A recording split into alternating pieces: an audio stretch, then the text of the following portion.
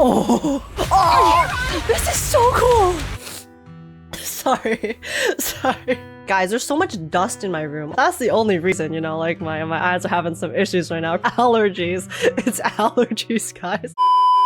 Hello, welcome in, guys. Welcome in. Today, we are going to be playing the brand new Zenless Zone Zero agent story for the newest character, Trigger, that just came out yesterday. Yeah, it's the Trigger agent story called Out of Sight. Very fitting name for Trigger and her disposition.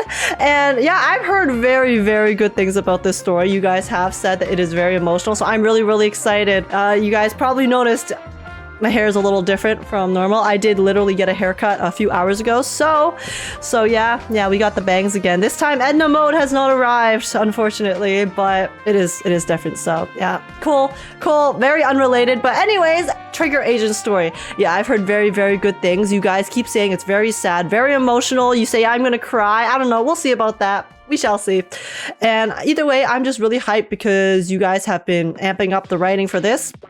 Said it's really amazing, god tier, so I guess I will be the judge of that. And yeah, Trigger is a really amazing character. She's been super sweet. Even her backstory that we saw in her trailer and stuff was really interesting. So I'm very curious if we're gonna see maybe some extra lore things that are related to Hollow Zero, some of the really big ethereals like Nineveh that we saw in her trailer. They had some hints there. So yeah, interested to see the lore, interested to learn more about Trigger, and also Trigger apparently has a history with Phaethon too. So there is a lot of potential for us to learn some very interesting things here. And yeah, apart from that, let's just get right into it. And before we begin, real quick, if you guys do enjoy, please make sure to smash like, subscribe. I'd super appreciate it. Smash the like button. Like, this will surely smash my heart. As much as I say I'm gonna not cry, I'll probably, if you guys are saying I'm gonna cry, I'm probably gonna freaking cry. Let's be so real. Yeah, leave a comment down below letting me know your guys' thoughts on the story, if you guys enjoyed it, if you guys had as big of a reaction as I did later. And also join the Discord server if you want to come chat, hang out, and have a good time. But apart from that, let's just get right into it. Here we go. I'm excited. Yeah, you guys said it's a bit of a long one, so let's just get right into it. This art, guys, this art is crazy. Literally, when they posted this art on the Twitter page, I'm always amazed. I always think it's so cool, because the thing about the art style is that itself, it already looks really good, but they also kind of give the vibe that it gives every single time is really different depending on the character and the type of story. So I love how they customize it to every single individual story itself as well. Beautiful, majestic, Zenless Zone Zero. Keep cooking. If we ever find out who drew all of these splash arts, they have my soul. But all right, so yeah, let's just get started. Out of Sight. Whispers from beyond the river dwell in her eyes. Oh, wow. Wait, I just realized it's a one-parter, because usually they have 3 parts, right? But then this time they only have the 1. Unless it's like they swapped it, so it's chronological. Either way. Okay, guys. Okay, let's begin. This is a story that took place in the past. A story of a rookie proxy named Phaethon, who meets a young lady at a crossroads of fate. Oh, okay, wait. So this is one of the things I was really excited to find out, because I was curious if they were willing to write a agent story that was set at a different time period, because every agent story that we've had so far has been set in the present day for the most part. So it's, you know, Phaethon experiencing something alongside that agent in the present. So the fact that they're willing to kind of take us back in the timeline here is really nice, because I think that opens up a lot of possibilities for other stories in the future too. So let's see how they did it. Okay. Belle, we've been on 6th Street for a while now. How many Internet commissions have we taken these past few days? We're still newbies, so you know how it is. Guys, we're noogoos. No one cares about us. It's okay. We're starting our proxy business and video store from scratch, side by side. It'll take time. These days, I've been focused on managing the store, so thank you for taking care of our Internet business, Belle. Having this cozy little home with you is already much better than the life we had just after leaving the academy. As long as we slowly build our reputation, we'll eventually have a chance to uncover clues about the fall of the old capital. Belle, we'll take it slow. Yeah, so I think because this is set in the past, we definitely will be getting a lot of lore stuff here, which is, that's gonna be exciting. Yeah, but I still want to take on some commissions. We still gotta make some bread. You got some bread, guys. Belle, your enthusiasm is really something, but your troubles will soon be resolved. I saw how hard you've been searching for commissions, so these past few days, I found an intelligence broker on Internet who can introduce commissions to us. Okay, not bad, not bad. Wait, is it gonna be the same guy that we still are in contact with, maybe? I forgot his name, guys. It's been so long since we've seen him. But the guy with the hat. As long as we can establish a long-term partnership with this professional intelligence broker, we shouldn't have to worry about getting commissions in the future. As your older brother, I also want to be able to help you. Good job! Thanks. I think I've done a good job, too. I arranged to meet him at the store today. He should be arriving soon. Oh ho ho! At that moment, a sudden knocking comes from the door. He's here, just in time! Belle, let's go talk to him. Who knows? Maybe a cool surprise will be waiting for us on our first commission with him. Okay, okay. I mean, I think the cool surprise might be that we get to meet Trigger this time around, which is going to be hyped. Shepard might go. Yes, yes, Shepard. Sorry, I forgot his name. Okay, let's see. Shepard, is it you? Oh, it's nice. It's nice how they actually added in all of the boxes in the actual map itself too. Little bit of extra immersion. As the front door is opened, a man in a suit walks in. Although he wears a friendly and reliable smile, there's still something slightly off about him. Hey! It's the Joker! Let's go, let's go! Belle, allow me to introduce our future partner, the intelligence broker I found on Internet. Nice to meet you both. You can call me Shepard. I'm glad you two chose to work with me. By the way, are you just starting out this line of work? Nice to meet you too. We haven't been in the business for too long. We've just started, but business hasn't been too good. I understand. It's normal for rookie proxies like you two to have a hard time finding commissions. But please don't worry. As an intelligence broker, I exist precisely for people like you. Let me check my notes. Your name is Faithin, right? What kind of commissions do you usually specialize in? We're great at any commissions. Yeah, we're well-rounded. We are a jack of all trades. What an energetic response. These days, many young proxies lack the energy you have. That being said, combat-related commissions might be a bit tricky, right? You two don't seem like fighters, and hiring combat personnel can be expensive for new proxies. To be honest, I'm not sure I feel comfortable assigning you anything dangerous. Well, we do have a special disposition, unfortunately, that has not been fixed yet in the past, so... We'll find our own way to resolve that. I believe you'll see it in the actual commission. The actual commission, huh? Well then, I happen to have a recently issued commission that could serve as the perfect starting point for our partnership. I believe this commission is of the perfect difficulty to assess your abilities. If you're interested, let me explain the details. Shall we move to a more convenient place to talk? Sure. It's not suitable to talk about this at the counter, so you move to a small room with Shepard to discuss things in detail. I mean, I feel like the counter would be fine since we haven't opened shop yet, right? It's not like anyone's gonna just come in. But yeah, Our first assignment together is a missing person commission. There's no need missing for combat or venturing into any hollows, so it's completely safe. Honestly, I can't think of a better way to test your skills. Okay, but what if the missing person is missing in the hollow?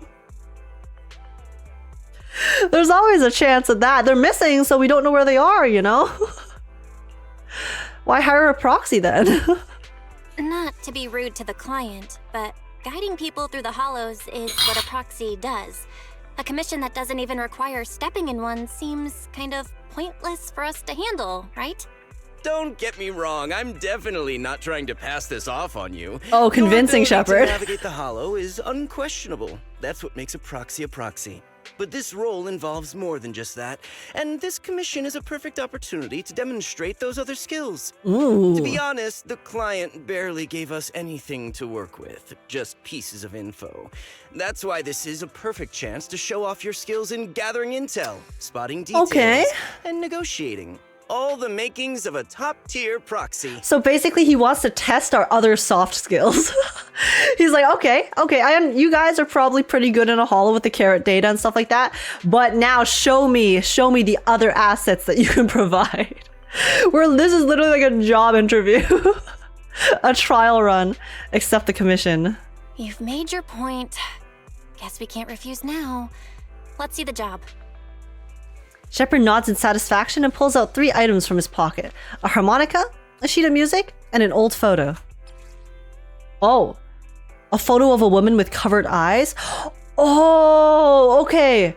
Wait. So this actually, if we're trying to, the missing photo, the missing person is going to be Trigger, obviously. So then this is before Trigger even became an agent. Whoa, okay. A somewhat aged photograph, though the image remains fairly clear. A blonde young woman with her eyes covered leans against a wall. For some reason, her silhouette seems so fragile, as if she might shatter into pieces at any moment, filled with such a profound sadness.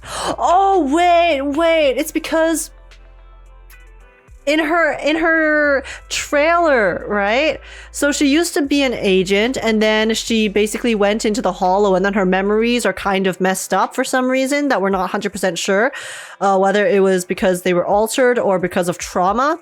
And then the people who were in charge of her, because they realized that she didn't remember what was going on, they released her back into the wild, essentially, to live her life, which clearly she's not fully capable of doing because she is so fragmented. Which is okay. Trigger, we're coming to rescue you, okay? Don't worry. The client has only provided us with these 3 clues. All we know is that the woman in the photo is your target. Trigger, we're gonna help you find a home, okay? Just a photo. So even the client doesn't know her name, identity, or whereabouts? And what's the deal with the harmonica and the sheet music? The client doesn't seem to have any more info, though it's possible they just don't want to share. It's the song from her old teammate. You should try playing the sheet music with the harmonica. It's the song from Karen, I think? Well then, I'll leave this commission in your capable hands. Keep me in the loop if you make any breakthroughs. Just ping me on Knock Knock. Yeah, it seemed like it was like this particular song that was the only thing that was able to calm her down from her trailer. A photo and a melody. Feels like chasing shadows.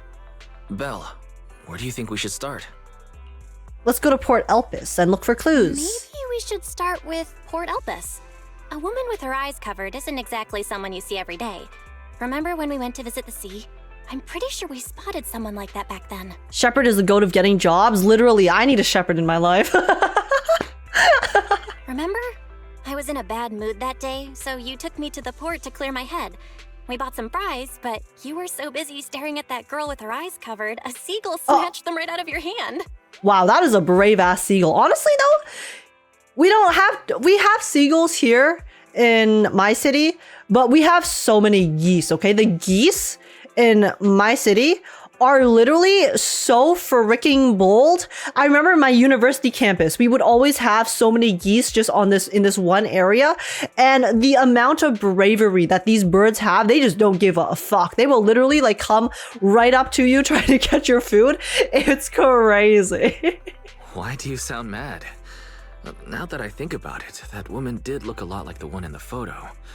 I was just a bit distracted. I didn't mean to stare. Next time I'll make sure to watch my fries more carefully. What was Wise staring at? I don't know. What was Wise staring at? There's a lot to stare at. Well, thanks to you. We've got for me. Let's head to the port and see what we can find. You know, once you have buns, always have buns. Interesting, Wise. Interesting indeed.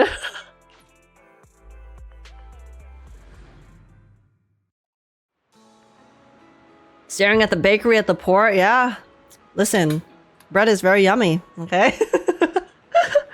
Belle, we've arrived. Time to find our missing person. However, it was a week ago when we saw that lady, and we can't even be sure if she's the person we're looking for. Even if she is, it's uncertain whether she's still around here. Yeah, that's true. I mean, she could have left, but she's obviously here. We better get started. Right. Since we don't have any other leads right now, let's try our luck here. I'll attempt to hack the cameras to check if she's been around recently.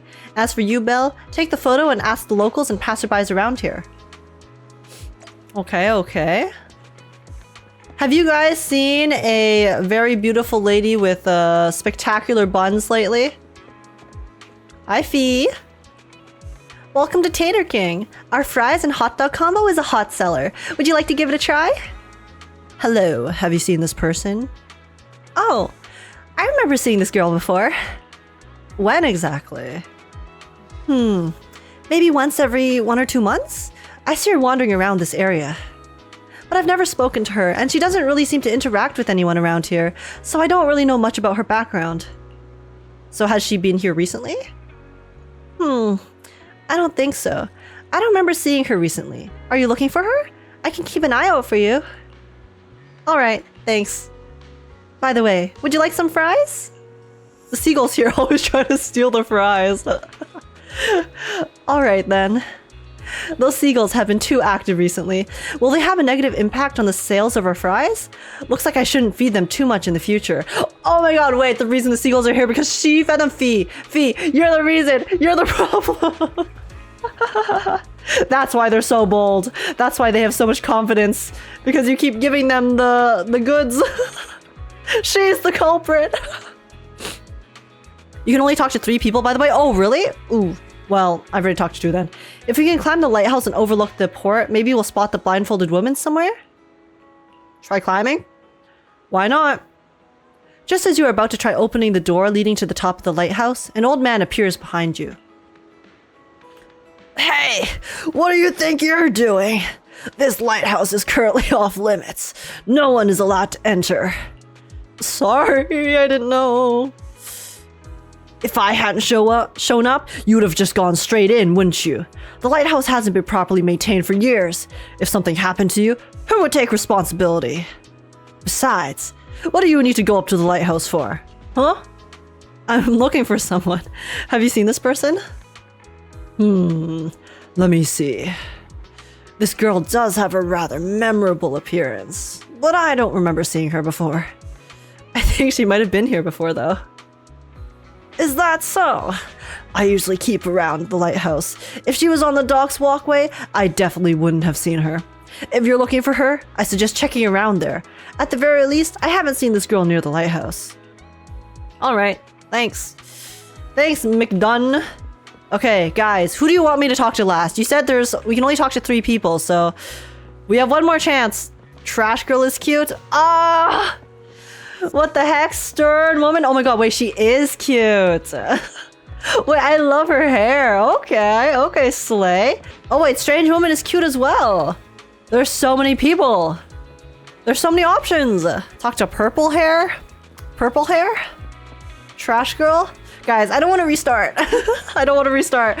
So we'll just pick one more person. Purple hair because we love trash. Okay, bet. It's time to go home. Hello, have you seen this person? Me? I don't usually come around this area, so I might not be much help, but I'll take a look. Huh, I don't think I've seen her. If you're looking for someone, it might be better to ask the PubSec officer in this area. Though the local officers don't seem to be doing much. They haven't even dealt with the abandoned ether batteries floating in the sea. Abandoned ether batteries? Yeah, the disposable batteries. I saw no one was handling them, so I collected a bunch myself and threw them in this trash can. Oh my gosh, wait, stern woman. You the goat, for real, what the heck? If left unattended, they'd pollute the environment. But they're kind of pitiful, aren't they? The batteries? I guess. Sorry, I got sidetracked. I should be heading back now. Good luck with your search. Okay. I've asked a few people, but none of the clues seem particularly useful. I should head back and discuss our progress with Wise. Well, I mean, it's sunset now. Dude, Port Elpis' sunsets are always the prettiest. Purple girls, hips don't lie.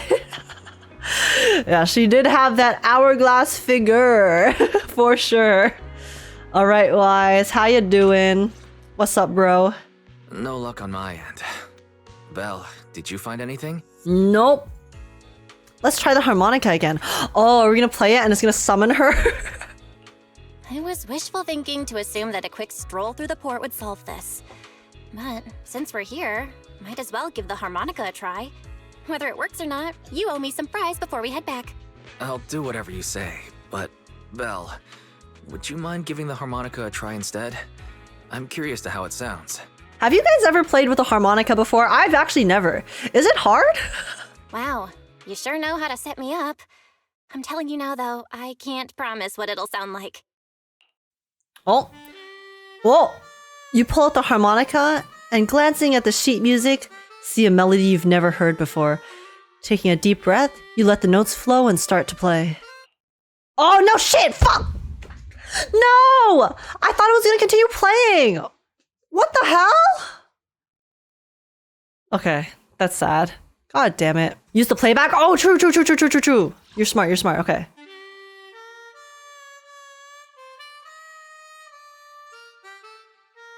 I want to hear the whole thing.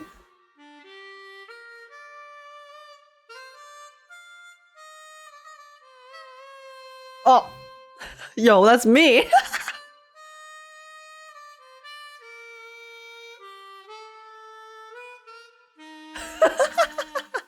Guys, she's doing her best, okay? It's not easy to just pick up an instrument and know how to play it immediately. And yeah, you guys are saying that it's hard. It's hard to play the harmonica. Honestly, Bella kind of popped off already. If she sight read that, dude, sight reading is so difficult. It was pretty accurate. Whatever you think, it sounded good at least. Whoa, I read that so weirdly. The music continues for half a minute. How do I put this? It sounds okay once you get used to it. But nothing happened, so I guess we should just get some fries and head back. Honestly, it was really impressive. The mistakes are a pretty nice touch. Yeah, I like that they did, because I'm assuming they'll play like the proper version later without mistakes. But the fact that, you know, we have Belle here playing it for basically the first time, and then they added a slight variation with a little bit of stuttering. It's really nice attention to detail. Excuse me. Were you the ones playing the harmonica just now? Bestie is here! Sorry. My sister didn't mean to make such a commotion. We'll just... Wait. You're the one in the photo. Sorry about that. I didn't hear any footsteps, so I didn't realize you were right beside us. I mean, she is a sniper, so she is very stealthy. My apologies. Moving quietly is second nature to me. I didn't mean to startle you. If I may ask, where did you learn that melody? We just sight read it. Are you impressed? Why shoots you a questioning glance? The blindfolded woman from the photo actually appeared. What an unexpected surprise. But now what? First things first, let's bring her back home. Girl just spawned straight up. Well, the two of us are proxies, and this song was given to us by a client. We never thought it would actually help us find you. Our client is the one looking for you. Why don't we discuss the details somewhere else? I see. Please lead the way. I'd also like to meet this client of yours. I mean, it seems like she's in a pretty normal state right now. So maybe the photo was from like right after she was sent back into the world. Let's head back to the store. Unless it's just like because they used her updated model. Okay, let's go check in with Shepard. Oh, I almost forgot. Your name is... But the way she's talking makes it seem like she's not like as unstable as the photo makes her look. My real name. I haven't used that in a long time, but I do have a code name. You can call me Charon. Charon! Wait, but that's... Wait a second.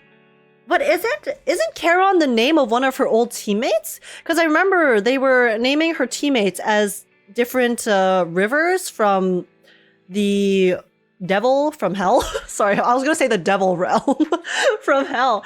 And I swear one of her teammates was Charon. So why is she calling herself Charon now? Interesting. Because Charon is the person who wrote the music, right? But then now she's calling herself that same name. Okay, I'm sure they'll explain it later, but I'm very, very curious. You return to the video store with the woman who calls herself Charon. Along the way, you introduce yourselves and share a bit about your fledgling proxy business.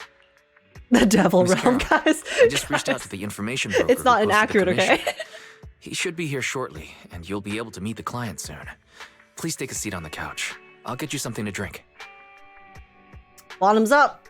Thank you, but please, don't mind me. By the way, the second row from the top on your TV wall, third unit from the left. Oh. It has a connection issue. You might want to check it out when you have time. Oh, is she showing off her observation skills? How did you spot that? Let me see. You're right. How did you know? No wonder there's been some lag lately. I rely on my hearing.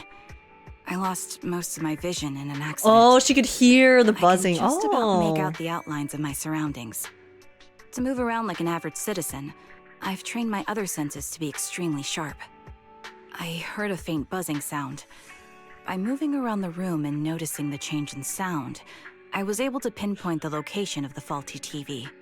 Guys, I know this is like the explanation for how she's able to live pretty normally, but this is so so bizarre. I wonder if this is actually possible. Like, is it actually possible for someone to really train their senses to the point where they can do this without having vision? Like, she said that she can kind of see shapes still, so it's not like she's completely blind, but she's mostly blind, right? This is bat behavior. Even bats wouldn't be this accurate. Sorry to bring it up. Sorry. I hope my question didn't seem rude.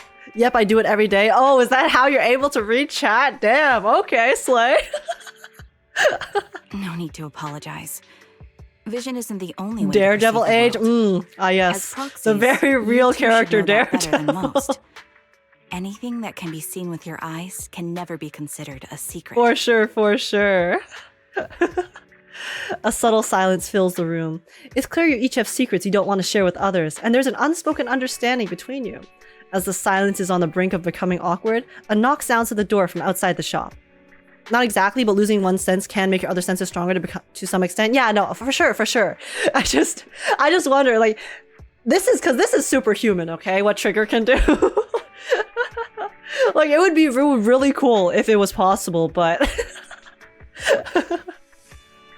It's me again. You two found the target This is definitely already? a, Wow, Phaethon, you guys are incredible. fictional If you're character always moment. this fast, you could take on anything.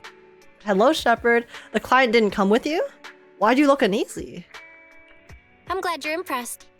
But why do I get the feeling you aren't very happy? You look a little uneasy. Yeah, that's kind of sus, Shepard. Like, we know Shepard's the Where goat, to but... start? It's great that you were able to find the woman in the photo, but there's a new problem. I can't get in touch with the client anymore. There's been no reply from his Knock Knock account since yesterday. I brushed it off at first, but there's still no reply today. See, this is sus. Either the client is either sus as hell, or something bad happened to them, right? I really cannot tell which one it Just is. when I thought he might have skipped town, his account suddenly sent me a location, the edge of a hollow. Who sends something like that in normal circumstances? Okay, this is sus as hell. That definitely doesn't sound normal. Sending a location from the edge of a hollow? That's anything but normal. And the client hasn't responded at all? Either way, I'll keep trying to reach the client. I hope he's alright. Let's stay in touch for now. We won't be wrapping up this commission for a while. Well, we have to find the client first, otherwise we won't get paid. But I overheard your conversation. Could you share that location with me? If I investigate the hollow, I might pick up some clues. You're Miss Charon? No offense, but the hollow isn't somewhere just anyone can waltz into.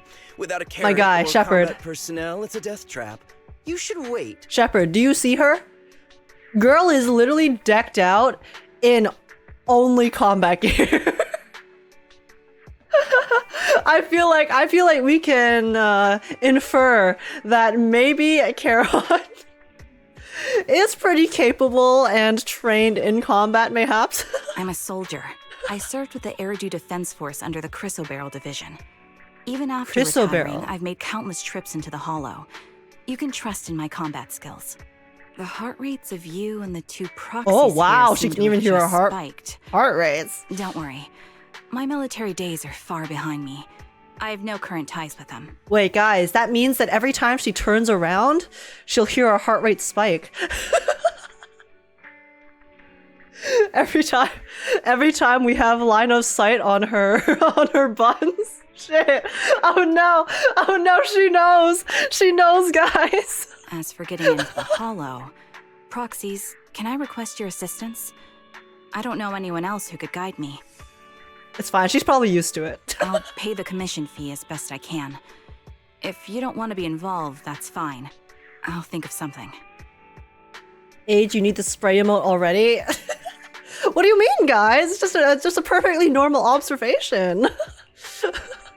We want to find the client quickly too. We can't let you deal with this alone. Hey, this is our chance to show off our proxy skills as well. We'd like to find the client ASAP too.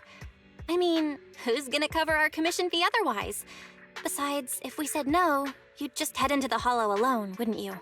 Trigger isn't supposed to be wearing obel equipment right now. Oh man, I wish if that is the case, I do wish that they.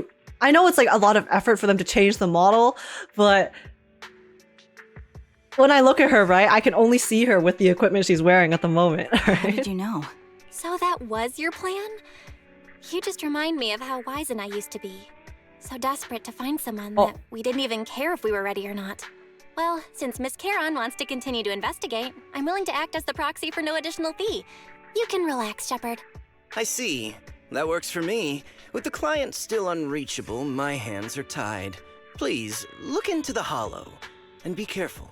Shepard's like, dude, you're willing to do free labor? Say less. I'm really sorry for troubling you Anything both. to get paid. Finding this client is very important to me, so I may have acted a bit out of line just now. Oh, so she actually knows the client. Or actually, I mean, I'm guessing she could probably make some guesses, right? For someone who's looking for her. Seeing how determined you are to find this person, we couldn't just stand by and do nothing. No worries. Seeing how determined you are to find the client, we couldn't just sit by and do nothing. Let's work together to find them. Okay, okay. Blind pursuit. Wow, they're really going all out on the vision puns, aren't they? Out of sight, blind pursuit. It's so much work to do another outfit for the story, but it matters so much. I had canon her story art as her past outfit. Yeah, I know. It would be like so much extra effort just for one agent story, but just like the continuity though, I feel like it would add so much.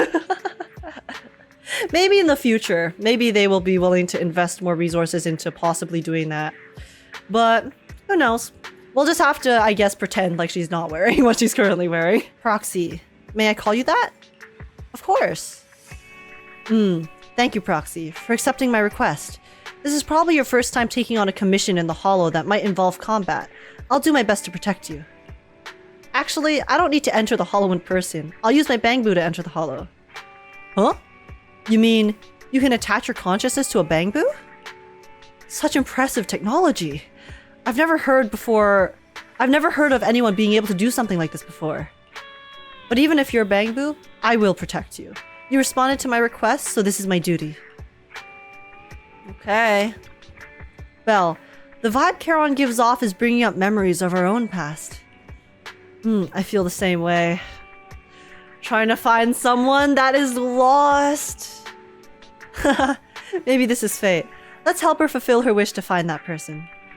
Yeah, we just can't leave her be. Alrighty. Charon, let's help you find your missing person.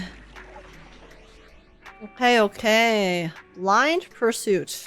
My very normal team. Yes, guys. This is my very normal electric team. Very high DPS, min-max effectiveness.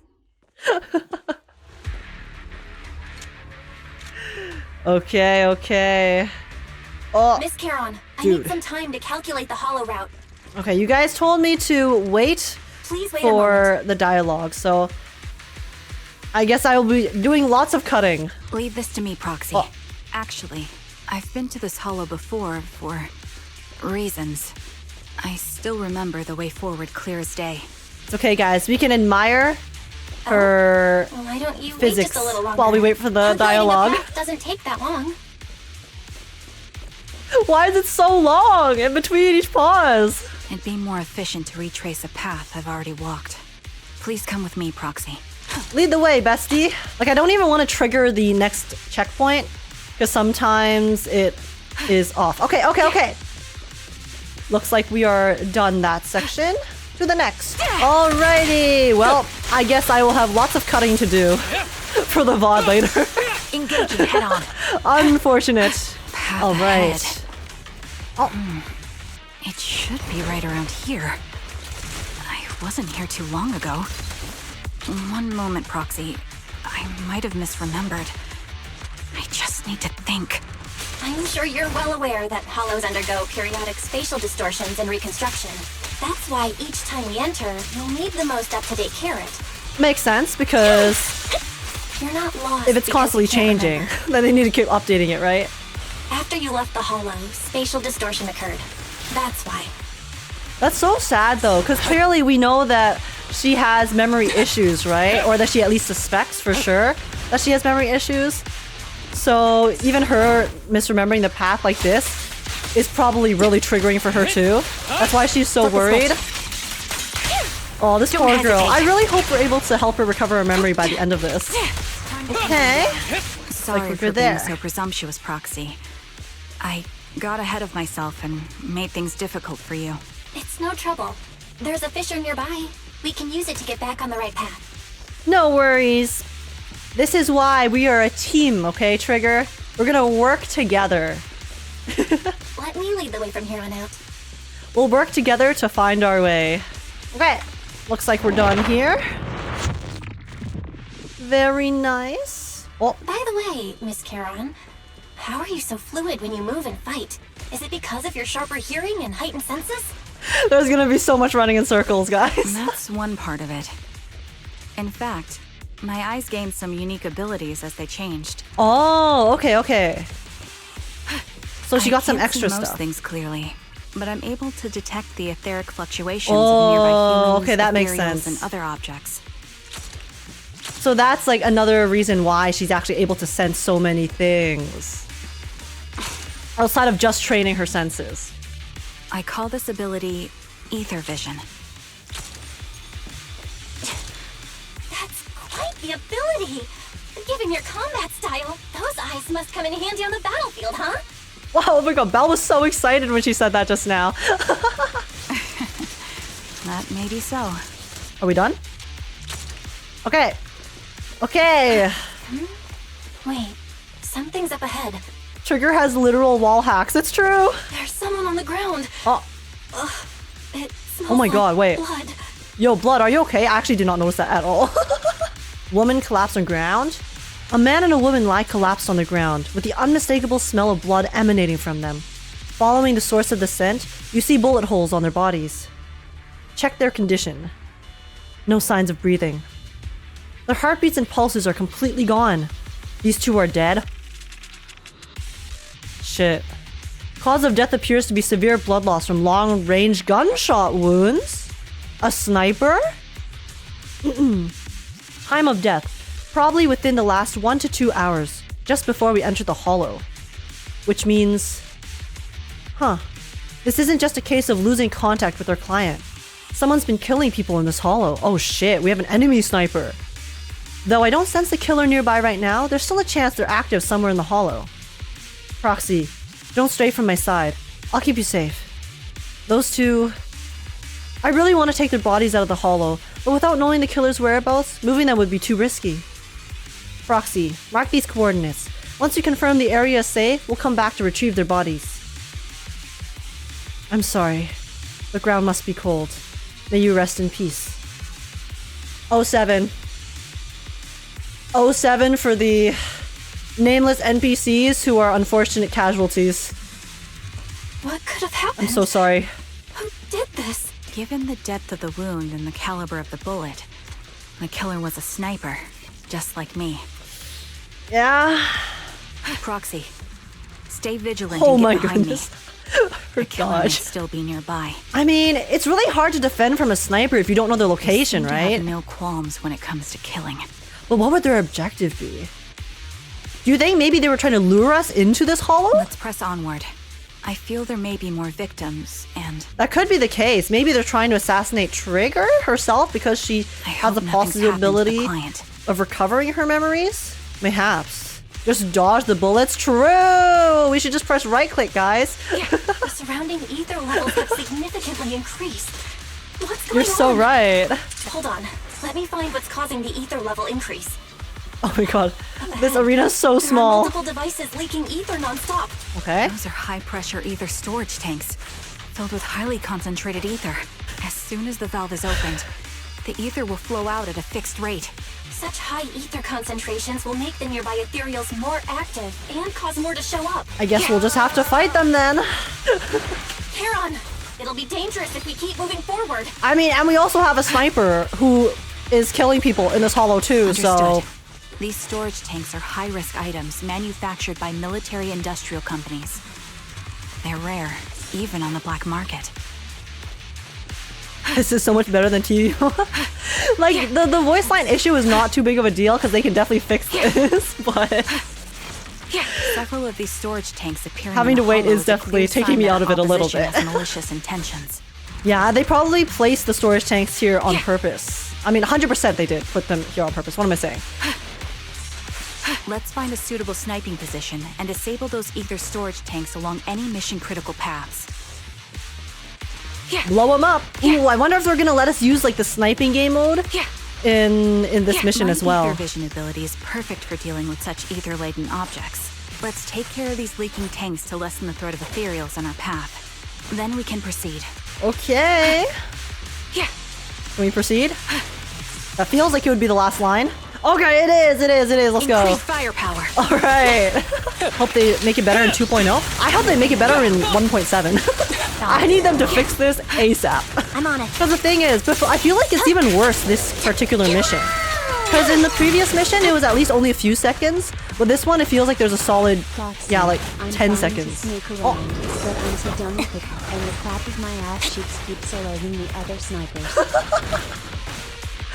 Well, listen, maybe you gotta do a little bit less clapping, you know? You were just born different, so you gotta adjust. That sounds like a real first world problem, honestly. Have you ever considered just not being dummy thick? Yeah, so much more to pack into small battles.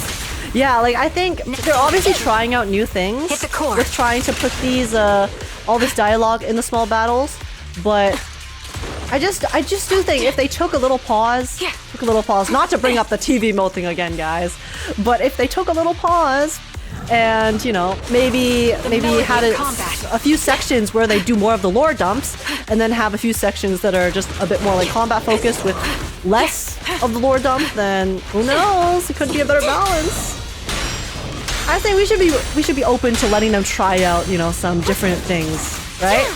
Like this is one of the things they're trying out, obviously, and then we'll take what works in it and then adjust it.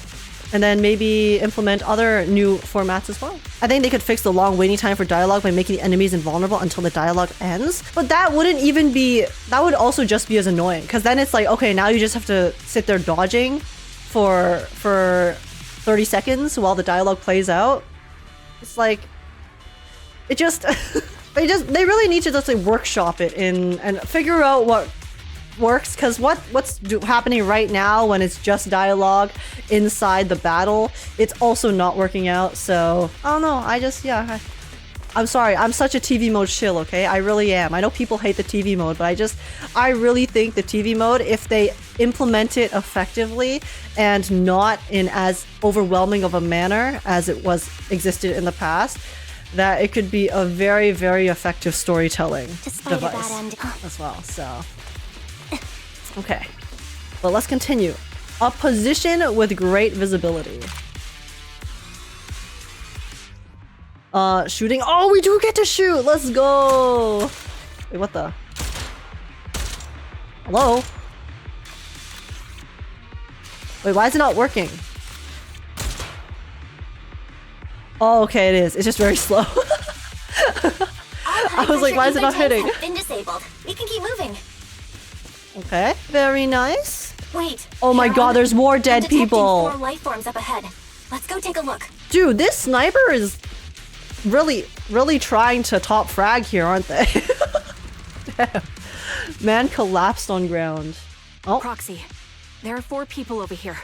They're all still alive. I'm not detecting any ether fluctuations from any other life forms nearby. this is ranked competitive hollow rating. Literally. Check their condition. Great, that's a relief. Charon, can you confirm their condition? Confirmed. 1 is seriously injured. Oh. A bullet pierced their lung. The other 3? No internal Oh, wait. injuries, just a few minor wounds. They're all unconscious. Wait, the person missed! Okay, we thought it was a quadra. It was not a quadra. It was literally a single kill and then just a bit of chip damage. Okay, maybe this guy's boosted. His etheric fluctuations are nearly completely gone. He's beyond saving. Dying man. Help me. It hurts. So cold. I don't want to die. Is there really no way to save him?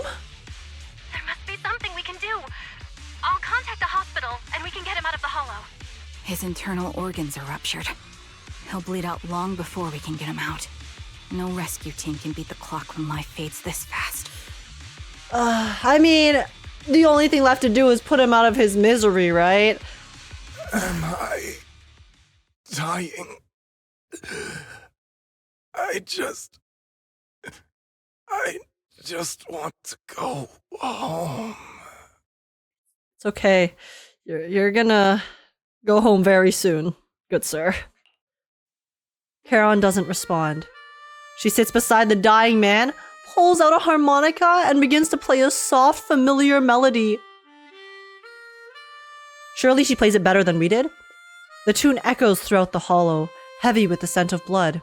It's the song recorded on the client's sheet music.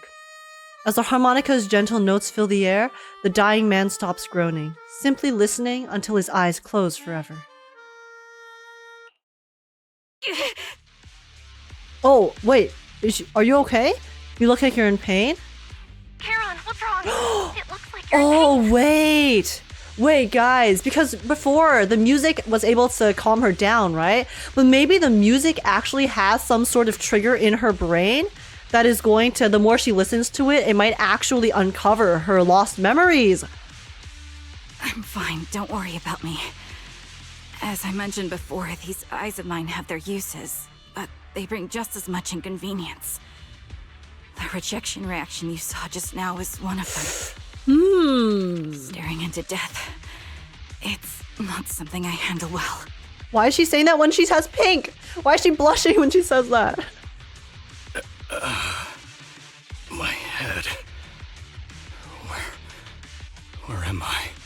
Who are you people? I remember now. There was a madman, a lunatic who tied me up and dragged me into the hollow. You're not. Wait, so, I mean, I'm assuming this is the sniper person. So someone kidnapped these people, dragged them into the hollow, and is now shooting them? What is this, psychopaths? Is someone just is someone just trying to put on their own battle royale here? I'm not the lunatic you're talking about. Can you stand? There are 2 more unconscious survivors here. If you can, help us carry one of them. Let's get out of here together. And they were tied up? I mean, we don't know if they were tied up when they got shot, right? But if they were tied up when they got shot, then dude, this sniper actually is dog shit. How do you miss on a tied up person? What about that lunatic who shot at me from the shadows? That's actual skill issue. Get back in aim labs, dude. The culprit is already gone. The culprit should be gone by now. Charon, let's get the survivors out. Follow me. Live training dummies that are tied up and he still misses. Literal skill issue. Well, let's see. Exhausted and unable to carry any more bodies, you record the coordinates of a few of the corpses. Once this is all over, you should make sure to report them anonymously to public security. With Charon, you keep your guard up alongside the 3 survivors, eventually arriving at the abandoned metro entrance in front of the Ballet Twins Road. Proxy, let's take a short break here. The area around the Ballet Twins has been abandoned due to the hollow disaster, and no one's likely to be around. It's both secluded and safe, making it a perfect place for a conversation. Those 3 survivors. Yes, I know. They just escaped from a killer, so we need to check on their injuries and mental well-being. Wow, I'm surprised. I did not expect that we would encounter a serial killer in New Eridu. Like, I know there's a lot of indirect killing that goes on, but like someone who's literally like rounding up people and then shooting at them. I mean, it'll be very interesting because I wonder if this person who's doing the killing has like a justified reason for it. I don't know what it could possibly be to round up people and shoot them, but I'm so curious. I'm so curious what this person wants. Could one of them be the client? Unfortunately, I don't think so. After they woke up and saw me, they didn't have any particular reaction. If they were the ones who assigned the commission to find me, they should have recognized me to some extent. Proxy, I'll keep watch around here and be on the lookout for the perpetrator trying to track us or attempting to ambush us. Could you please have a brief conversation with the 3 survivors? I think they might have information on the perpetrator. And to be honest, I think they might... No. It's probably just my imagination. Wait, they might what? I'll gather information from them first. Karen! No, tell me your imagination! I have no idea what you were gonna say there. Thank you, Proxy. Okay. Talk to the survivors to understand the situation. Wait, stern woman. Wait, aren't these the people we were at the docks just now? Wait, because the stern woman was here. Wait a second. We talked to the trash can girl. That's her. Huh. I'm assuming these other NPCs were also at the docks. I just didn't talk to them. Huh. Introverted woman. Take a deep breath. If your emotions get too intense, the wound might reopen. Ugh. I still feel like I'm going to throw up. The fear that someone's still trying to shoot me, it just won't go away. Are you guys okay? I'm okay. Did you save us? I'm just about holding up. I've more or less recovered from the shock. I remember you. You were looking for someone around Port Elpis, weren't you? Yes, I think I've seen you before. You were getting rid of the batteries. Ah, how embarrassing. I never thought we'd meet again like this. What are your names? My name is Zoe. Aaron. Just call me Aaron. Ugh. Feeling nauseous again? Ugh. I managed to hold it in. Did you want to ask us something? I have some questions for you. No problem. We'll answer what we can. How did you get kidnapped and taken into the Hollow? For me, you know I was sightseeing at Port Elpis earlier. After that, I was on my way back home, driving along a deserted road when I seemed to hit something. So I got out of the car to check. Just a few seconds after I got out of the car, someone hit me from behind and knocked me out. I still have a bump on the back of my head. You can feel it. Dude, that is literally nightmare fuel. You know that meme where if you see the car spikes in the middle of a road in the dark at night, what you do is you turn the fuck around. You do not get out of your car. You don't do shit. No, you you don't stop that car. You just U-turn immediately. Actual nightmare fuel though. Let me take a look. There really is a bump on the back of your head. As for me, I was sitting back at home with my friend when someone pried open the lock and tampered with our food or water or something.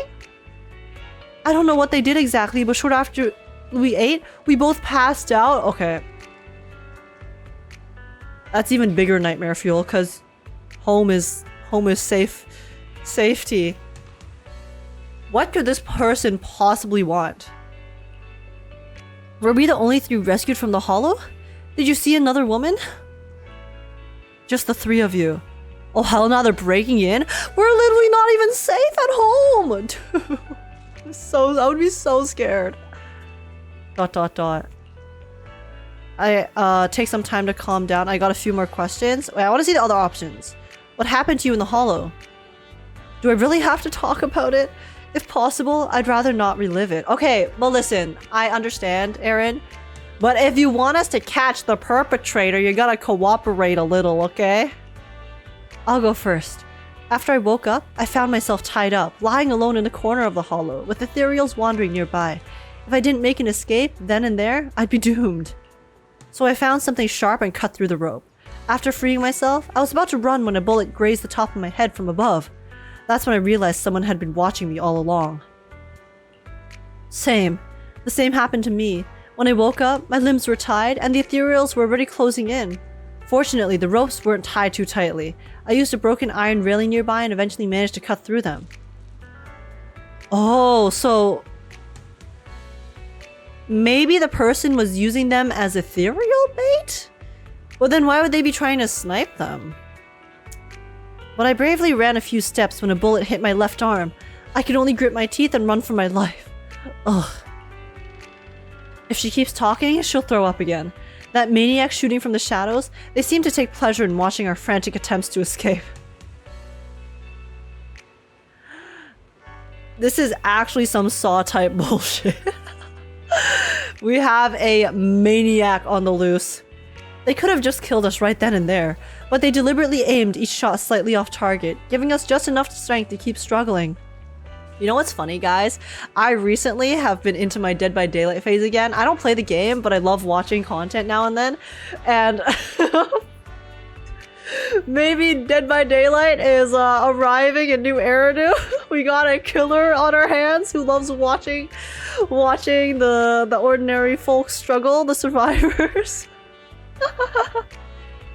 Under the threat of the ethereals chasing me and the sniper's fire, I don't even know how long I ran. Eventually, I managed to reach an area where the ethereals were less active, but that maniac shot me with a tranquilizer and I passed out again. Same here. Now that I think about it, we must have both passed out in the same area. Okay, wait, there's one more option. How are your injuries?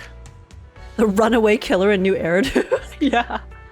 Yeah, where are the hooks, guys?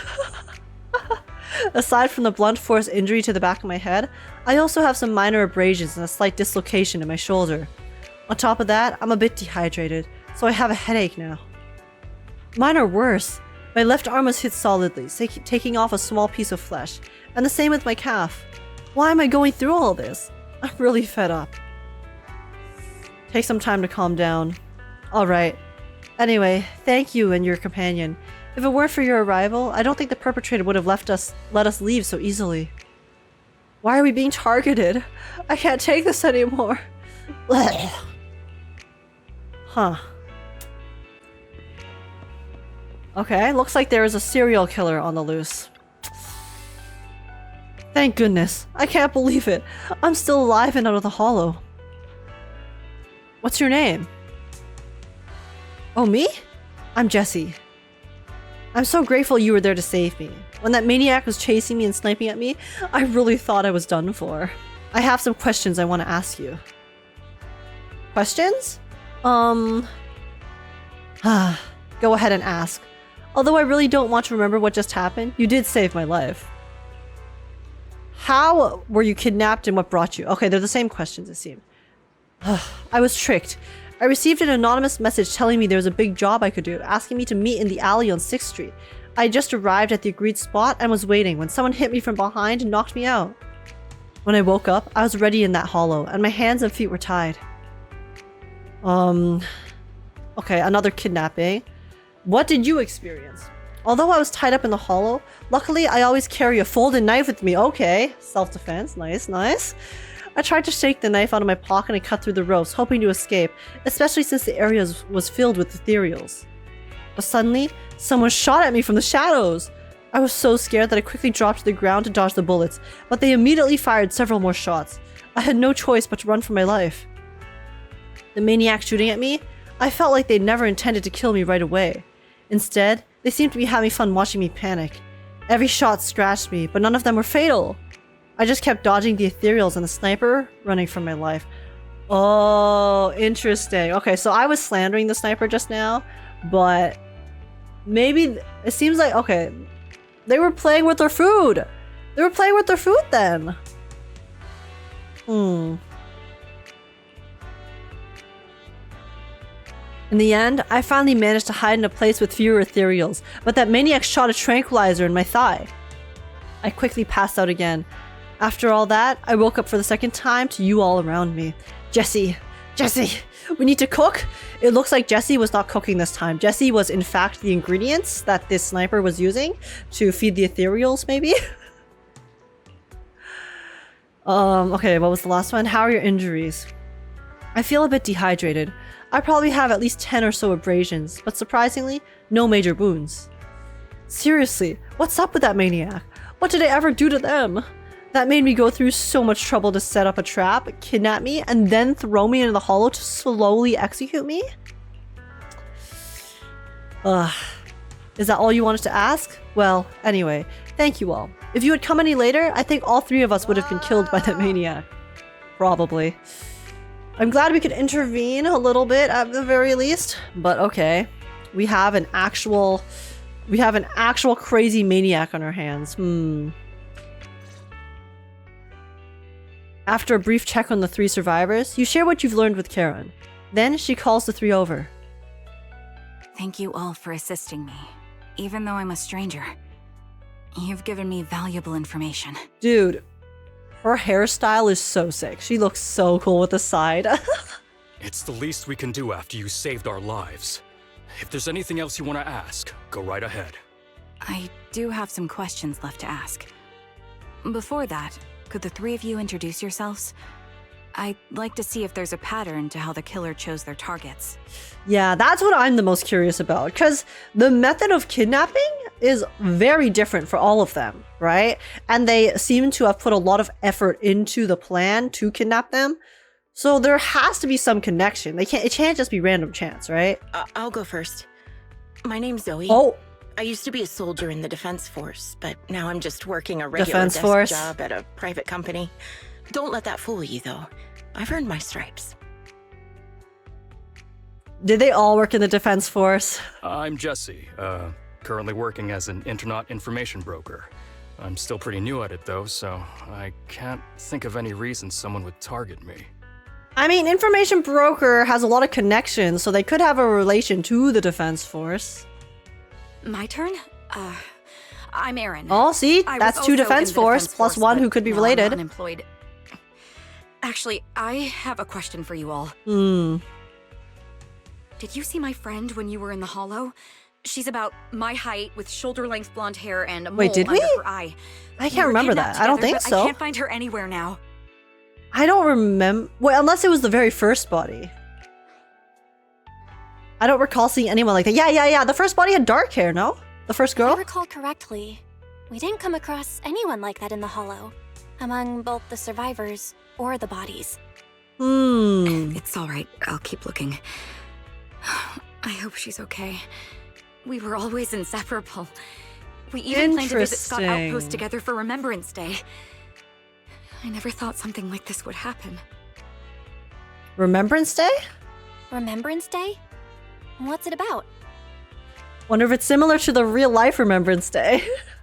As the name suggests, it's a day organized by the Defense Force for the families Okay. of deceased soldiers and veterans. People gather to mourn their loved ones who died in the fall of the old capital and find comfort in each other's company. Alright, I has didn't the know same the Defense meaning. Force did that. Huh. Maybe I should go check it out. If I can't find her anywhere else, I'll head to Remembrance Day alone. Maybe she'll show up there. Oh, I feel so bad for her friend. But the fact that her friend is missing is a little sus. I'm sorry, guys. I have trust issues, okay? Whenever there's characters that they mention that I don't see or have any info about, I'm just sus. Sussy. Are they the imposter? Was your missing friend also a member of the Defense Force? Yes, she and I were in the same squad. Obsidian? Obsidian Division's Cartis squad. So this is a targeted attack on the Defense Force. Wait, Jesse wasn't in the Defense Force. This sounds like a series of murders targeting the Defense Force. But Jesse wasn't with the Defense Force.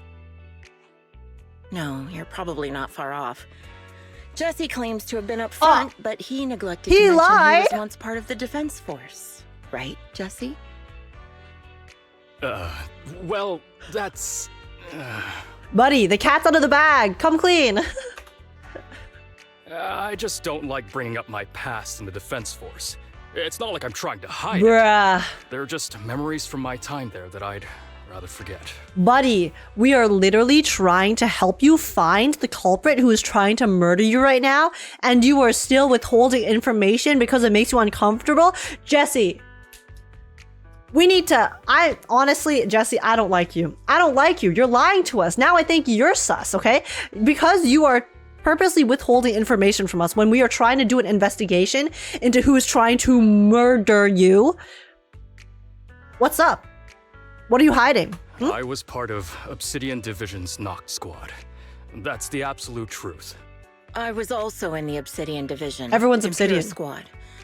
I don't know who those who died in the Hollow were, but it seems the killer really is targeting members of the Defense Force. Like, what I'm getting from this is that this is probably some sort of revenge thing. So, I don't know what the Obsidian Division in the Defense Force was involved in the past, but clearly there is someone who is very upset at them. So maybe they lost a loved one or something or the other. So now they're trying to get revenge on people who are involved with that particular incident. And they all happen to be, you know, part of the Obsidian Division, which makes sense because they would probably send multiple squads to go if it's a really big case. Wait a second. If I remember correctly, oh, during the fall of the old capital, didn't our 3 squads work together on a mission outside Hollow Zero? We did?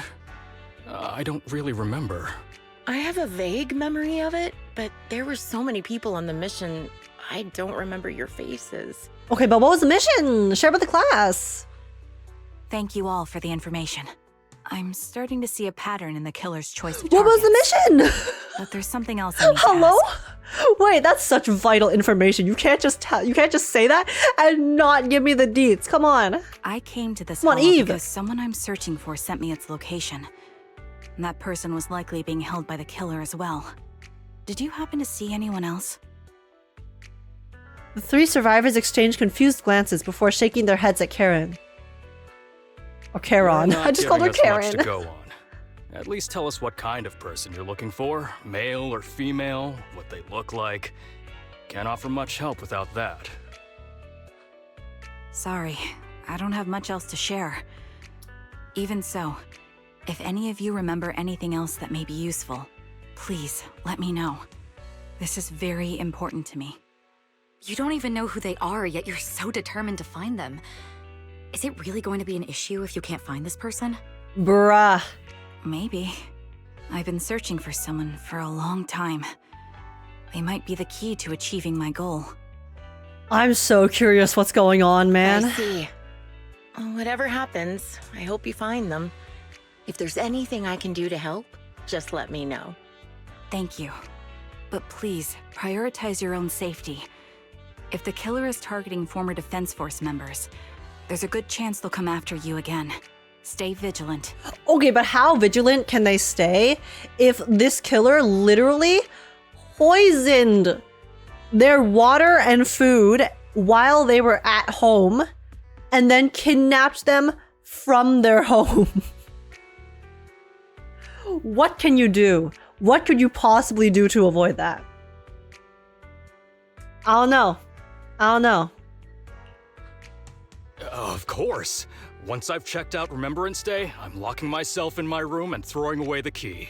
I don't think they were home. No, but they literally said that she was with her friend at home, and then the killer somehow was able to like poison their food and water, and then broke their lock, and then took them from home. So, bruh, do you just accept death?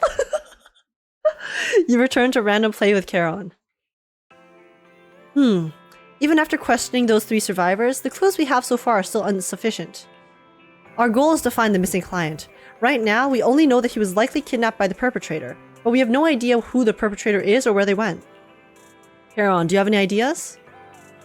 I think the other proxy is right. The information the 3 survivors provided is limited. With our current information, it's hard to deduce where we should go next to find the client. Our clues have run dry. But we still got something out of it. At least we know now some characteristics of the perpetrator. A sadistic sniper with a grudge against the Defense Force. They're meticulous in planning, avoid open confrontations, and are obsessed with committing crimes in the Hollow. But also, why don't we just find out more information about what that particular mission was that all 3 of them were involved in? I feel like that is the next step, no? Why didn't we press them for more info just now? With these characteristics and the hollow coordinates, we might be able to deduce the general area where the perpetrator operates, as well as potential base where they might have placed the kidnapped victims. That would take quite a lot of time. Yes, and while we're narrowing down the search, the perpetrator might continue committing more crimes. Charon seems somewhat agitated. The lack of clues plunges you all into silence. Just as you are about to accept reality and start organizing the current clues to narrow down the search, the door to the video store suddenly opens. Someone's here. Belle. I think it's Shepard. He's at the counter. Yo, Shepard looks like he's kind of going through it. Are you good, dude? The intelligence broker might have something important to tell us. Proxy, let's talk to him first. Okay. Yo, Shepard, are you okay? You look like you're kind of struggling a bit. I mean, we are as well, but... You got any info? You got any deets? You bring Shepard to a room where you can talk. Phaethon, you've already been to the Hollow and made it back safely? Take a moment to catch your breath. We did go, but... Did you run all the way here? Do you need a moment? We've already been to the Hollow, but unfortunately, we haven't found the client yet. I'm fine. Did you find any clues there? Yo, Shepard, what's wrong? There are traces left behind. Signs of a kidnapping. It's very likely the client was involved. Corroborate with Charon and share only part of the info. Ask Shepard why he rushed over. I mean, okay, we'll cooperate. Yeah, it seems the client was kidnapped, brought to the Hollow, I just want more and later info. moved again. What's going on? We're still looking for clues. But why did you rush over to the store? Did you find anything? Well, just take a look for yourself. Oh? Shepard shows you his phone. About 10 minutes ago, the missing client sent him another location on Knock Knock. There were no other messages. I checked a map of New Eridu. This spot, it's another Hollow entrance. A clue delivered right to us. This feels... off. We've been chasing dead ends with absolutely no clues, and now one just appears out of nowhere? Something smells fishy here. Wait, guys. Which defense force was Trigger a part of? Lyre Squad. Which division is Lyre Squad a part of? Was it also part of the defense? Or is it something separate? Sorry, I always forget the exact details of the different divisions. Lyre Squad Obsidian. So she was also Obsidian whatchamacallit, division, right? Cause this kind of feels like, okay, it looks like the client. I think the client is the sniper. Because it kind of feels like the client is trying to lure us towards these different things, giving us these different clues that is leading us towards maybe finding out the truth of what happened with Trigger's past. Because Trigger is clearly missing her memories, right? So what if the what if the sniper, guys, what if the sniper is one of her former teammates? One of her former teammates who is trying to lead her towards the truth of what happened back then during that particular incident. Oh my god, wait. You're sure We'll see. Did I cook? Nothing more serious has happened, Don't answer that. right? But if that's the case, the situation is still manageable. No matter how shaky the clue is, let's keep investigating.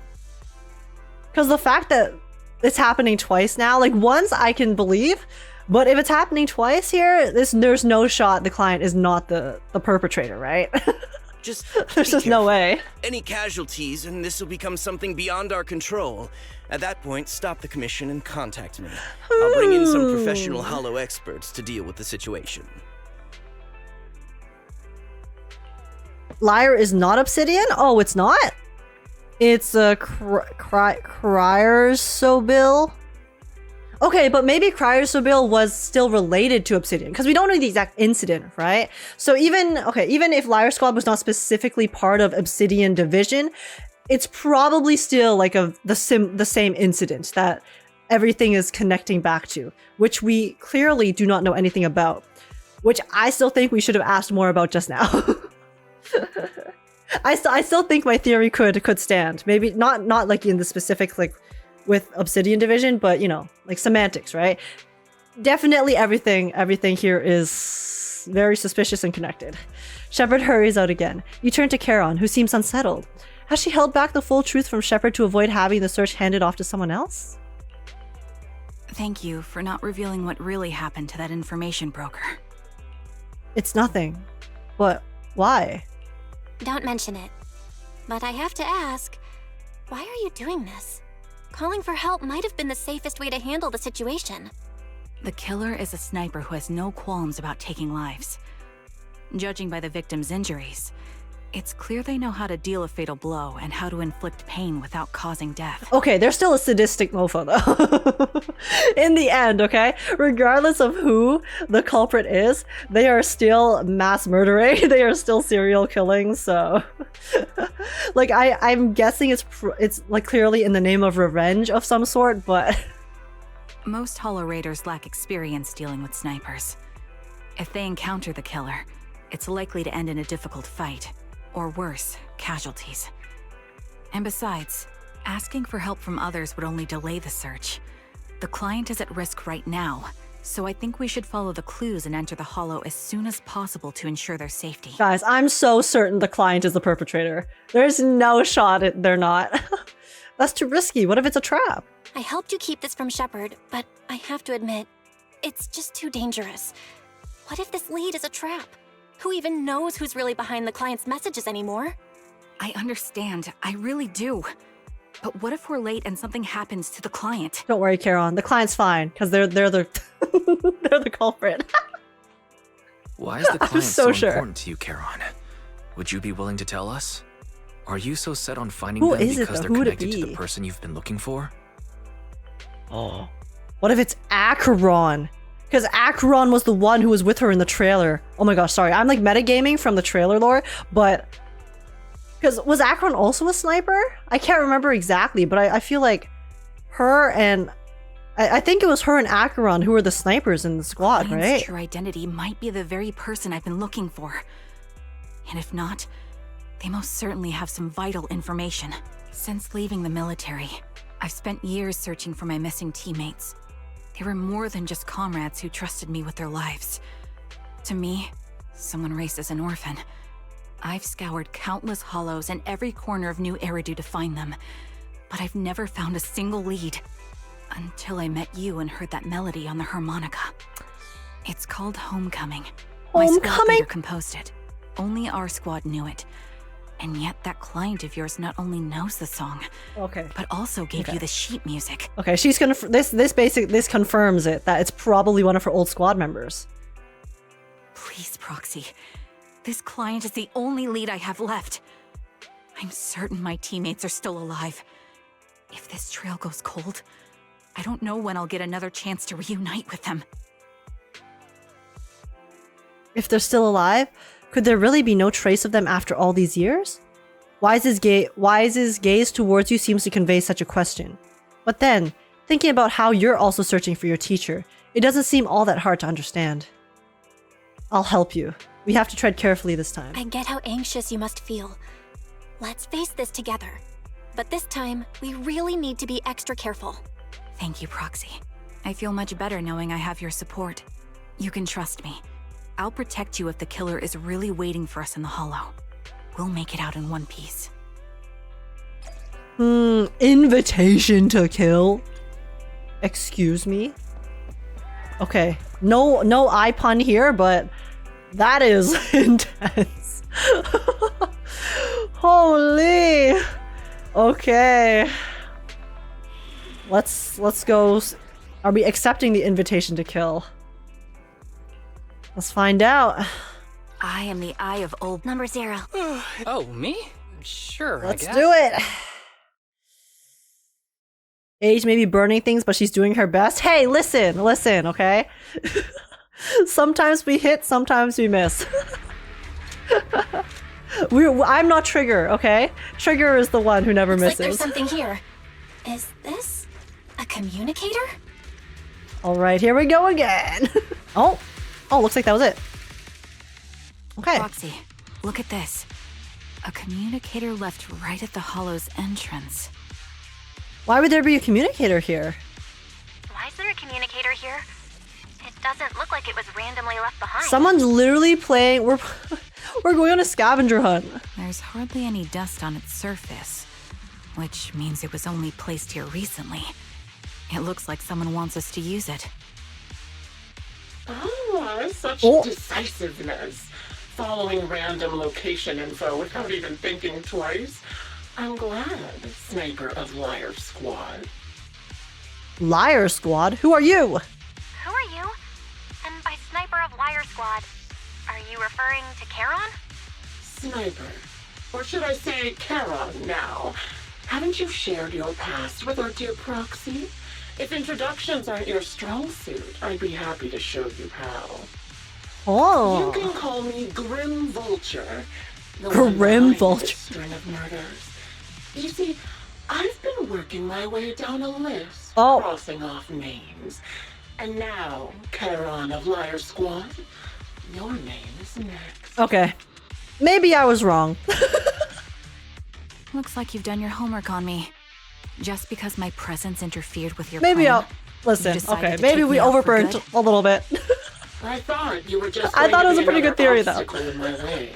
And now, with you in my sights, this must be some kind of destiny.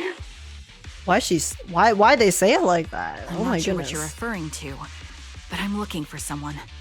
Given that you're waiting at the hollow entrance they shared, I'm guessing you have them. If you hand them over, perhaps we can make a deal. Okay, I do still think that the client is the perpetrator. I just think that maybe the perpetrator isn't her old squadmate now. Unless her old squadmate has gone off the deep end and wants to kill her, which I feel like a lot of stuff would have had to happen for them to get from point A to point B, no? Or they could be pretending. They could be pretending to want to kill her as well. Charon suddenly dodges to the side, raises her gun and fires, using her body to shield Eos. In the next instant, a bullet flies past her and hits the ground. Her shot flew off into the distance, and there's only one thing that's for certain. It didn't hit Grim Vulture.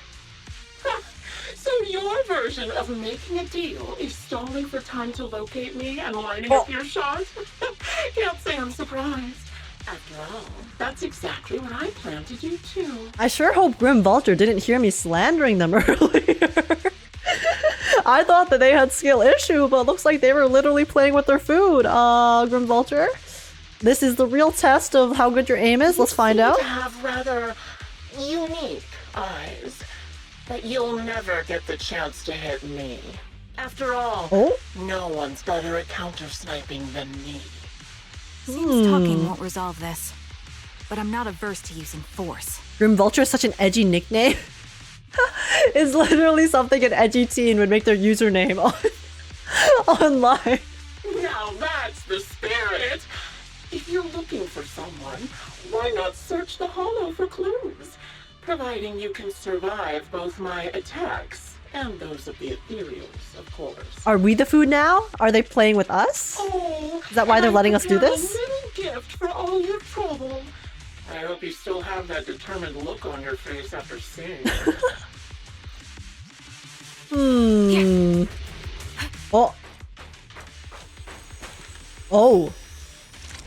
Oh, traps? Wait, that was her snipe. Oh, wait. Watch out for Grim Wait, that's so cool. What the? Wait, that's so cool. Is there nothing we can do? Oh, wow, they're gonna actually have them shooting from the distance. Okay. Oh. I found a box. Something feels off about It's a it. strange eye-catching box. A rather creepy box. It's giving off an unsettling stench. Stench? It's stinky? Pew? You have a bad feeling that opening it would be asking for trouble. But now I'm curious. You know what they say, guys? Curiosity killed the cat. And in this case, I guess curiosity might kill the age. You glance at Charon beside you, who has fallen silent. Clearly, she's having the same feeling. Right now, she's hesitating about whether to open this box. I mean, Charon has her ether vision, so Charon, is there ether in this box? Charon, wait, don't open it. Charon opens the box anyway. A blood-stained, tattered military cap, carelessly crumpled and stuffed in the corner of the box. Though the owner's identity remains unknown, the message it conveys can only mean one thing. Oh. Death. Don't touch what's in the box. Charon reaches out and picks up the military cap from the box, her fingers tracing its shapes. Her lips tremble. Is this maybe one of the caps of her own old teammates, so she recognizes it, which is why she's so upset right now? I'm okay, Proxy. If my sense of touch isn't deceiving me, this appears to be the outfit my former teammate wore. Or a replica of it. So this is the surprise Grim Vulture mentioned. I see now. Does she? Does she see now? I don't think. Sorry, that was so mean. Okay, I'm gonna stop. I'm not gonna make that joke again. I will have respect. I will be respectful. I'm sorry, Karen. I had to say it once, okay? Let's keep moving, Proxy. Go to jail. Okay. Okay, I deserve jail, honestly. I apologize. Karen goes silent. Yes, as she chambers another round, you can sense her hands trembling slightly, while her grip grows even stronger. You still remember what's inside the box, right? Your loyal teammate's cap. The one Styx always wore. Styx. Styx is the wait. Is Styx the one who was a goofball? The one I really liked in her trailer? Curious as to how he died? I'll tell you. Yo, you missed. You suck, bro. He took his own life. Oh. Now it wasn't much different from being offed by ethereals. Wait, really? What? Ethereals had almost completely taken over his body. He was being corrupted, covered in ether crystals. Yo. His core was almost fully formed. Wait. Oh, if that's true, He didn't want to. that hurts a lot. So he raised the cannon he was oh so proud of, with just one last shell inside. He'd rather die himself than become a monster. And just like that, obliterated both his core and his heart. Any thoughts Oh, on sevens, what you guys. think about it? Did you like it? Oh, sevens in the Did you chat think I made the for whole Styx. thing up? Or did it really not? Okay, this Grim Vulture person, I need to square up. I'm starting to get pissed. I'm starting to get annoyed. The amount of BM. Shut up.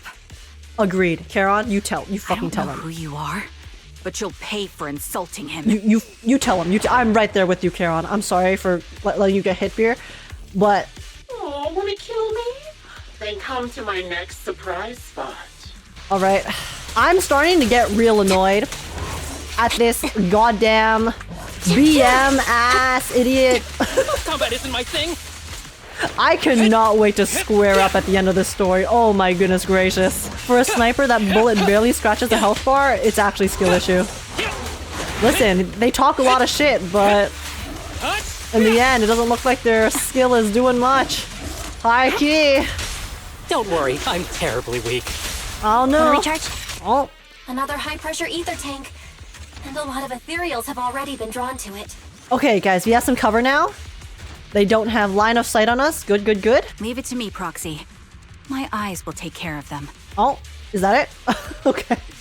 I'm sorry, guys. I'm sorry for all the awkward pausing today. Okay. Okay. It's sniping time. Easy We did it, peasy. Proxy. Let's keep moving. Yo, my aim labs training is popping off. Okay. I Oh want shit. to catch that murderer. Okay. As Oh wait. soon as This ether possible. crystal is gonna cover us. We're getting triggered. I'm getting triggered by this stupid perpetrator. The second box emanates an ominous aura. The unsettling stench seems to warn you that its contents, just like the previous box, will give you an absolutely wretched experience. Charon's breathing grows heavy. She stands still for several seconds, seemingly trying to control her emotional turmoil. Charon, don't push yourself. Finally, she opens the box. A pair of blood-stained, tattered military gloves lies twisted in the center of the box. It's clear that whoever placed them there hadn't just tossed them in carelessly. They had been deliberately arranged with malicious intent. This entire situation just reeks of malicious intent. Okay?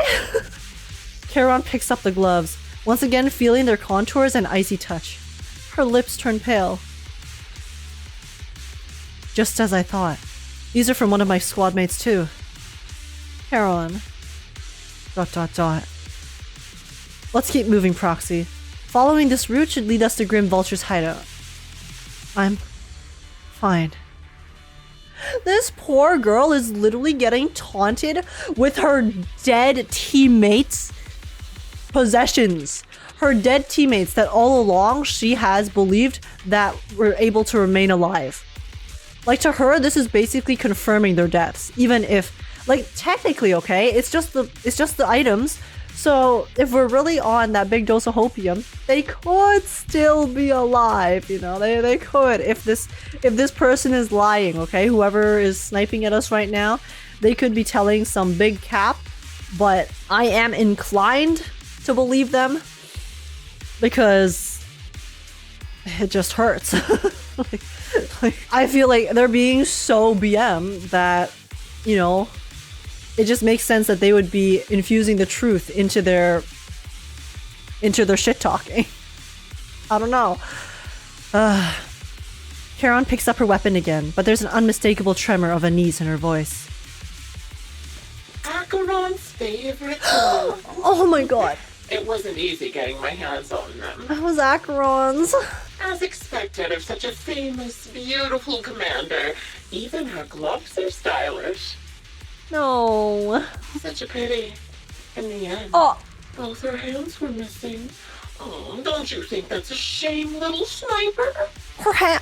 Did her hands get cut off? Such beautiful hands, yet they could no longer hold the sword.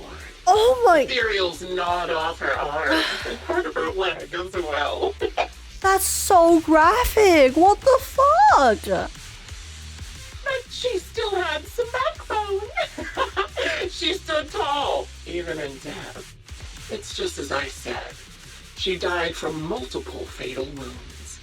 Even the most beautiful flower will wither without protection, won't it? Should have used Nihility's power. She got Isekai the Star Rail. Shut up. That's our copium, guys. That's our copium. Do you think I'm telling the truth or a lie this time? I think Grim Vulture's telling the truth, guys. Like, this is too graphic and too real for them to be making it up. Keep up this game of cat and mouse. Man. I'll be coming to your hideout soon. Wipe that smile off your face and wait. Wait and see what I'm going to do. Oh yeah. Charon, this is our sadistic arc, okay? We get to that hideout, we find this piece of shit, and then we are gonna put them in the ground. Hurry up then. I've got one final surprise location for you. Maybe torture is justified sometimes, you know? Situational torture. It's all good. I'm sure I'll support it. Out the route to get to me. That's right. The surprise is at the end of the road. Let's kill these enemies. Okay. You can't shoot me from up there when I get under the building, idiot.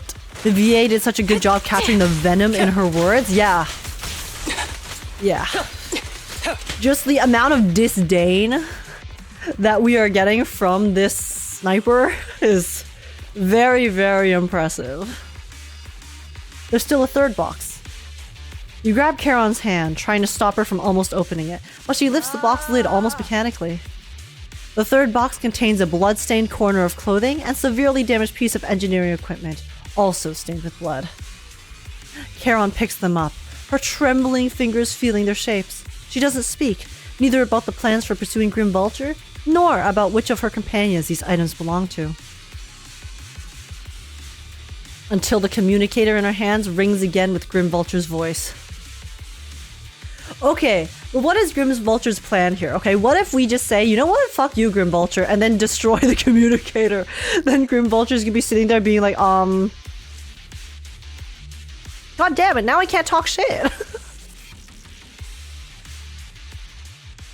Congratulations! You found the third box. Inside is... Who was it again? Oh, right. A piece of bloodied fabric from Cocytus's clothes and some damaged engineering gear stained with Leafy's blood. There weren't enough boxes, so I had to cram them together. That is so rude. Engineer, not exactly combat material, right? Surely you're not mad, are you? What is wrong with this person? Charon's face turns deathly pale. She silently picks up the bloodied items from the box, her spirit visibly shaken by the weight of these ominous relics. Enough! Enough already!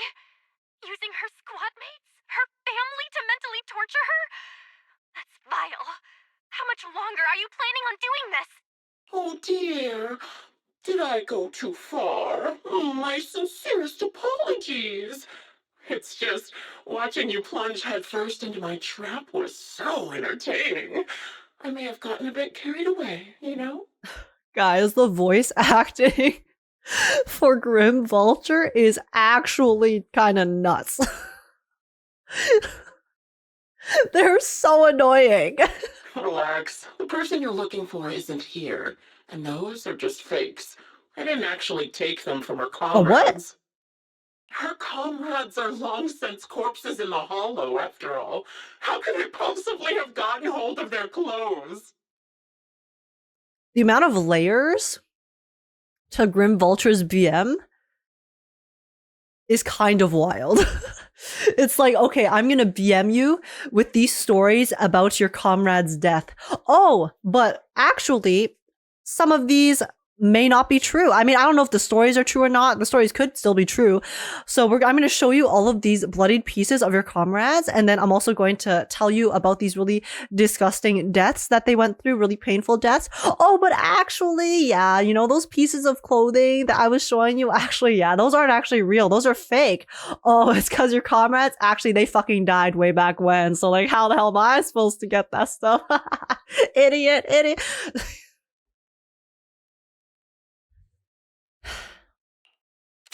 A surge of rage threatens to drown all thought. Just as you are about to retort, a crisp gunshot rings out. Oh! Charon's shot is clean and decisive, carrying an unmistakable intent to kill. But from the response on the other end of the communicator, it seems she missed her target. Oh, a decisive strike to be sure. But as I've already said, your awareness, sight, and experience mean nothing in front of a more skilled sniper. And then they keep just putting themselves on a pedestal too. This bitch is so irritating. Holy crap. I think they're bluffing. Even if they're bluffing, that doesn't change the fact that that was freaking, I want to throw hands. I didn't expect to kill you so easily. There was a subtle change in your ether fluctuations the moment I fired. That was all I needed. You knowing my past makes me feel sick. But after seeing that you're just a coward who feels fear from another's killing intent, it doesn't bother me as much anymore. All right. Charon said, you want to talk shit, Grim Vulture? You want to talk shit? All right, we'll talk shit. We'll see who'll come out on top. How fascinating. You were little more than a hollow shell before. But now that you've bared your teeth, you've started looking somewhat respectable. Taunt is being effective? Yeah, and we're using taunt back. I know your composure is We're using reflect. You've never truly faced the weight of your comrades' deaths, have you? I bet your mind is now filled with their dying screams. Her squad mates are still alive. You have no right to taunt her. I don't know if they're alive, so. I believe her squad is still alive. You can drop the act. Why are you so fixated on Charon? Just because she used to be in the defense force? She has nothing to do with your target. What? We know her target? Nothing to do with it. Wait, I thought. Wait, since when did we know the target? I thought we didn't know what the target was. More is you actually believe her teammates are still alive. Don't tell me she dragged you into all this danger without telling you anything. Shut up. Oh my god, she's pissed. If she won't tell you, I will. Those so-called alive squad mates of hers went missing during the fall of the old capital. I'm sure you know exactly what that means. When the old capital fell, countless Defense Force soldiers were either killed by ethereals or became them.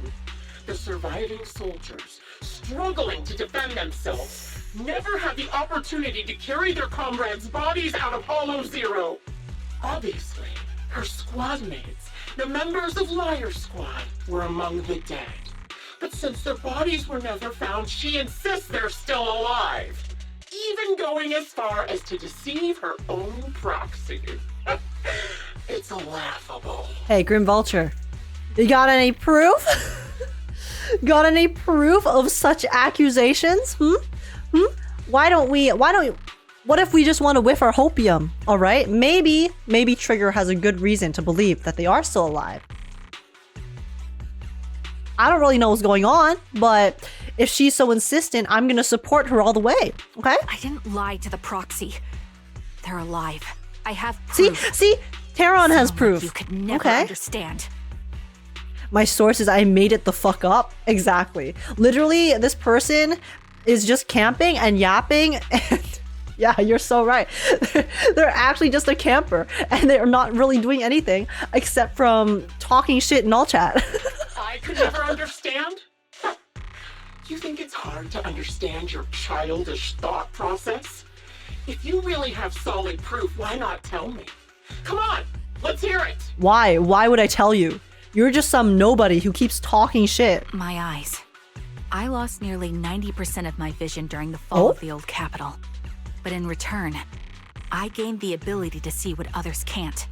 Okay. Every second of every day for years, I've seen my squad mates. Not as fleeting shadows, but vivid and lifelike. They've never disappeared. Oh, wait.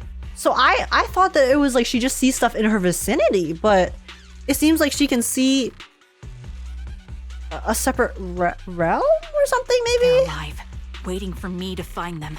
Why else would I have been given these eyes? That's your proof? Did you hear that, Proxy? Oh, visions. Okay, so she has visions of them. Years chasing after people who couldn't possibly exist, all because of some ghostly visions. You'd rather believe those visions of your teammates are real-time projections than accept that they're dead. What if I told you the way I described their deaths before was the absolute truth? Will you finally face reality? Or will you keep fooling yourself, believing in ghosts? I guess you'll keep deceiving yourself, because that's how you survive. Dude, Grim Vulture has some beef with Charon. Now Grim Vulture is literally getting so personal. I mean, this entire situation is personal, obviously, but now she or he or whatever Grim Vulture is resorting to personal attacks. I'm not lying to myself. I really want to find your squad mates who have been missing for years and were officially declared dead? You couldn't protect them when the old capital fell, and now you're just making up stories to fool yourself. To give yourself some so-called reason to go on, to latch on to any stupid excuse. You're just a selfish, naive coward who did nothing and couldn't do anything when your comrades were dying. Oh, interesting.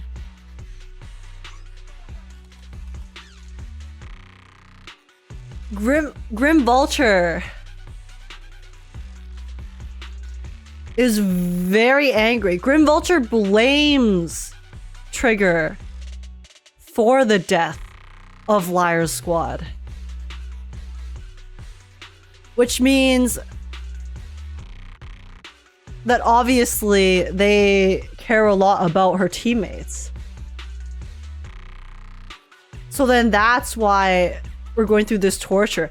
I wasn't able to like think of what motivation Grim Vulture could possibly have to do this, apart from the fact that they hated Trigger, but this is actually the only explanation actually, is because Grim Vulture blames Trigger for being the sole survivor, I'm assuming, if Lyre Squad is truly dead.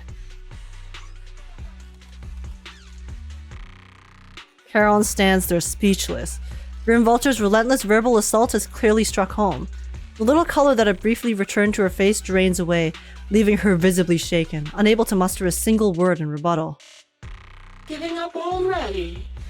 At least you've got a shred of dignity left.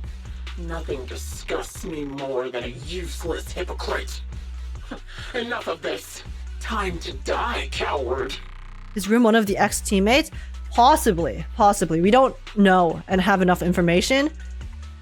But if one of her other teammates survived, that would be a lot of resentment. Or Grim Vulture is also just someone who is related to one of her old teammates. But I think it would make sense if it was maybe one of her other teammates that survived, but in a very bad condition, maybe? Charon is not a coward. Charon is not a coward. Someone who'd enter perilous hollows just to find what they seek. Someone who'd play music to console a dying soul, despite the pain in their eyes, is anything but a coward. At the very least, she's far braver than a criminal like you. Oh my god, Belle, go off! Enjoys torturing others and is constantly in fear of being caught. Proxy, Bella's spitting, guys. Your proxy Let's sure go. has a way with words. I won't waste any more of my breath. Just die already. Okay, then how about you do a good job of that instead of hitting us with 126 damage, idiot. Analysis of surrounding fissures complete. I've completed analysis of the surrounding fissures. Charon, snap out of it. We can use that fissure to escape. Fissures? When did you... Still trying to play tricks. Never underestimate the power of a proxy. With no hope of a counterattack, you practically drag Charon, turning to run towards the fissure that has escaped Grim Vulture's notice. Just as the bullet is about to strike, you manage to escape through the fissure.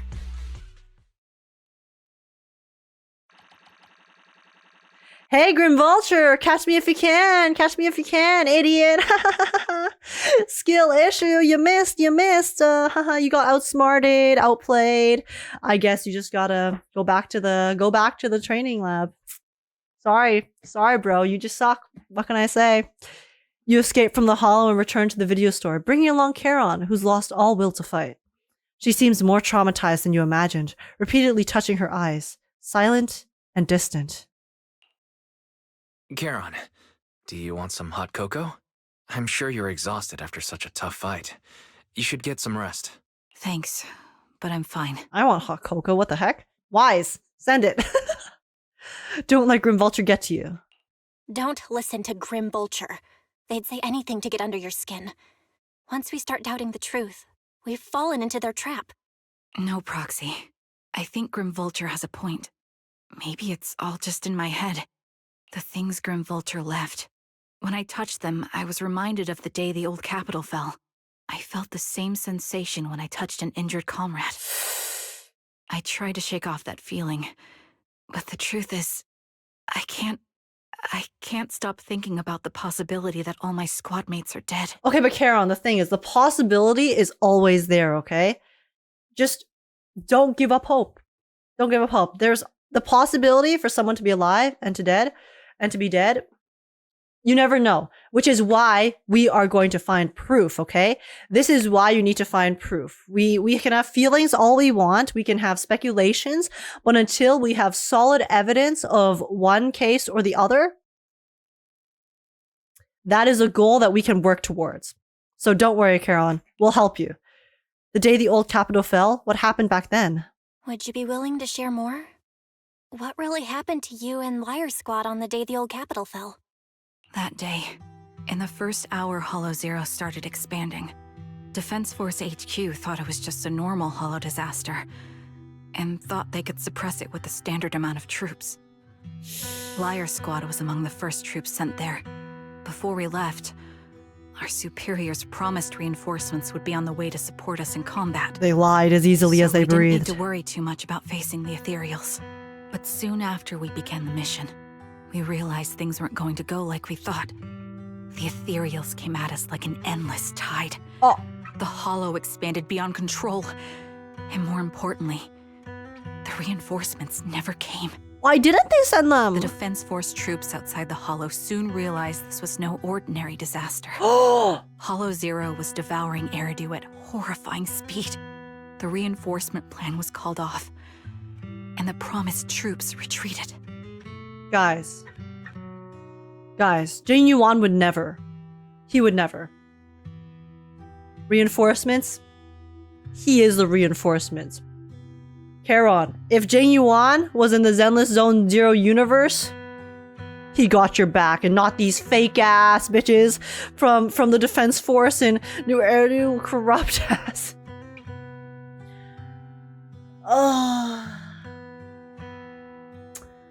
They were abandoned. Like, I can understand why. Like, to the Defense Force, you know? Cut your losses, especially when you realize that the disaster is not something that they can actually control. So then they're trying to save their resources to do, like, damage repair, right? But it's just fucked up.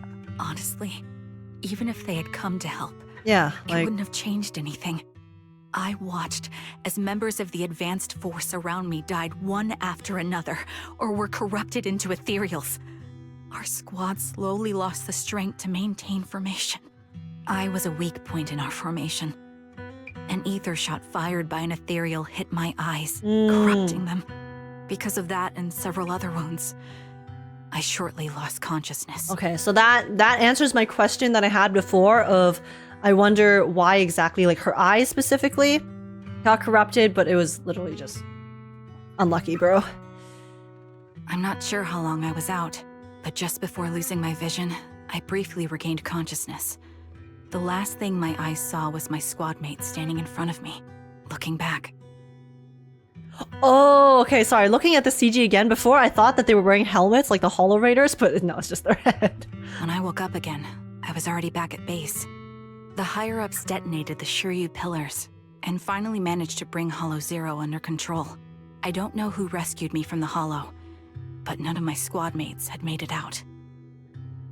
Maybe the one who rescued her was this one squad mate of hers that was able to survive? But then it would leave me to question why. Like, how did that squad mate go from trying to rescue Trigger to now wanting to kill her? Oh, maybe the guilt and then the survivor's guilt and everything over time kept eating away at them, which is why they needed to find an outlet to pour it into, which is why they now blame Trigger. They blame Charon for everyone else's deaths because they can't come to the terms themselves with the fact that they are alive while everyone else is gone. Maybe that's why? For some reason, the image of my squad mates being the last thing I saw has stayed in my mind. It must be some kind of sign. A sign that they're still alive. Don't you think? They must have continued fighting after I fell unconscious, eventually getting lost in some hollow and losing contact with the main force, left to wander between the various hollows of New Eridu. That must have been what happened, right? Right? The defense force, civilians, no one believes me. So I decided to find them myself.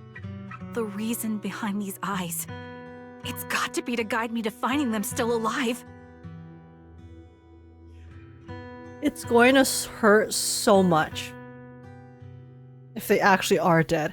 I am inclined to believe that her squad, maybe barring one, is completely dead. That's my theory that I have faith in at the moment is the entire squad is dead except for Charon and one other, who is now that other sniper who is trying to get revenge because they blame Charon for the deaths of everyone else, with like some survivor guilt on both ends.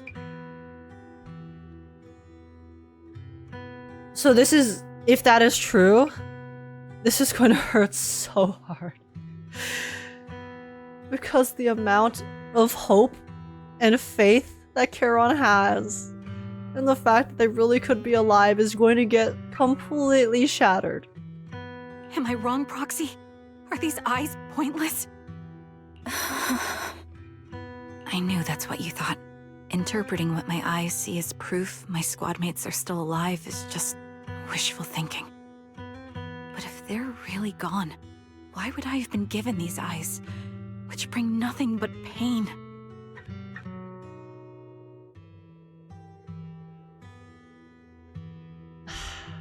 If they're truly no longer alive, how can I apologize to them in person? Tell them I'm sorry. Sorry for being so weak. Sorry that I failed to protect them. Their faces are all so blurry. I can't see their expressions. I can't even bear to look at them. If their final look at me was filled with resentment and disappointment, I wouldn't know how to handle it. Hold Charon's hand. Wipe Charon's tears away. Are you crying? I'm not crying, guys. But it is very sad. Listen to me. Even if everyone else thinks you're wrong, Wise and I will never dismiss your determination to find your squad mates. Until we find proof, Karen. I would like to choose to believe that they can still be around. Not all hope is lost. even if I do have a theory that I think is correct. I will not give up hope with you, Charon, as long as I'm by your side. You don't need to make any justifications, because someone close to us is missing too, and we desperately hope she's still alive. Even if the whole world doesn't understand, we will never give up. But I also think being consumed by this obsession, unable to move forward, that's not what those who matter to us would want. Belle is right. Listen, Charon, you're such a kind person. Maybe that's why you feel responsible for protecting everyone and blame yourself when you can't do enough. But you don't have to carry it all on your own. We'll stick with you till the end. Yeah. Right now, the best thing you can do is trust us. We can be sure that Vulture hasn't killed the client yet. As long as we have that lead, there's still hope. We'll support you. No one can dismiss your determination or will. No matter how things turn out, we'll stand by your side and we'll face it together. Proxy, thank you. I feel better now. At the very least, I want to keep investigating. I'm not just going to stop here. I feel like Phaethon, the siblings, have been written so well in this story. Obviously, the parallels between Trigger and Phaethon themselves, their stories are very obvious. You know, they're basically going through the same journey, right? But just, I really like the fact that for Belle and Wise, they genuinely also don't really know what's going on, right? They're also going on their own separate path here. They just can completely sympathize so much with what Trigger's going through. And I feel like that adds so much to making me as a player feel like they're being genuine, right?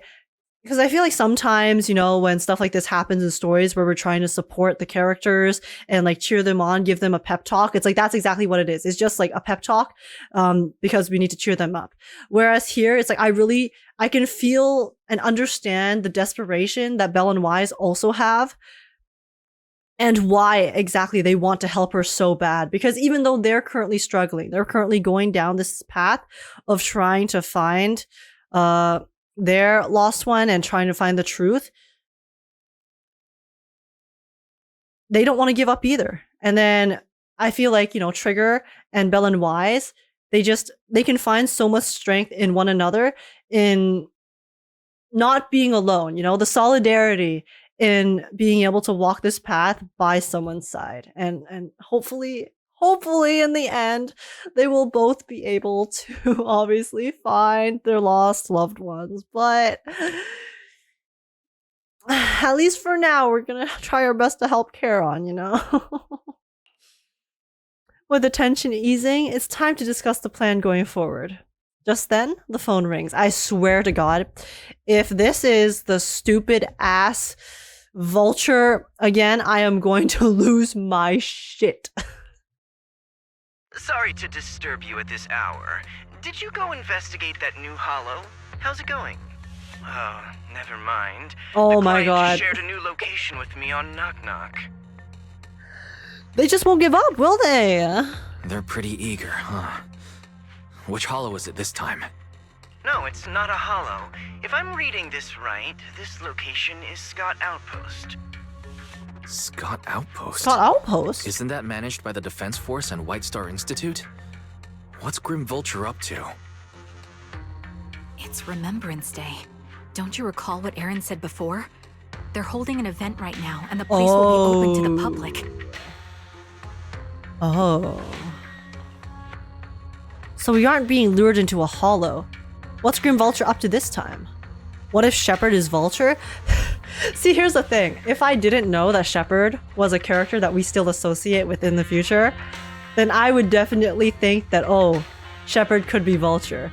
So then I guess in terms of like meta gaming, I know Shepard is a good character that, since we clearly have a relationship with them, even in the present day, so it can't be Vulture.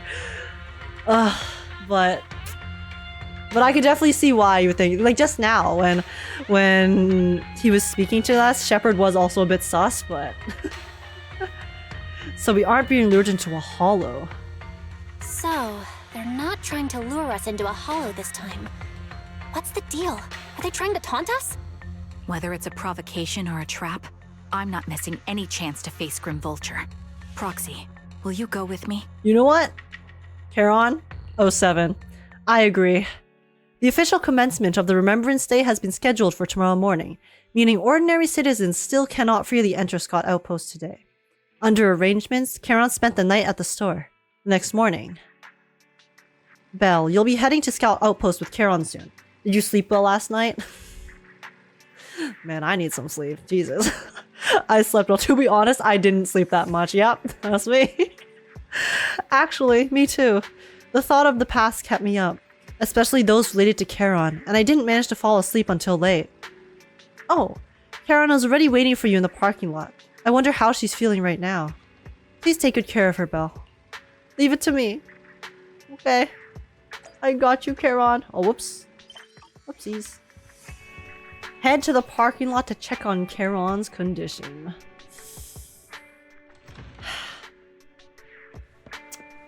Alright. Good morning, Proxy. Did you sleep well last night?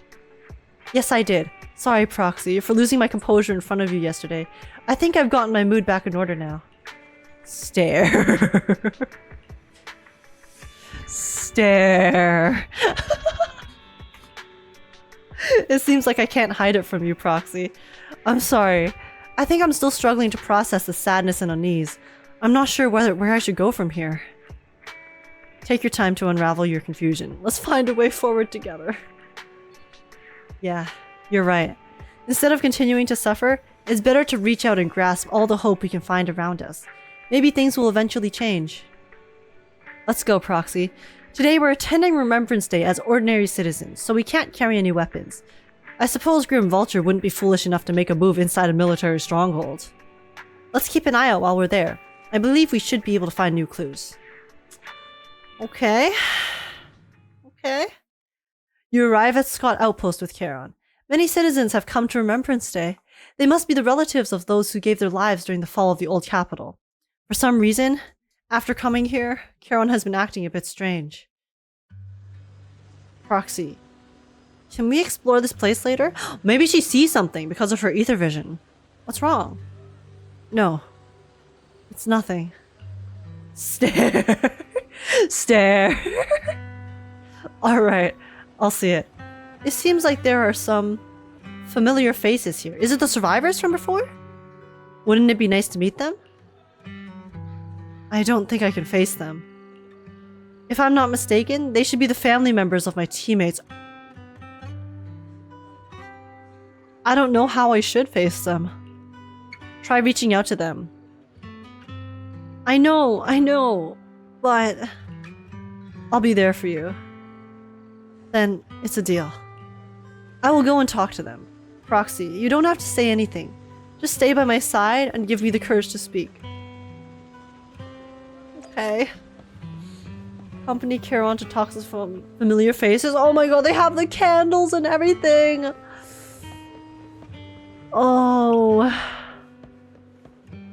Oh, okay. Hi, Alan. Are you... Alan? Acheron's brother? How did you know? Who are you? Wait, your eye cover. So you're Acheron's sole surviving teammate. I remember you. We met once after the fall of the old capital. After that, I didn't hear anything about you again. I never expected to meet you here. Talk to the Bangbu? We'll talk to the Bangbu after. This... plushie? It's Acheron's favorite plushie. She always kept it in the most prominent spot in her room. I brought it along here, as if bringing my sister's shadow to participate in Remembrance Day.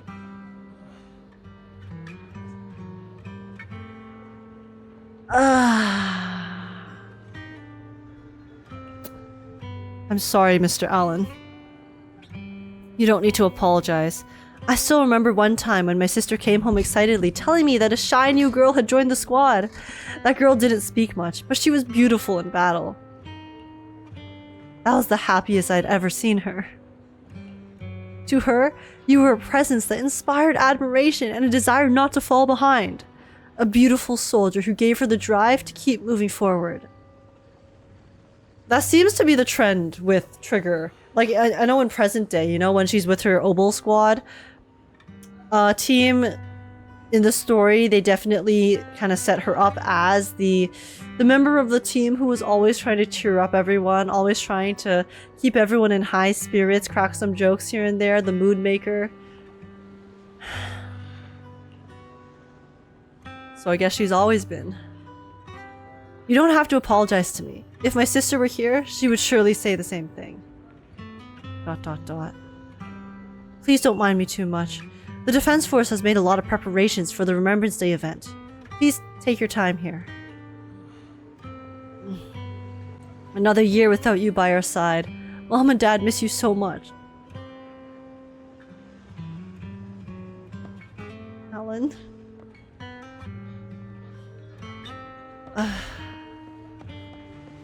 Okay. Wait, the Bang Boo? Ownerless Bang Boo? And, Fu, I miss Master.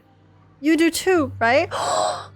Wait, so the Bang Boo and the dog are both the same owner? Don't worry. Master just went somewhere far away with the other soldiers. I'll take good care of you while Master's away. And take you on walks every day. Woof woof woof. Oh, I want to see the idle dialogue too. Come on, what's the idle dialogue?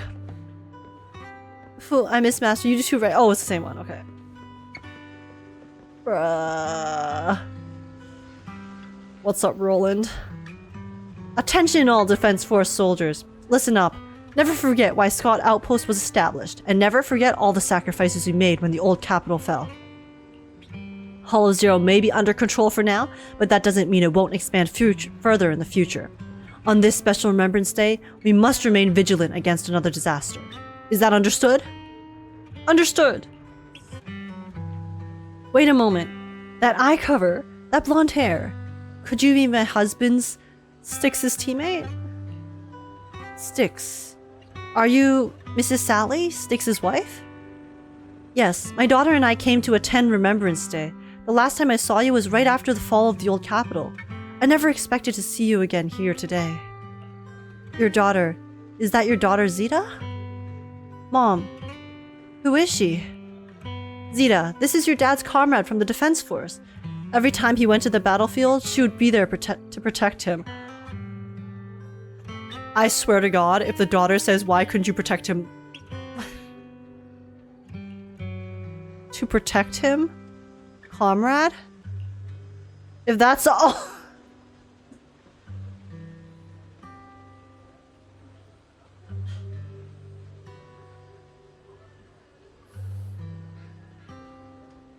If that's so, why didn't you protect my dad during the fall of the old capital? Why did you let him die and make him unable to come back to me?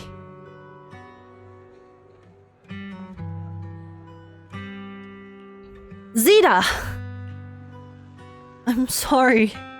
I couldn't protect him. I'm sorry. Don't listen to what Zeta is saying. She doesn't understand. We've never blamed you. Please don't say that. Zeta, you can't say such hurtful things. Apologize right now. She's not gonna apologize.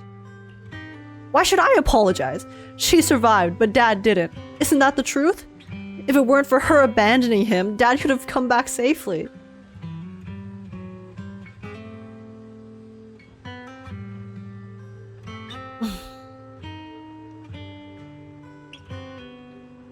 Enough. Don't you know what happened? You don't know what happened back then. Mrs. Sally, I don't think she's wrong. Please don't think that way. I'll make sure to bring her to apologize to you later. I need to explain to her what really happened. I'm really sorry. Please don't let us keep you. Go and explore the Remembrance Day event for now. Please remember, all your comrades, including my husband, would want you to see the hope they left behind. ...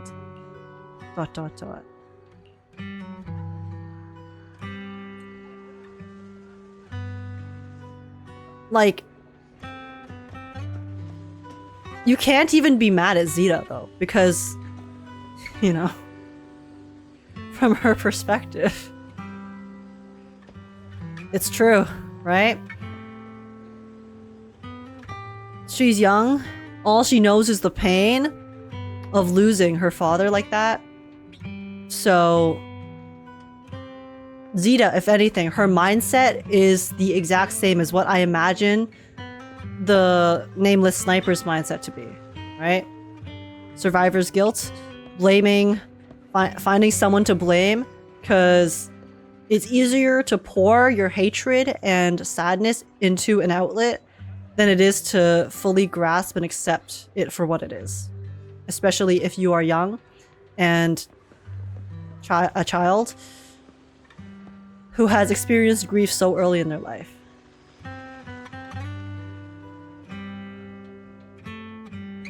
Hi, Ethel. My son, can you see me now? I'm doing well. My legs and feet are fine. I just miss you so much. Excuse me, are you Cocytus's mother, Ethel? Oh, you are. Oh, I recognize you. I saw you once in the military camp after the fall of the old city. You're Cocytus's teammate, one of the survivors. I've been wanting to get in touch with you over the years to see how you've been, but I never heard from you. I didn't expect to meet you here at Remembrance Day. I guess this is fate. Mrs. Ethel, is your health still... I'm in good health, fortunately. Everything is fine. Although I'm the only one left in the family, the pension from the government is enough, and I still have some years left in me. I'm sorry. Cocytus, he... Child, you don't need to apologize. My son may appear carefree on the surface, but he's always felt so much pressure. One day, he suddenly told me that he had found a companion who truly understood him. I believe he was talking about you. How could I possibly blame you, someone who helped my son? It's such a blessing. You, a kind-hearted person, are alive and standing here today. I'm so glad. Mrs. Ethel, Child, don't worry about me. Since you're here for Remembrance Day, take your time to walk around and look around. I hope you find something meaningful. To your surprise, many relatives of deceased Lyre Squad members are here for the Remembrance Day event. Is this really just a coincidence? As you ponder this question, the relatives have gathered in front of Charon. Oh god. Oh, guys. This is really painful. Like the order in which I interacted with them too. To go from, you know, like the negative perspective to Granny Ethel, who still has so much kindness. Even with what she's gone through. And the fact...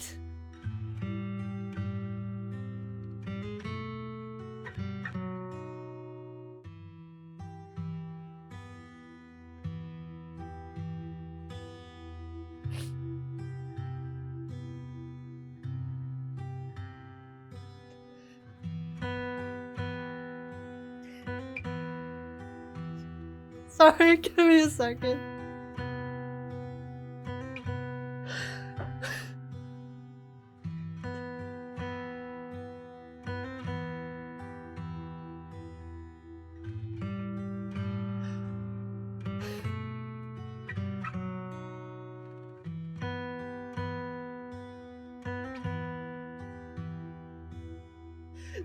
Just...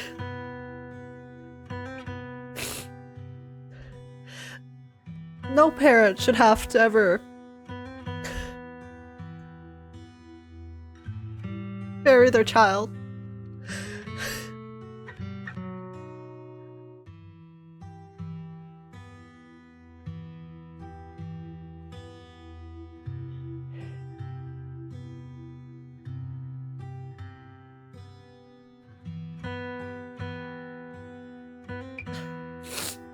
Sorry. Sorry. Give me a moment.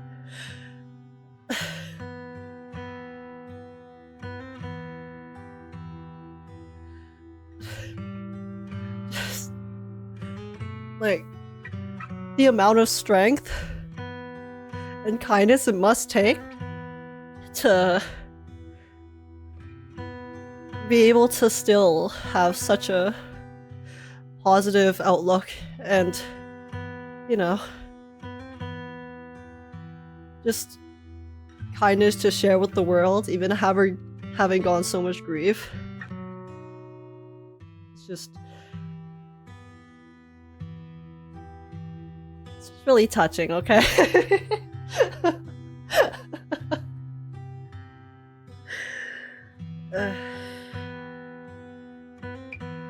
One second. One second, chat.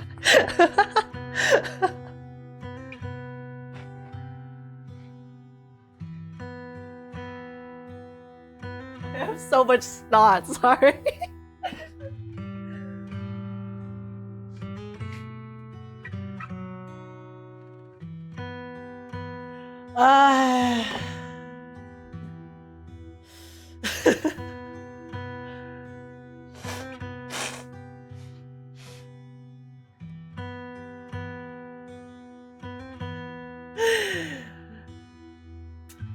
Just a Gunner game, eh?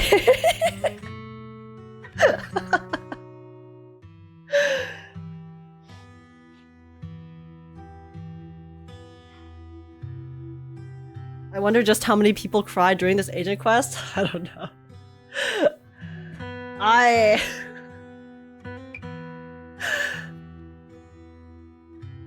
I'm surprised, honestly. I'm surprised.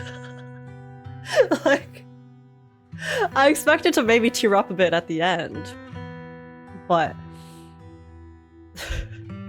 we're not even at the end yet.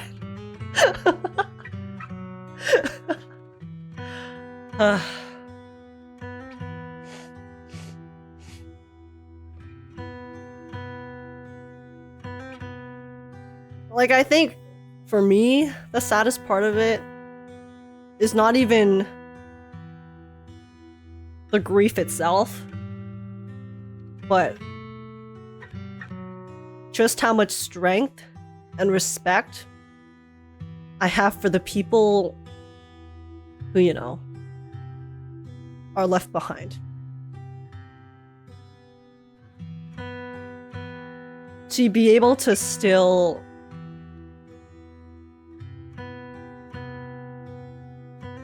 have so much kindness in their heart and to not let that grief overtake them, and to obviously not like move on fully, but, you know, move on from that experience and just how it like sits with you forever. And it's like, I don't know, it's just so much, guys. It's just so much. I don't even know how to fully articulate it, but you know, you know, sure, you guys understand.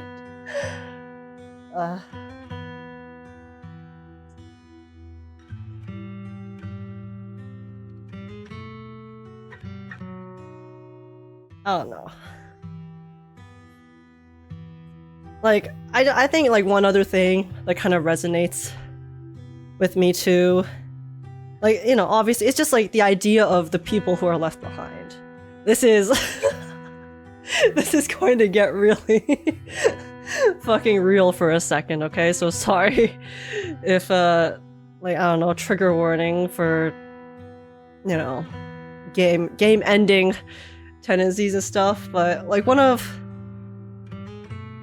the things that for me in the past helped me get through a very dark place in my life was truly realizing the impact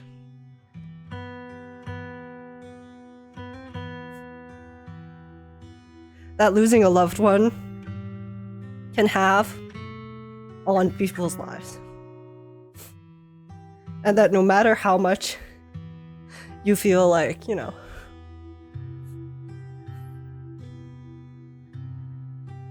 the world would be better off without you, that it's just, there will always be people who will care and who you will hurt with, you know, stuff like that. So just, yeah, sorry.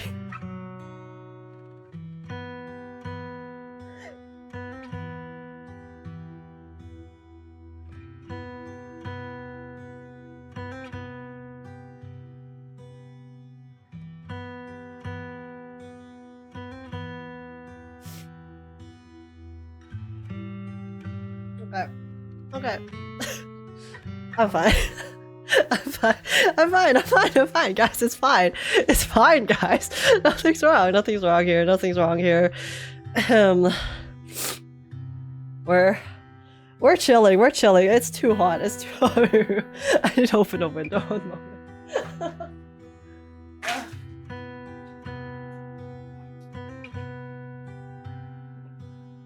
Who's cutting the onion, guys? I don't know who is cutting the goddamn onion. This is fucked up. This is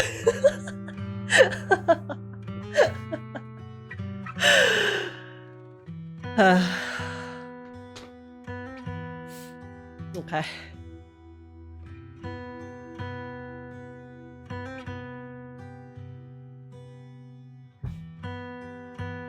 They did the themes. They did the themes really well. I'm sorry, I must look like a mess right now. But yeah. Do you know crying can generate heat? Laura Veil. I mean, it's the body getting emotional, right? But this rain is really heavy. Yeah, guys, there's so much dust in my room, honestly, like shit. I need to do some deep spring cleaning, guys. There's too much dust everywhere. That's the only reason, you know, like my eyes are having some issues right now. I promise, it's allergies. It's allergies, guys. Guys, I didn't think I would ugly cry. Okay. Okay. I'm fine. I am fine. I am fine. This is okay. Let me blow my nose one more time, and then we can continue. Okay, we got dust in our eyes. Exactly.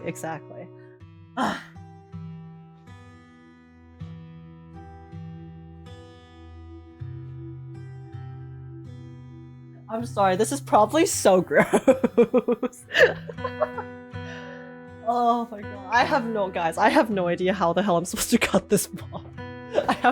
I have so much pausing I need to cut during the combat. I don't even know how long I've been sitting here on this stupid screen. This entire reaction is going to be a certified mess. Why is there so much snot? Why doesn't it end? I'm so sorry. I should. It's just the dust. Yeah, there's too much dust, guys. There's too much dust. We need to clean. Cleaning stream next. No big deal, just a 13-minute cry session. Was that 13 minutes? I'm sorry. I'm sorry, guys.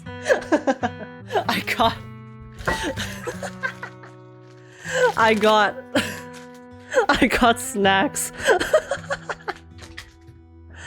I need some sugar, okay? I need some sugar to bring my mood back up. I put a small cookie in my mouth, and let's continue onwards. Oh, okay. Okay. Here we go. What do we still have in store for us? We are not even at the end of the story yet, and I have already bawled like a baby. So, let's see. Let's see what's gonna go down. But alright, guys, here we go. Miss, I'm sorry for being mean to you before. Mom told me you were protecting Dad until the very last moment before you passed out. I shouldn't have said you left him to die. She understands now, too. I'm really sorry.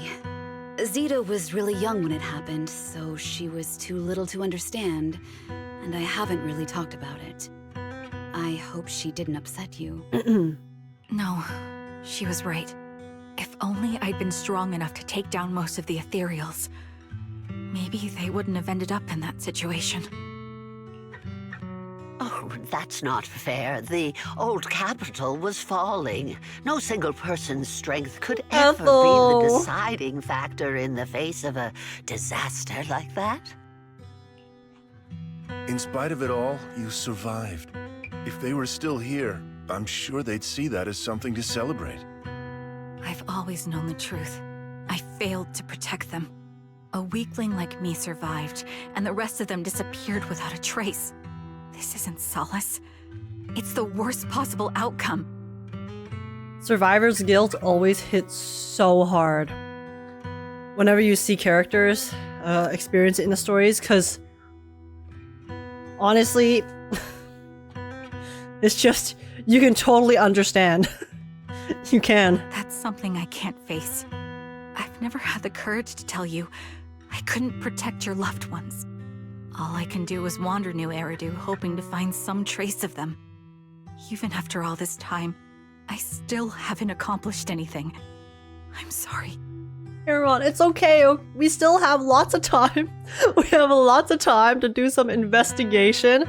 We'll do some investigative journalism, or I guess not journalism necessarily, but we will become the detectives that you need and find out the truth of what happened to your squad, okay? You really don't know us at all. This isn't the worst possible outcome by any means. Styx, my husband, and all his comrades who lost their lives, each one of them left behind their own legacy. The worst possible outcome is if no one survived. Just look all around you. Everyone standing before you with a legacy they protected that is carried on to this day. ... After my husband passed away, Zeta and I received survivor benefits. And with all the odd jobs I've been doing, we've managed to get to where we are today. Styx always wanted our daughter to study art, and Zeta's interested in it too. Now, that dream has become a reality. She just got accepted into the art school in Janus Quarter. So even though, you know, obviously it's terrible that they passed, but they were able to use the insurance! They were able to use the insurance. Wait, you know what this reminds me of? You know how in the 1.6 story, you know how there was the girl? I forgot her name. I always forget her name. I'm really bad with names. But the girl who went into the hollow and then she did it for insurance, right? Remember, she had to die to the ether, so then her family or her daughter or could have insurance, like the money and insurance, so that she could live like a proper life. Wait, Sienna, yes, Sienna. Hold up a moment.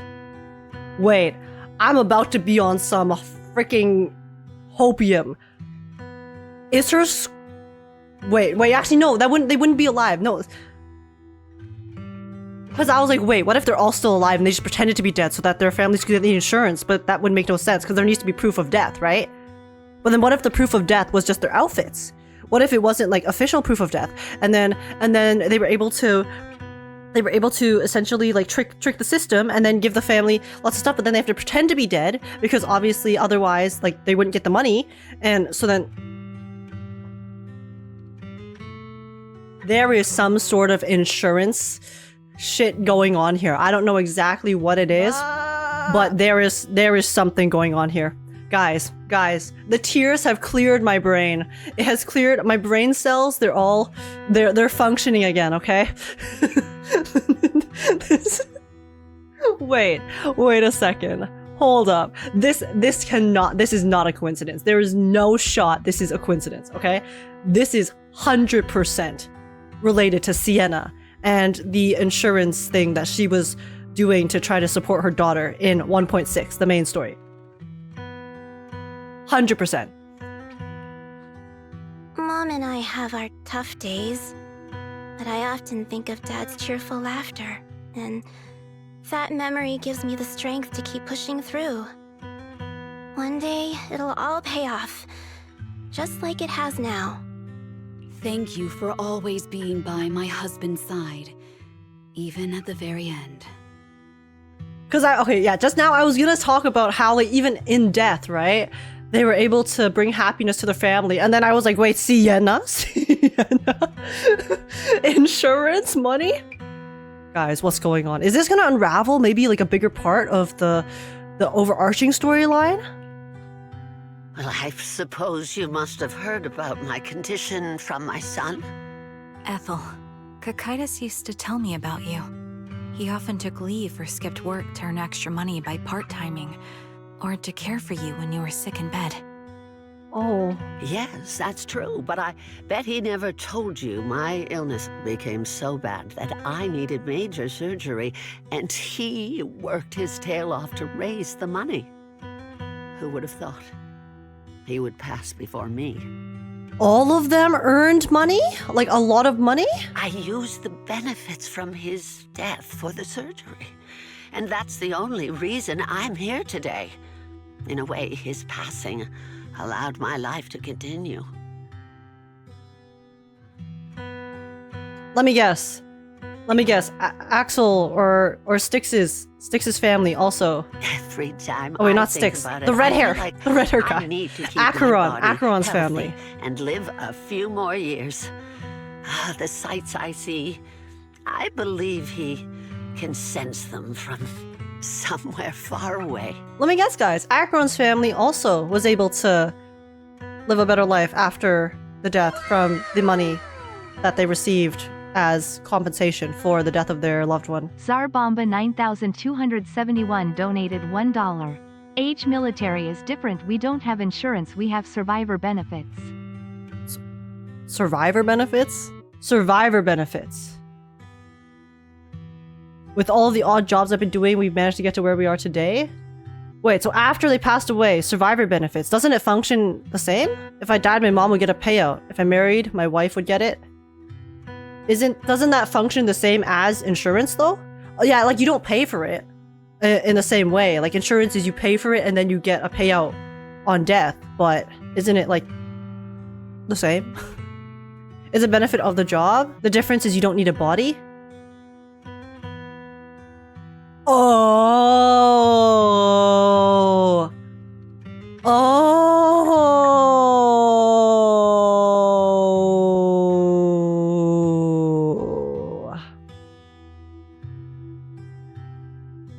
Wait.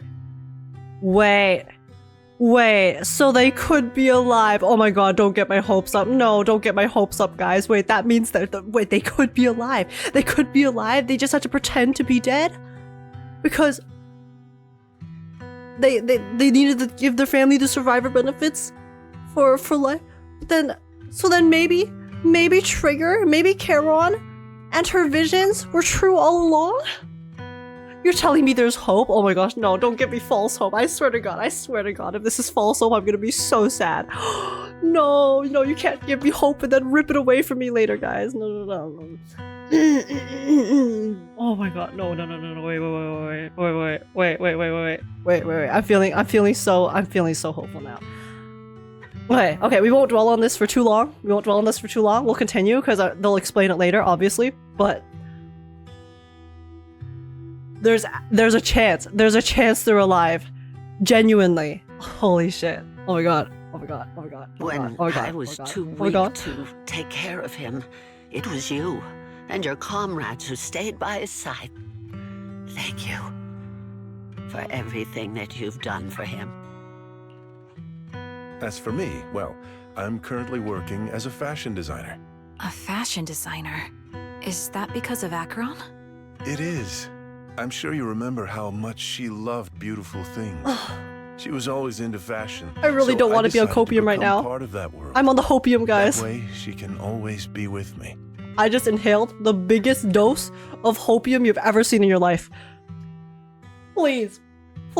I admit I had no idea how fun fashion design could be until I actually gave it a shot.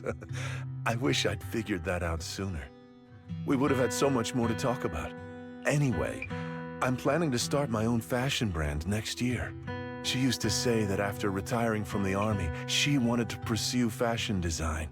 I really want to carry on her dream. It feels like my life's purpose. You know, she used to talk about you when she came home for the holidays. How your rivalry pushed her to keep improving. So, thank you. I'm proud of my sister. And I'm proud of you, too. Guys, everyone in Lyre's squad was so freaking loved. As you can see, all of us have made it to this day, carrying the will of those we loved. So please don't say they left nothing behind. They've always been a part of every pain and joy we've experienced over the years. Please remember, everything and everyone in New Eridu is only here today because you all risked your lives in battle. Thank you. Thank you, everyone. It's been wonderful to hear about how you're all doing and to listen to these words. I'm so glad I decided to come here on Remembrance Day. Speaking of which, I wasn't expecting to see any of you. What brings you here today?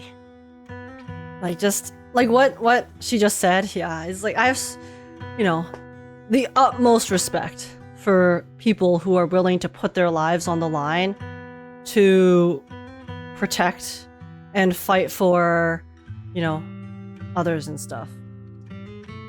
Because there will always be those who are willing to, basically give up themselves for the sake of peace and just... I don't have the courage to do that. Which is why I always look upon those who do with just so much love and admiration, I could ask you the same thing, Ethel. Last time I asked, you said you weren't coming. I only came because I suddenly got a DM from Nathan. He said he really wanted me to be here. Nathan? Who's Nathan? I'm here because of Nathan's message, too. He was pretty insistent, so I thought he'd be here. But I've been looking around for a while now. I still haven't seen him. Did we find the sniper, guys? I've lost friends who swear this hit me pretty hard. Yeah, I can only imagine. It hit me that hard, and I haven't. I don't know. I don't personally know people who have served, and it hit me that hard too. So I can only imagine just how tough and painful this story is for people who do have that personal connection as well. So it's the same for all of us. I responded to his message, but he never wrote back. Isn't that strange? Sorry, but who's this Nathan you're talking about? A BM talking piece of shit, maybe? I mean, there's no confirmation. Innocent until proven guilty, but the circumstantial evidence is looking very poor for Nathan. Nathan is Lethe's younger brother. Frankly, out of all of us, he's probably the one who wants to see you the most. Right. He used to be part of the defense force himself, and... This could be the biggest freaking red herring ever. The day the old capital fell, his squad was responsible for supporting the forces that had already entered the Hollow, which included all of you. Wait, was he part of the squad that was supposed to be sent in as reinforcements, but then wasn't allowed to go in as reinforcements? He's told us that story so many times. When they saw how bad things were in that Hollow, some of the reinforcements called off their plans and pulled back. He tried to stop them, but there was nothing he could do. He always blamed himself and wanted to find you to apologize. But the truth is, the reinforcements retreating was inevitable. Shortly after their retreat, headquarters issued the official order. Are all the puzzle pieces slotting together? We all lost someone in that disaster. And for a while, we resented the reinforcements for their decision. But over time, we came to understand it, and we eventually let it go. There was no avoiding casualties in that battle. In hindsight, it wasn't wrong for headquarters to prioritize saving their strength. May I ask what the name of Nathan's squad was when he was in the defense force? Obsidian? That's what... Oh my god, wait. That's why he was killing the Obsidian Division members. Because he holds them responsible for all retreating when they were supposed to go reinforce Lyre's squad. So then that's why he's so okay with murdering them, because in his eyes, he blames them because he thinks they're responsible for not going to go support. And then, oh my god, it's all, oh my god, it makes sense. It makes sense. It all makes sense. It's, that's why it was Obsidian Division, because he was also part of Obsidian Division, and then, holy shit. The Impera squad of the Obsidian Division. Is something wrong? Nothing. It's just... I think I might have stumbled upon the answer I was looking Like, that's why he for. wants revenge, because he blames everyone who was unwilling to go save his brother. After 4 family members paid their respects and left, they continued touring on Remembrance Day. Charon stood there in a daze, seemingly having understood something. Yeah, me too. Me as well. Holy shit. At that moment, a sound came from the open space in front of the outpost. It seemed someone had stepped onto the podium, and the citizens all gathered in the podium, preparing to listen to the person's speech. Oh. According to the schedule for Remembrance Day, it should be time for a representative of retired Defense Force veterans to give a speech. It looks like the speech is about to begin. Oh wait, it's them. I feel a bit concerned. Proxy, could we go over and listen to the speech for a moment?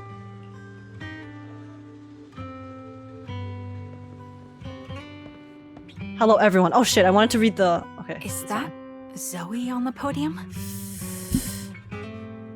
Is she here to speak for the soldiers? Oh my god. That seems fitting. She's cut medals after all. But I don't see Jesse or Aaron anywhere. The plot Everyone, thickens. please quiet down. Zoe of Nemesis Squad, a representative of the veterans, will now deliver the Remembrance Day speech. Hello, everyone. I'm honored to stand here and speak on behalf of all of the soldiers of the Defense Force. Today, we gather to commemorate Remembrance Day, a day born from the tragedy of the old capital's fall. Is Nathan gonna try to assassinate her? Why do I feel like Nathan's gonna like snipe her during her speech? Many of us lost relatives or friends in the disaster, and I am no exception. Every member of my squad perished in that battle, leaving me as the only survivor. The only survivor? Trigger's also the only survivor of her squad. Losing the friends you cherish. Is everyone the only survivor of their squad? Is a pain that never fades. It's a sorrow that will stay with us, now and forever. However, to the families of the fallen soldiers, hold your heads high with pride for your loved ones who gave their lives. They fought to the very last moment when the old capital fell. Death isn't the end, nor dishonor. It is their eternal medal. They gave their lives facing an unstoppable disaster, exchanging their sacrifice for the world we have today. In doing so, they fulfilled their duties as soldiers to perfection. Without the blood they spilled, Eridu would not have endured, and new Eridu would never have risen from the ashes. In honor of the wishes of the departed, look ahead, people of New Eridu. Our thoughts and remembrance of those who passed will be carried in every flicker of candlelight and in every bouquet of flowers. This is a very well-written speech. Zoe's speech is met with a wave of prolonged applause. Yet, amidst the claps, she drops her head, her expression darkening. She stays silent, waiting for the applause to fade before lifting her gaze and scanning the crowd. Her eyes pause briefly on Charon, carrying a chilling aura. My speech was meant to end here, but since you all seem quite engaged, please allow me to share a little more. Guys, I'm scared for what is about to happen. The reason you all agree with what I've said is because it offers a way to step away from the pain. That's what the living do. They seek ways to ease the weight of others' deaths so they can find a way to start over. This is the new Eridu of today. A huge disaster consumed the old capital, and the people who survived it keep saying things like, treasure the moment and start fresh to numb themselves, hoping to forget the nightmare.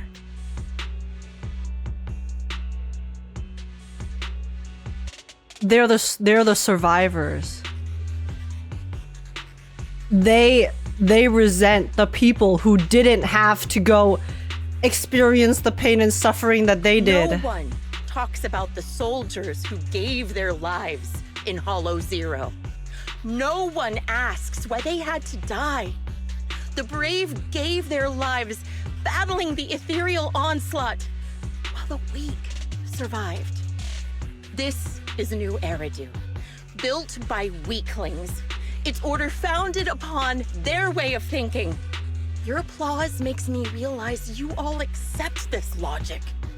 Each of you had loved ones who sacrificed their lives in the fall of the old capital. And now, you're thankful that someone has encouraged you to move on from them.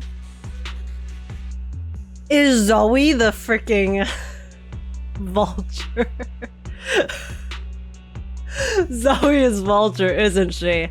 The way, the delivery, just like the voice acting. Zoe's voice acting is so good, and it reminds me of how good Vulture's voice acting was. The way she's speaking is... What meaning does the sacrifice of those It's who parallel. died have Hearing her if you angry, won't choose to forget? I'm getting deja vu. You never thought about why your own loved ones had to die? And why no one is responsible for their deaths? Miss Zoe, there's not much time left for your, Open your eyes! I'm speaking to those who have lost loved ones! If death is the medal for the fallen, then pain is the cross the living must bear.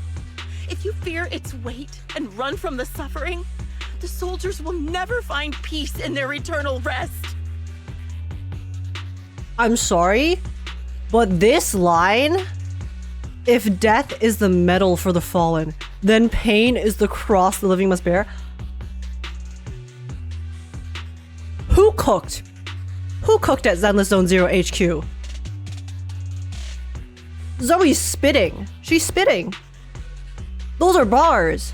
To tear the wound open once again, so you'll never forget the searing pain. That's the real meaning of Remembrance Day. W translators, dude.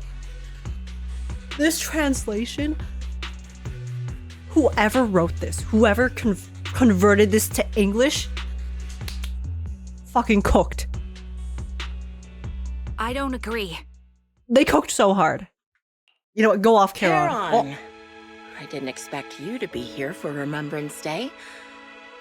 How are things going with your search? Seems like you have something to say. Among the people standing here, there's a woman who raised her daughter with a survivor Oh, the benefits music. left by The her music husband. got so epic. Another who's been able to carry on with her life thanks to the final efforts of her child. And yet another who's found purpose because of the influence of his late sister. The will of the deceased lives on in every person here. The soldiers who died during the fall of the old capital fought for this. The future that their loved ones are making for themselves now. The old me might have agreed with what you said, but someone taught me that pain and hardship can lead to hope. They helped me see that hope can be inherited, not just destroyed when life fades. Okay, Charon, cook. That's why. I believe the departed didn't leave us wounded or with a heavy cross to bear, but with a melody. And she's gonna play the fucking harmonica. Each of us holds a harmonica that plays the melody of life. At first, it may sound awkward, but it will eventually flow smoothly, taking on our own style, until it merges with our soul. You seem quite certain about what you're saying. Tell me then. Play it. Play it. What kind of melody is left behind by those we've lost? Play some music for us, Charon. I'm not sure. I can't picture the exact melody, but I trust the answer I've chosen. And I trust everything I've seen and heard. A vague and insubstantial answer, isn't it? I was right about you, Charon. From the moment we met, I knew we'd never really understand each other. Zoe's kind of thick goon. Guys, I can't even goon right now because I'm just so lost in the sauce. I'm sorry you feel that way. I'm so locked in. Everyone, I apologize for taking up your time. My speech ends here. Please feel free to continue with your visit. Zoe exits the venue without sparing a single glance back, leaving the audience and the defense force in a state of confusion. Charon looks thoughtfully in the direction she disappeared. I'm telling you, I might just be delusional, okay? I could just be delusional. But I swear to God, just now when Zoe was getting really mad, she sounded the exact same as the vulture from earlier. As the sniper. What do you think, Proxy? She can't just say all that and then say, just continue, please continue. Literally. Zoe dropped this massive ass bomb and then was like, you know what? Whatever. Moving on. Something's off. Something was definitely off about her just now. And the things she said, I'm starting to get a really bad feeling about this. You mean about her real identity, right? Looks like we're on the same page. Also, wait. Guys, now that I'm thinking about it, you know earlier when we were talking to the 3 victims, like the 3 victims from the first holo? When we were trying to talk to Jesse, the guy, and trying to make him reveal the fact that he was part of the defense force as well? Zoe was the one who exposed Jesse to us. She was the one who said, Jesse, just come out with it. You're also part of the defense force, aren't you?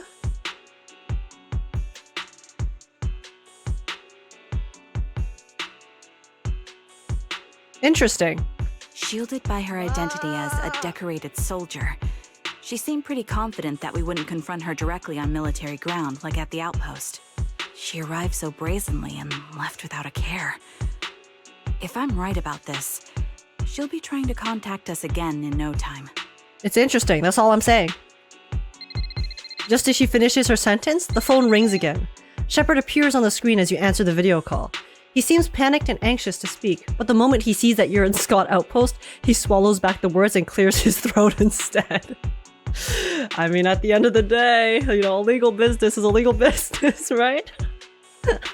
Looks like you're a little busy, so I'll keep it short.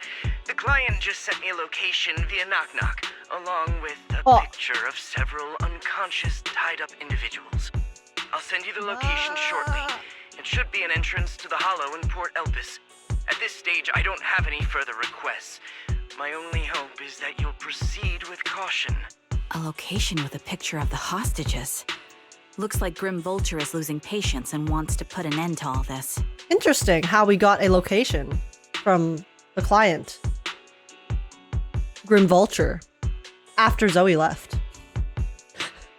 Sorry, I know this is all confirmation bias now, but... What do you plan on doing? Charon, what's your plan? With everything that's happened, no matter what you choose, I'll stay by your side till the very end. Oh, Belle.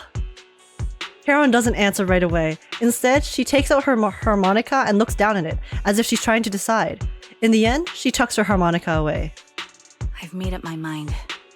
Proxy, please accept my official commission. Help me venture into the depths of the Hollow to rescue the client and any other hostages. It's time to put an end to this. It's up to me to stop Grim Vulture. Stop her from crushing everything in front of her with that heavy cross. Oh. Okay, guys. The end is approaching. I can feel it. Oh. I just want to know the truth. I want to know what's going on. I need all the pieces. I need it to all come together. You leave the Remembrance Day event with Charon and return to the video store. She cleans her firearm multiple times and keeps adjusting her breathing. The showdown is about to begin. Proxy, thank you for accompanying me this far. In the upcoming battle, Grim Vulture has likely already set up a stage filled with traps. We may need to brace ourselves for a tough fight. Do you have a strategy in mind? To be honest, there isn't a fully viable strategy. The opponent is a sniper and can keenly anticipate the timing and trajectory of each of my shots, dodging in advance. entering the battlefield pre-prepared by such a formidable enemy alone. It's foreseeable that she will continuously occupy elevated sniper positions, relentlessly targeting us, while we will have very few opportunities to land a hit on her. Also interesting how we're now certain that the gender of said sniper is her. Wouldn't that mean we'd be easy prey? Theoretically speaking, that's right. In a sniper duel, the one who fails to secure the best vantage point or exposes their position is always the loser. But I believe there's still a chance. In our previous fight, I could sense the pride and impatience of Grim Vulture as a sniper. I'm not sure where that impatience comes from, but that pride is definitely something we can turn against her. I believe she would never accept the idea of me surpassing her in sniping skills. Are we about to give Grim Vulture an ego check? If I can outmatch her at a critical moment, she will lose her composure, and that will be the only instant she exposes a weakness. Proxy, this is the strategy I've chosen. Grim Vulture may indeed be the superior sniper, but I will surpass her and make this strategy succeed. To win this battle, despite the overwhelming disadvantage, please entrust your back to me, Proxy. I need you, as my companion, to support me. You have to do the same then, Karen. Entrust your back to me as well. Yes, I will. I will protect you, so please also provide me with your guidance. It's time, guys. Piercing rain. That is one of the most ominous names they could possibly end this story with. What are they piercing? My heart? I guess we'll find out. Okay. Okay, guys. It's time. Let's find out who Grim Vulture truly is. Let's find out the truth. We'll see if I ball again. Alright, it's waiting time. I really hope this doesn't take me out of it. Karen, look! Another communicator. Oh, the weather is very fitting for what is about to go down. Okay. Another communicator. It's a bad habit for a sniper to be so talkative. True.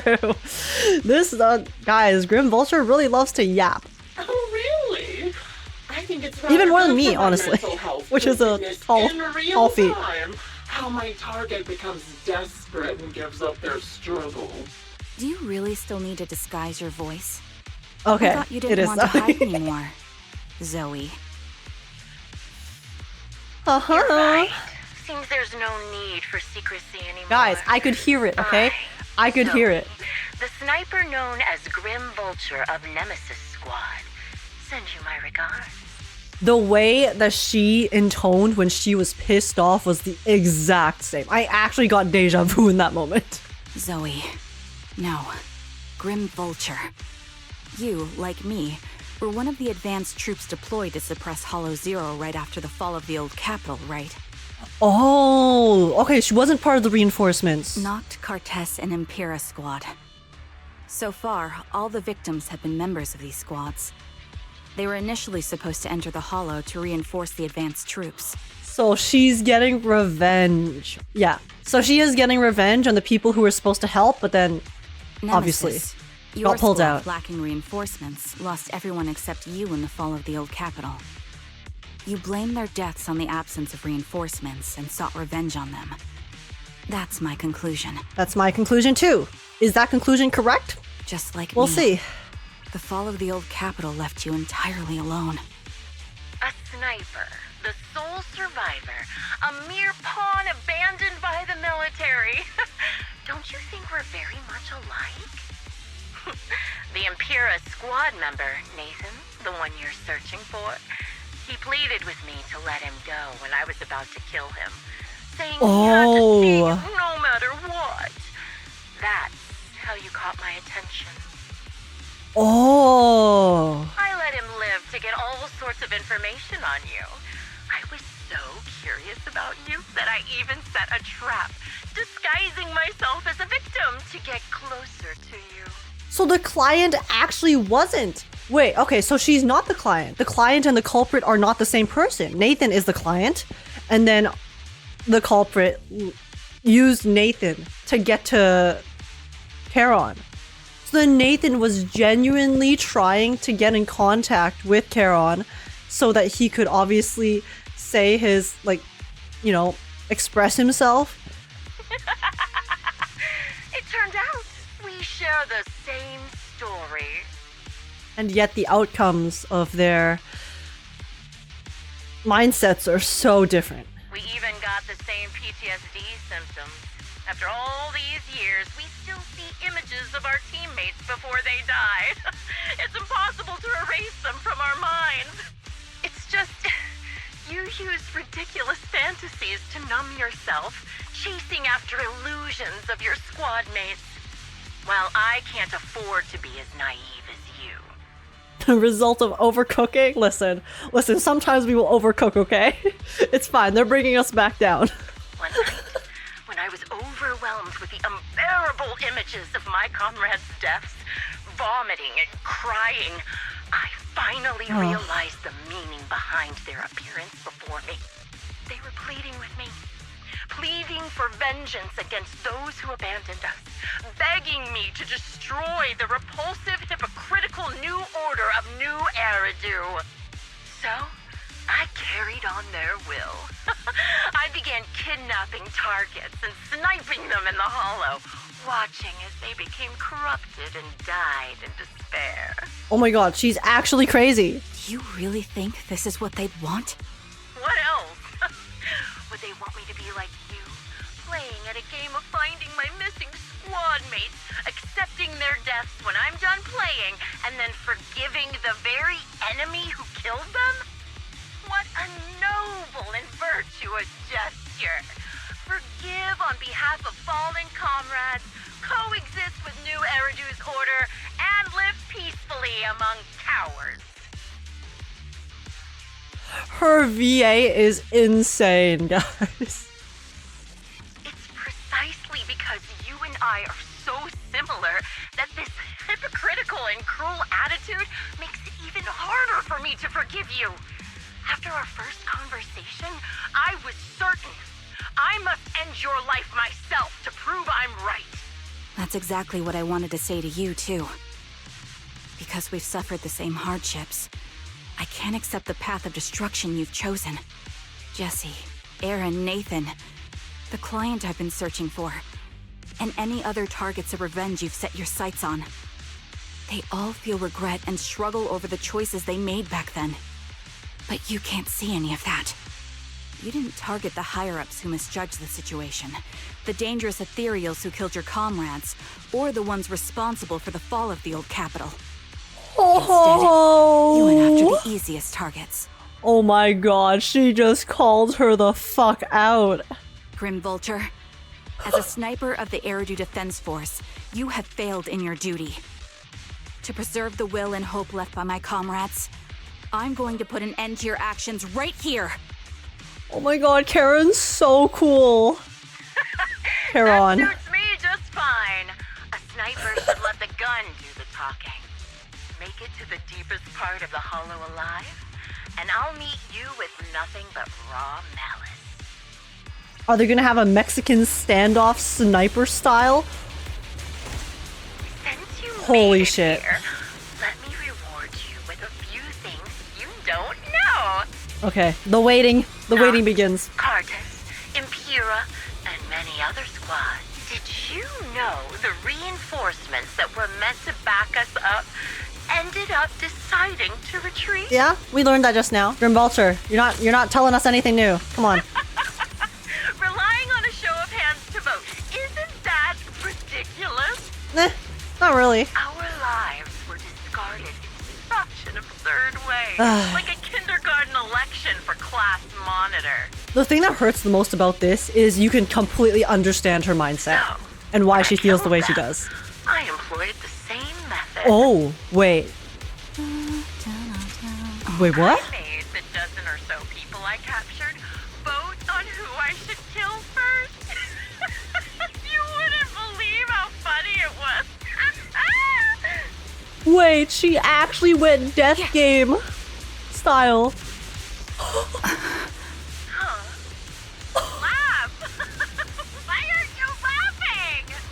Oh my god! She literally went battle royale on them. Jesus! Oh my. I'm on it. Oh me, oh my. Zoe has no chill, and like I understand. I don't agree, but I understand. She pulled a Junko, literally Danganronpa style. She said, "Vote, bitches. I am going to make you experience the same despair I did." Jesse and Aaron, do you have them too? Or are they already? You still care about them? Or should I say, it looks like I haven't made enough of a threat to your life if you still have the time to worry about them. Well, you haven't really done anything to us yet, Zoe. We're just fighting some mid-ethereals, you know? Why not leave their fate hanging as an unsolved mystery? Try sniping me now, idiot. Normally that's more suspenseful, right? Oh wait, she can. In any case, when you stumble into the underworld with your insides spilling out, you'll see the two of them. Jesus, she's actually insane. I mean, understandably so, but her guts spilling out, dude. Wait until then to reveal the answer. Those two morons are so stupid. Oh, it's hilarious.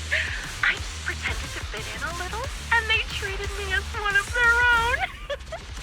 She's monologuing. She can monologue. They had their guard up, but they never thought to watch out for me. She can continue monologuing. It's fine. They retreated back then. Bunch of good-for-nothing idiots. You guys want me to... You said hold? Okay. Let me show you the... Activate. Enjoy your jiggle physics. Can't catch me.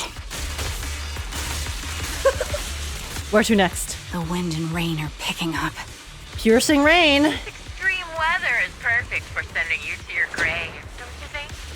No one will hear your screams and cries as you die. At this point, I'm just letting her go off. By the time the rain stops, the only thing left will be your cold. Like, she's actually very creative with her insults. I'll be so honest. It's actually quite impressive. I wonder, do you remember the weather on the day the old capital fell? It wasn't heavy rain like now, but the sky was just as dark. Both your teammates and mine. They all perished in a place like this. Now that I think about it, I guess I'm actually doing something good. Guys, I'm not sure if it's the pausing or if she's actually just has a lot of dialogue. I let you and your teammates die here. Maybe you'll be reunited. But she actually doesn't stop yapping. You should be grateful. I'll make sure you die just as painfully as your teammates did. Well, Grim Vulture, are you in pain? I would say yes. Don't you get it? I'm the one in charge of this conversation. Okay, sorry. I haven't given you permission to ask questions. She is UH, guys. I would never do what Zoe has done. I can sense your suffering. Okay? It needs to be said. Okay. Wait, how do I get there? Oh, I go around? Yeah. Yay! Alright, guys. You made it to the deepest part of the hollow in one go. Such determination deserves praise! Now, it's time for the final showdown we agreed on. But? But really, foolish is the only way to put it. What sniper would ever confront their enemy head You know on? what? Wait, she's kind of right about that, though. Why would a sniper give up her position to fight melee? She doesn't. She kind of spits facts. I will not lie. By abducting and corrupting a high-ranking officer. Wait, she made this ethereal? It wasn't easy luring it here. You can play with it for a while. That's just the amount of layers to how dark she is. Waiting for the moment to slip up. Then I'll put a bullet right through your heart. Oh wait, I see her. Wait, I see her up there. Maybe we were able to see her before, but just now, when she sniped, she was on top of the beam. Okay, I need you to stop, bro. See, you can see her there. Oh wait, that's so cool. Ever heard the whistle of arrows in flight? Okay. Time to fight. The moment I want to fight is the moment he disappears. This is your requiem. We have to finish it. We have to finish it with Trigger, guys. Okay. Oh, okay. Cutscene time. Holy shit. Oh? Ooh. The real failure they even did the animation. is the one who's been forced into a corner, like you!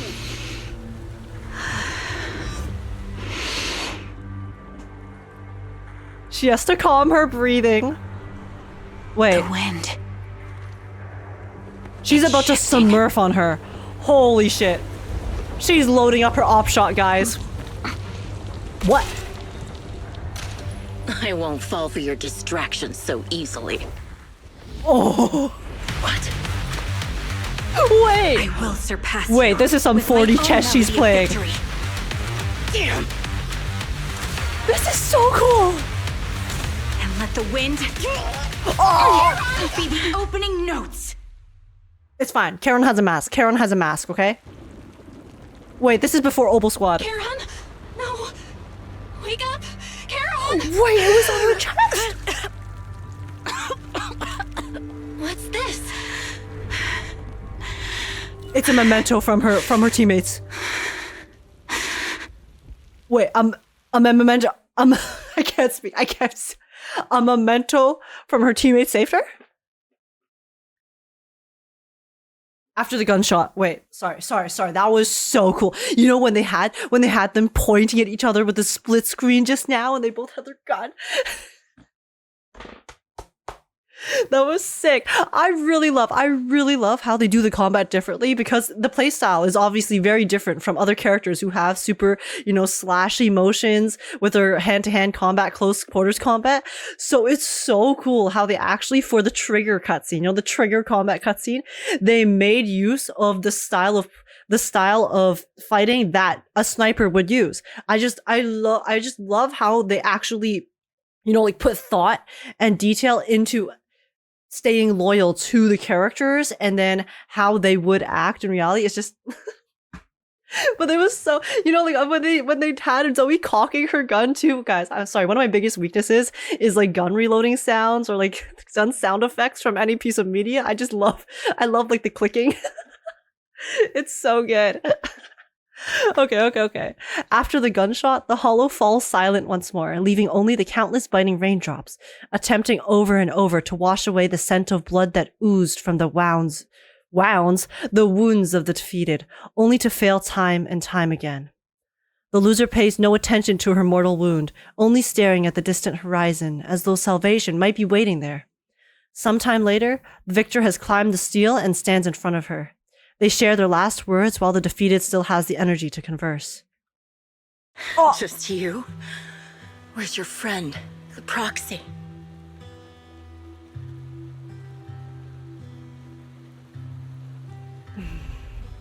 The proxy went to rescue the hostages. I want to speak with you alone. A sniper should always monitor the changes to their surroundings, factoring the environment into their tactics. Being blinded by the intent to kill and failing to take this into account was your downfall. She said you tunneled way too hard, bro. You tunneled so hard, you got ganked. Didn't expect to be lectured by a youngster. What a disgrace. When my view was blocked, I realized you'd used the visual blind spot to reposition. So I adjusted my aim accordingly. But I still couldn't hit you. Your prediction and accuracy were spot on. I was just saved once again by this. By both this harmonica and by my former comrades. Oh, that's the harmonica! Sorry, I did not recognize it. Are you trying to say that this is destiny? That it's the will of my companions guarding me?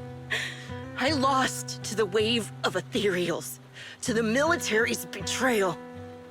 And now I lose to your reckless actions, driven by some ridiculous fantasy. Your fantasy, your attitude, your very existence, and the outcome of this battle. They are the greatest denial and insult to my revenge. Yet you're emitting a much calmer ether energy now. Almost as if you found relief. My vision is fading. I can't see my comrades on the brink of death anymore. My wounds are fatal, but I don't feel any pain. Relief. It's not such a bad thing. Did you intend for me to kill you from the start?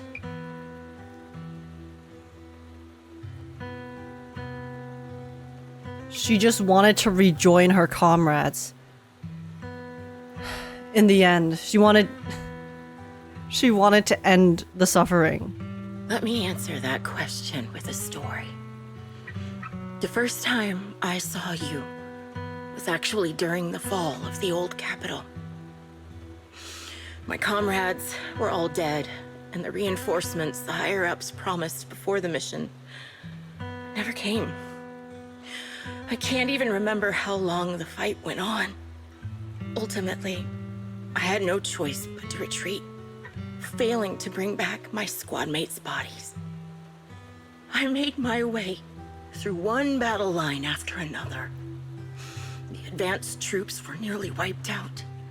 But when I reached a certain front, a small squad of survivors called out to me. Few people can still stand after such severe corruption and injury, but it was her. 5 of them were still fighting. They were protecting a girl who had lost her sight and fallen unconscious while searching for a way out of the hollow. Okay, Lyre squad, man. They told me they were beyond saving. And if I planned to retreat, I must take the girl with me.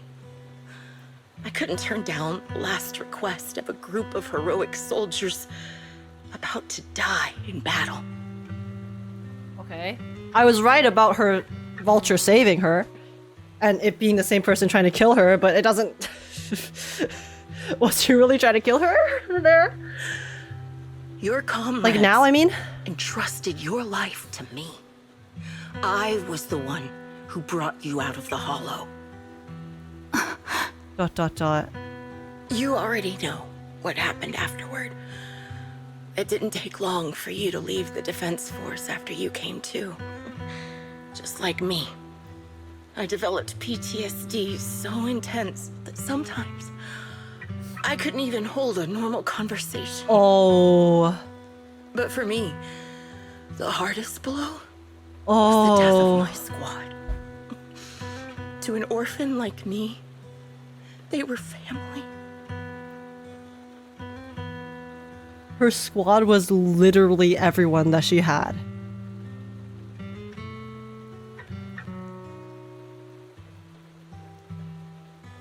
She was completely and utterly alone.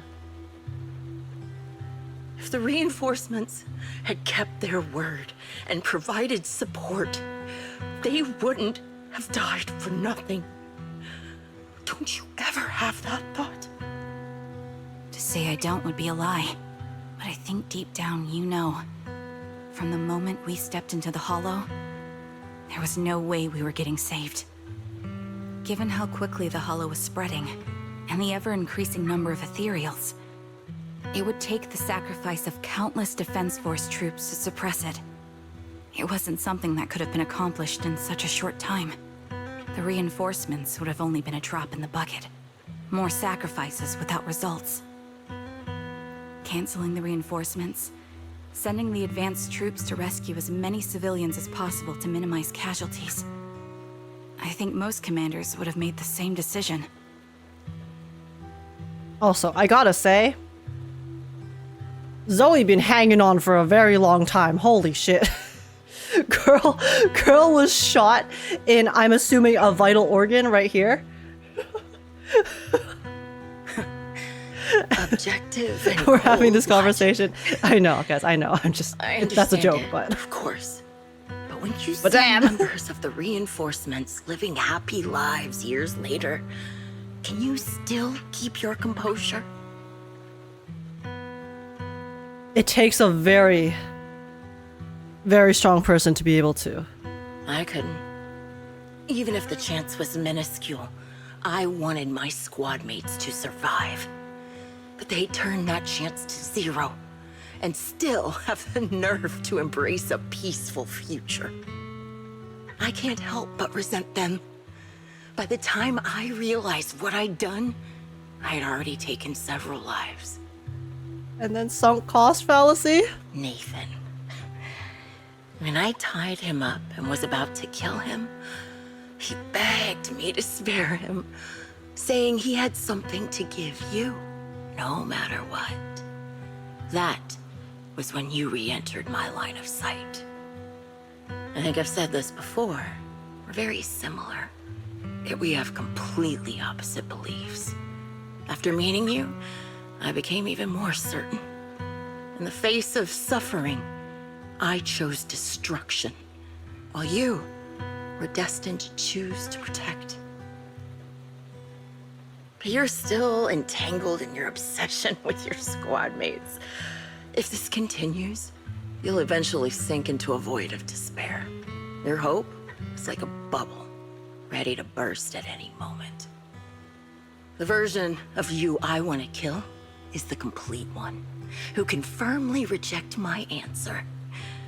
If you haven't found your answer yet, then I'll be the one to push you forward. I kill you, or you end me.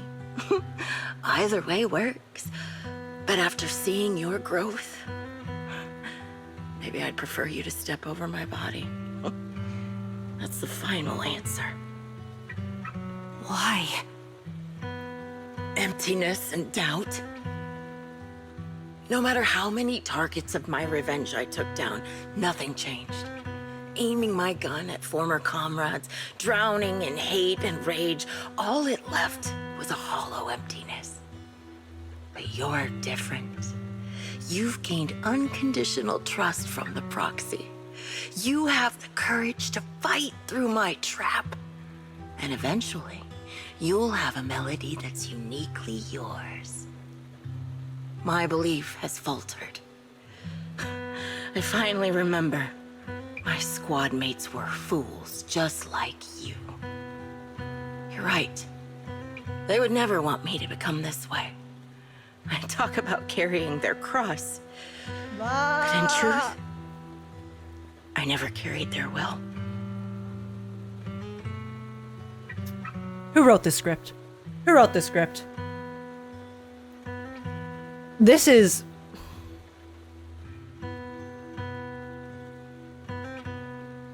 like...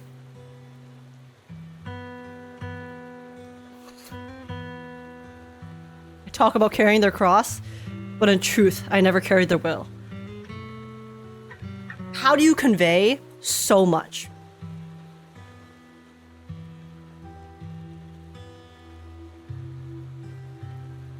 In one sentence.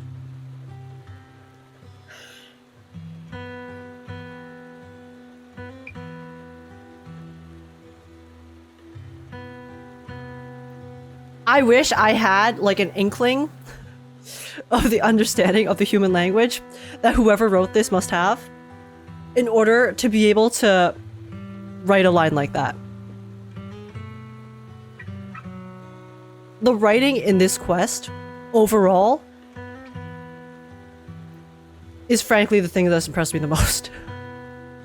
Even just like the literal dialogue lines itself. Not even just the story, but the actual physical dialogue. It's just banger after banger. And actually all of the bangers came from Zoe. Not all of them, but like the ones that impacted me the most and the ones that I found the most convincing. It was from Zoe's speech earlier, and then this line right here. I'm so impressed. So be it. Take the hostage and go. A villain stained with the blood of others deserves nothing but a miserable end. I'm looking forward to how long you'll be able to protect those in front of your eyes. The music cut out. Of course. Charon doesn't leave. Instead, she kneels beside Grim Vulture, picks up the bullet-marked harmonica, and begins playing a melody titled Homecoming. Fuck! Why does it pause when I go to the next line of dialogue? Okay, it's fine.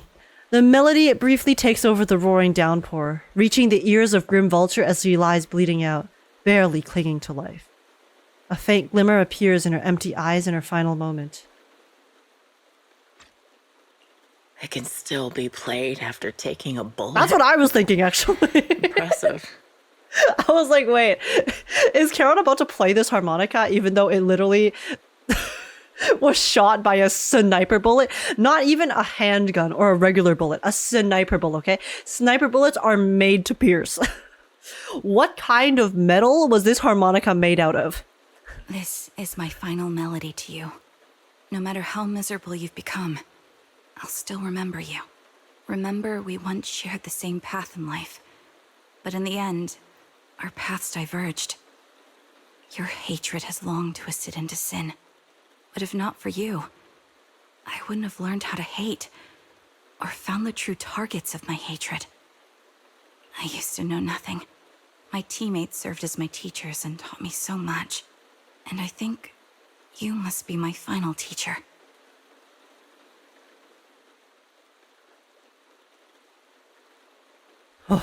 You taught me, in the most intense way, what hatred truly means. Really? So you found someone you want revenge against, too? That's good. Thorfinn voice. I have no enemies. The melody of Homecoming plays on as the girl endures the agony of her ocular rejection, struggling to make the harmonica's notes rise above the sound of the rain.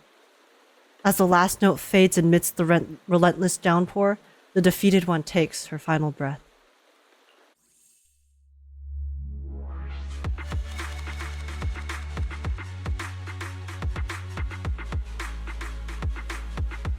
Holy crap.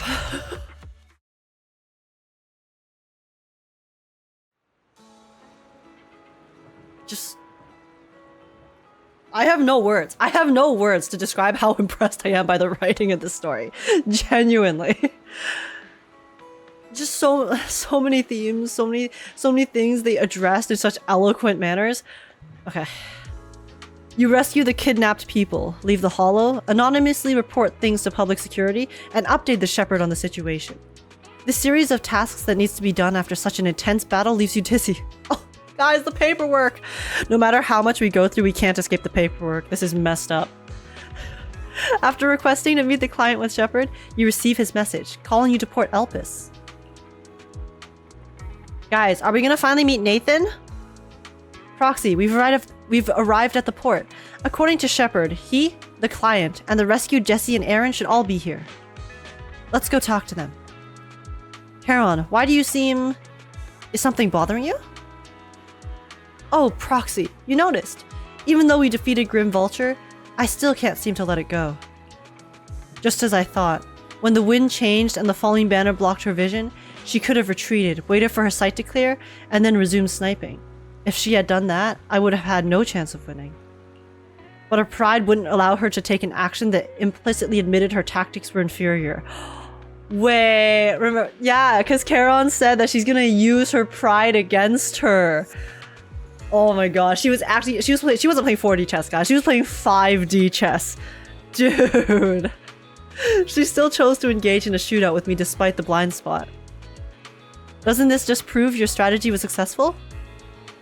But after realizing that she actually wanted to die, I started to wonder, Was my course of action something she deliberately led me into? I would find a way to break her trap and create an opportunity for reversal. And she was waiting for that moment, ready to test whether I had truly surpassed her through a direct confrontation. I believe that was her intention. It was her final test for her. Her feelings must have been very complicated. Huh. Proxy. You told me that Grim Vulture once appeared here at the port, standing by the trash can on the wooden pier, gazing out at the sea. She also picked up some batteries, you know, cleared up some litter too. What was she thinking back then? I wonder. Sorry. I was just talking to myself. Let's go meet the client together. He's still alive and hadn't become another of Grim Vulture's victims. I suppose that's the best news we could have. Although, I already understand that my client's true identity is not my teammate, and it may not bring the hope I've longed for. I still want to face him. Alright. At least we can get some closure. Okay guys, my hopium that her team is alive, that was the biggest dose of hopium you ever seen in your life. Damn. I was on some big ass copium there. Acknowledged. But can you blame me? An ordinary, unremarkable trash can. There was only one reason for stopping in front of this trash can. The first time Grim Vulture was seen, disguised as an ordinary person, she was standing silently next to this trash can, gazing at the sea. Search the trash can. Lifting the lid of the trash can, among a pile of crumpled food wrappers and discarded ether batteries smelling of seawater, you find some torn pieces of paper scattered here and there. It was easy to identify them as pages from a notebook that had been deliberately torn apart. Assemble it. Reassemble it. It seems that what Grim Vulture discarded in here wasn't just ether batteries.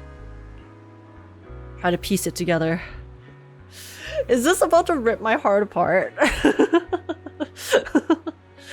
You quickly stored it and pieced together the torn papers. Now, the contents are fully readable. It seems to be a diary. Read the first entry of Grim Vulture's diary. I'm terrified. Old diary, page 1. The captain came to talk to me again today. Ever since I took down that elite ethereal in the last mission, word's been spreading about Nemesis Squad having an ace sniper. It's quite troublesome. A bunch of rookies went to the captain, saying they wanted my guidance to improve their sniping skills. Are they underestimating what it means to be a sniper? Do they really think sniping is just something you can pick up whenever you feel like it? I've dedicated every waking moment of my life to training, all to become a sniper capable of taking down any target. Without the resolve to take another's life, you'll never become a proper sniper. The codename Grim Vulture represents the weight and bloodshed behind sniping. Like a vulture feeding on corpses, I hunt for death, wrapping myself in its scent. I was going to turn the captain down, but Peregrine told me I've been too tense lately and should try accepting the captain's proposal. It would give me the chance to socialize and mingle. Well, I guess I'll think about how to teach these juniors. Though, honestly, I feel like snipers should just let their guns do the talking.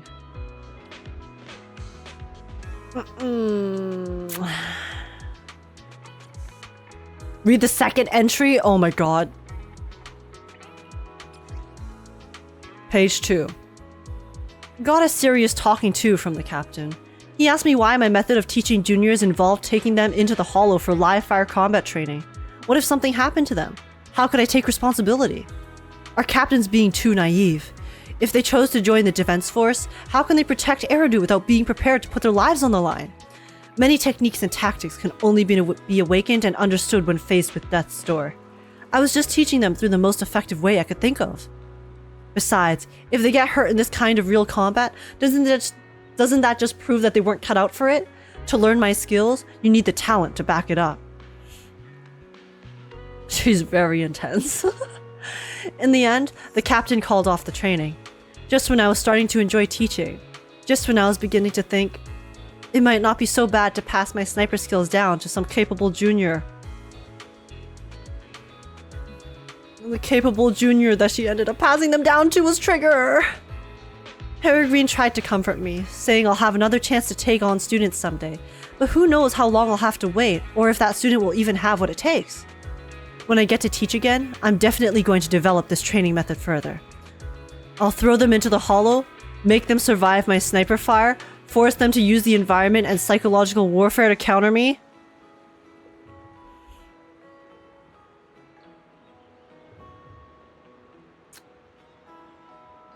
Sounds familiar. As long as they're not too unlucky and manage to survive, they'll definitely learn everything I've got. When that time comes, Eridu will have another guardian. I'm actually looking forward to it.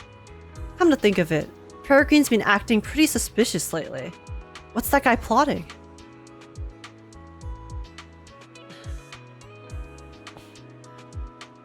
Well, she succeeded in her plan in the end, okay? Read the third entry of Grim Vulture's diary. After our mission, our captain in the squad called me to the dorm. When I opened the door, I saw balloons everywhere and a huge birthday cake. Turns out it was my birthday. They'd been secretly preparing the celebration for a while. Our captain apologized about the new recruit training incident from before and gave me a stunningly beautiful outfit. Everyone was chattering excitedly while sharing cake and stuffing gift boxes of all sizes into my hands. And then Peregrine got down on one knee and proposed to me with a ring.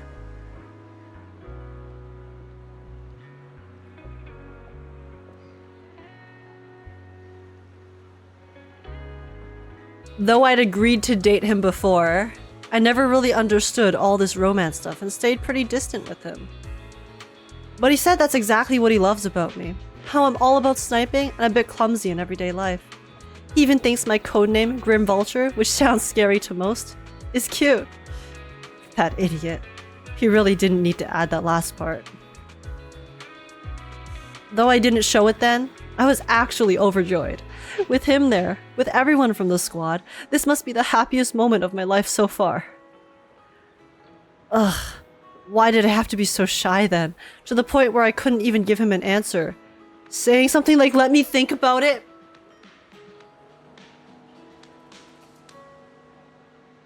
I should find the right moment to say yes. Yeah, that's what I'll do. After we return from our next mission, I definitely want to wear that beautiful outfit and tell everyone.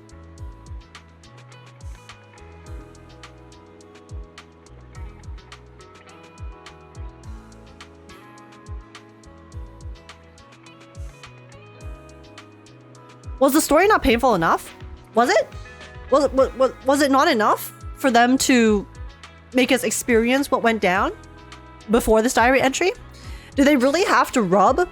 Not just, they didn't rub salt in the wound, okay? They took like a jug of bleach, poured it into the salt, mixed it together, and then dumped the entire bucket on our heads. I always say, the idea of what could have been. Regrets. Things that you wish you could have done while you had the chance. It wasn't, not even just the survivor's guilt. It was so much more. Like I said, she lost everyone. She lost literally everyone. She had no family. She had nothing. She only had her squad. She found her significant other, and she didn't even get the chance to truly be happy and the potential future that they had together. And guys, this is the most justifiable crash out I've ever seen in my life. The old diary, filled with memories of the past, comes to an abrupt end here.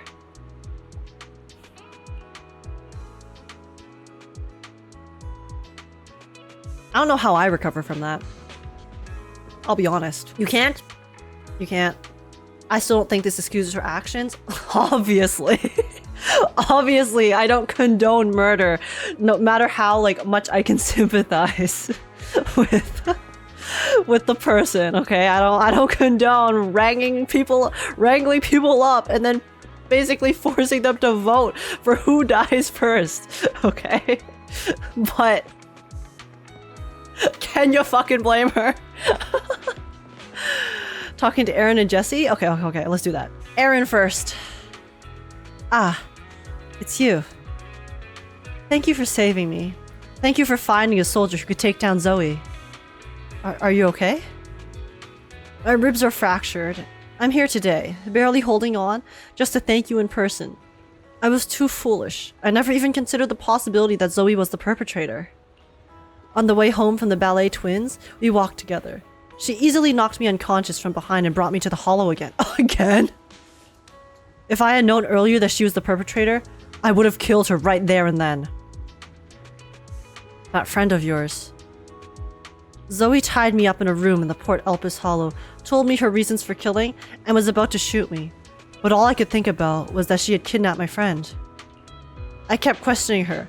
Back then, outside the hollow, my friend and I were both part of the reinforcement troops. I indeed felt the situation was dire and voted to retreat.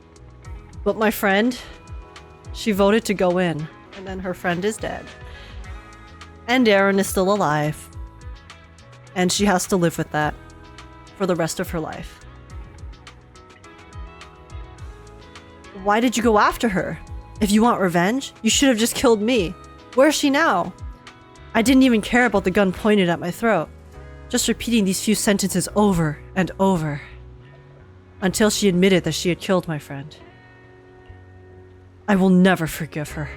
Even if choosing to retreat was my mistake, even if she had carried the pain of losing her companions, I had only one thought, to take her down with me.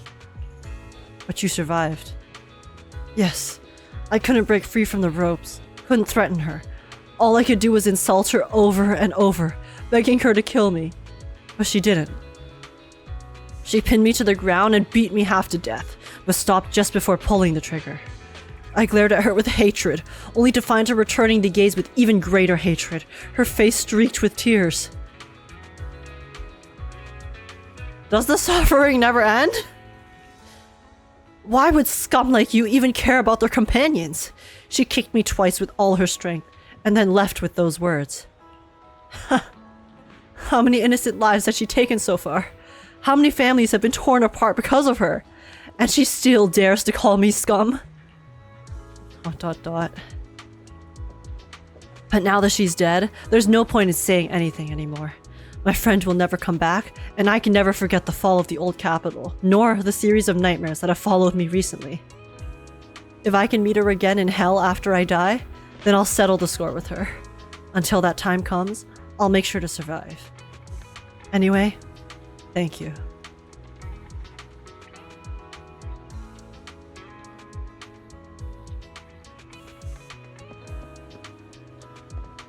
Can they run out of salt already? Can their salt supply please go dry? Erin is mad. Understandably so. It's just all of the different sides to the tragedy that has occurred here. All the different responses. All of the different outcomes of everything. Sometimes fate can be really cruel. And it's all the Hollow's fault. It's all the fault of whatever reason that the Hollows have spread and the disasters have occurred to begin with. We still don't know what the actual cause is. But once we do, we will be very greatly reminded of every single person that has suffered thus far because of it. So when the time comes, we will square the hell up. Okay? Okay? Sounds good? Sounds good, everyone? Agreed. Shepard and Jesse seem to be exchanging tips about working on the internet intelligence trade. When he notices you want to talk to Jesse, Shepard cuts the conversation short and moves to a spot a bit further away. Ah, we meet again. How should I put it? You saved my life again.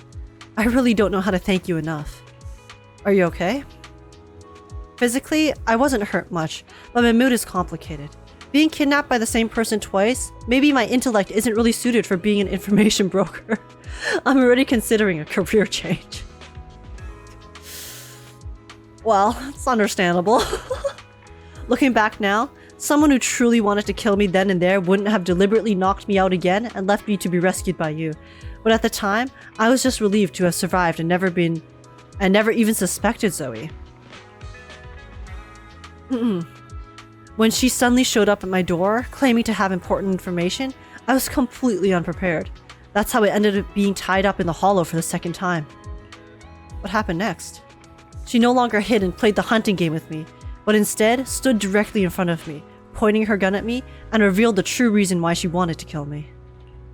The events of the fall of the old capital are something I really don't want to remember. I know I'm a coward. At the most critical moment, I chose to retreat along with the rest of the troops. But if you had seen that rapidly expanding hollow in person, you would have been terrified too. The moment you stepped inside, death was certain. Every soldier present knew that. My actions during the fall of the old capital are a stain on my career in the defense force. When I learned Zoe's true identity, I thought that being killed by her here would be nothing less than what I deserved. But she didn't kill you. Yeah, no matter how resigned I was, when I was about to be killed, I was still terrified, so I desperately begged her for mercy. But she didn't pull the trigger. I mustered the courage to meet her gaze, only to find her eyes empty, looking at me as if I were an insect. She raised her gun, emptied the bullets into the ceiling, and walked away. It's meaningless. Those were the last words she said to me. Tell me, back then, outside Hollow Zero, when we judged that our current forces couldn't stop the disaster and chose to retreat, did we really make the wrong choice? I don't know. What's the point of asking you anyway? What answer was I hoping to hear from you? Anyway, thank you. At the very least, because of this incident, I'm afraid I will never forget the nightmare of the old capital's fall, nor the moment Zoe looked at me with those hollow eyes. Phaethon. I'll remember the two of you. Are you angry? How can I not be angry? I clearly told you that if someone dies, you must inform me immediately, and I would bring in experienced holorators to handle the situation. Yet, you hid it from me and went on with the adventure. 2 inexperienced proxies with only 1 combatant to help, and you still challenged a bloodthirsty former soldier who's killed so many? If I had known what you were planning to do, I would have never shared those location details with you. I came here seeking a win-win, not to see rookies charge off into danger and get themselves killed. Sorry. I guess we can't work together anymore. Can't work together? What do you mean we can't work together? Being able to defeat such a cunning killer and possessing that unique technique of controlling Bangbu. You've shown me incredible strength and exclusive tech like this, Phaethon. How can I ever regard other proxies the same way after witnessing what you can do? Shepard's like, holy shit, guys, I've stumbled across a gold mine. Let's go, let's go. From now on, I, Shepard, will handle your commissions. I'm betting on you, and I can already foresee the day you'll reign supreme on Internaut. Wow, thanks so much. Our career is finally on the rise. Okay. It's me who should be thanking you. No matter how famous information brokers get, their influence is limited. But if one day Phaethon becomes a legendary proxy, Shepard will also become renowned on Internaut. But don't do anything so risky again. I don't want something to happen to the treasure I've bet on. Guys, we are Shepard's greatest investment. And thus the legendary Phaethon was born. 07 Shepard. It was a pleasure working with you. We have a bright future ahead of us. The golden goose indeed. Alright. Do they have more salt left for us? Let's find out. So you're the sniper from Lyre Squad. It's nice to finally meet you. And you must be the one who's been searching for me. Nathan, the younger brother of Lethe. It's good to see you safe and sound. That's right. I'm sorry for causing all this trouble. I nearly cost you your life, becoming a target of a victim from the fall of the old capital.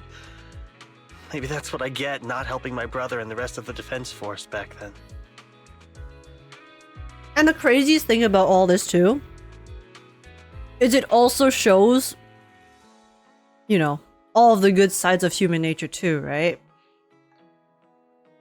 Every person here, well, maybe except for for Miss Raging, but honestly, you know, she's angry about the death of her friends, okay? So it's fine. But at least for Nathan and Jesse, even though they were too scared, right? And too scared, even though they were too scared to go in and help, I mean, did they clarify if Nathan wanted to go in or not? I can't remember exactly. But regardless, even after all of this, all the pain and suffering, and seeing just how, you know, wrong Zoe's actions were, they still kind of blame themselves. They still feel that, oh, you know, in the end, that decision I made back then, maybe this is fate coming back to kick me in the ass because I did abandon those people. And just... But it's so understandable to be scared. It's so understandable to, when you're in that position, I think it is very hard for any of us to say for sure whether or not we would be able to make that decision to put our lives on the line in such a direct manner, even knowing the fact that you will die. Just being willing to go and fight like that. Again, so much respect for the people who are willing to put themselves in danger to protect others. It takes a different kind of person to be able to do something like that. It's just, yeah. Yeah. When the reinforcements decided to retreat, I spoke out against it. I had family among the soldiers already in the hollow, but I didn't have the courage to take that step. The one that might have cost me my life. I'm sorry. Like, we've been able to see all the different sides of the types of people and just how far some people are willing to go. We've seen people who are too scared. We've seen people who wanted to but couldn't take that last step. We've seen people who are willing to take that last step. And it's just... You don't need to feel regret or apologize. The outcome wasn't something you could have controlled. You cared deeply for Lethe. And even today, you still think of him. To someone like him, who always cherished family, that's more than enough. Thank you. I heard you've been searching for the members of Lyre Squad all these years. I'm nothing compared to your determination. Thank you for everything you've done, but please stop the search. It's time for you to start living a life that's truly your own. I hate to say this as a family member, but back then, they were already... I know. You don't need to say it. I've been drowning in a fantasy of my own making for years, but it's a fantasy that kept me from falling into the abyss. Nathan, Grim Vulture told me you have something you want to give me. Is that why you commissioned someone to find me? Oh, I thought the thing that he wanted to give her was the harmonica and the music. Yes. After learning about the bond between you and your squad, I knew I couldn't live with myself if I didn't get this to you. So I got on my knees and begged Grim Vulture, even playing this recording for her, hoping it would move her. I swear to God, if this is a recording of her old teammates...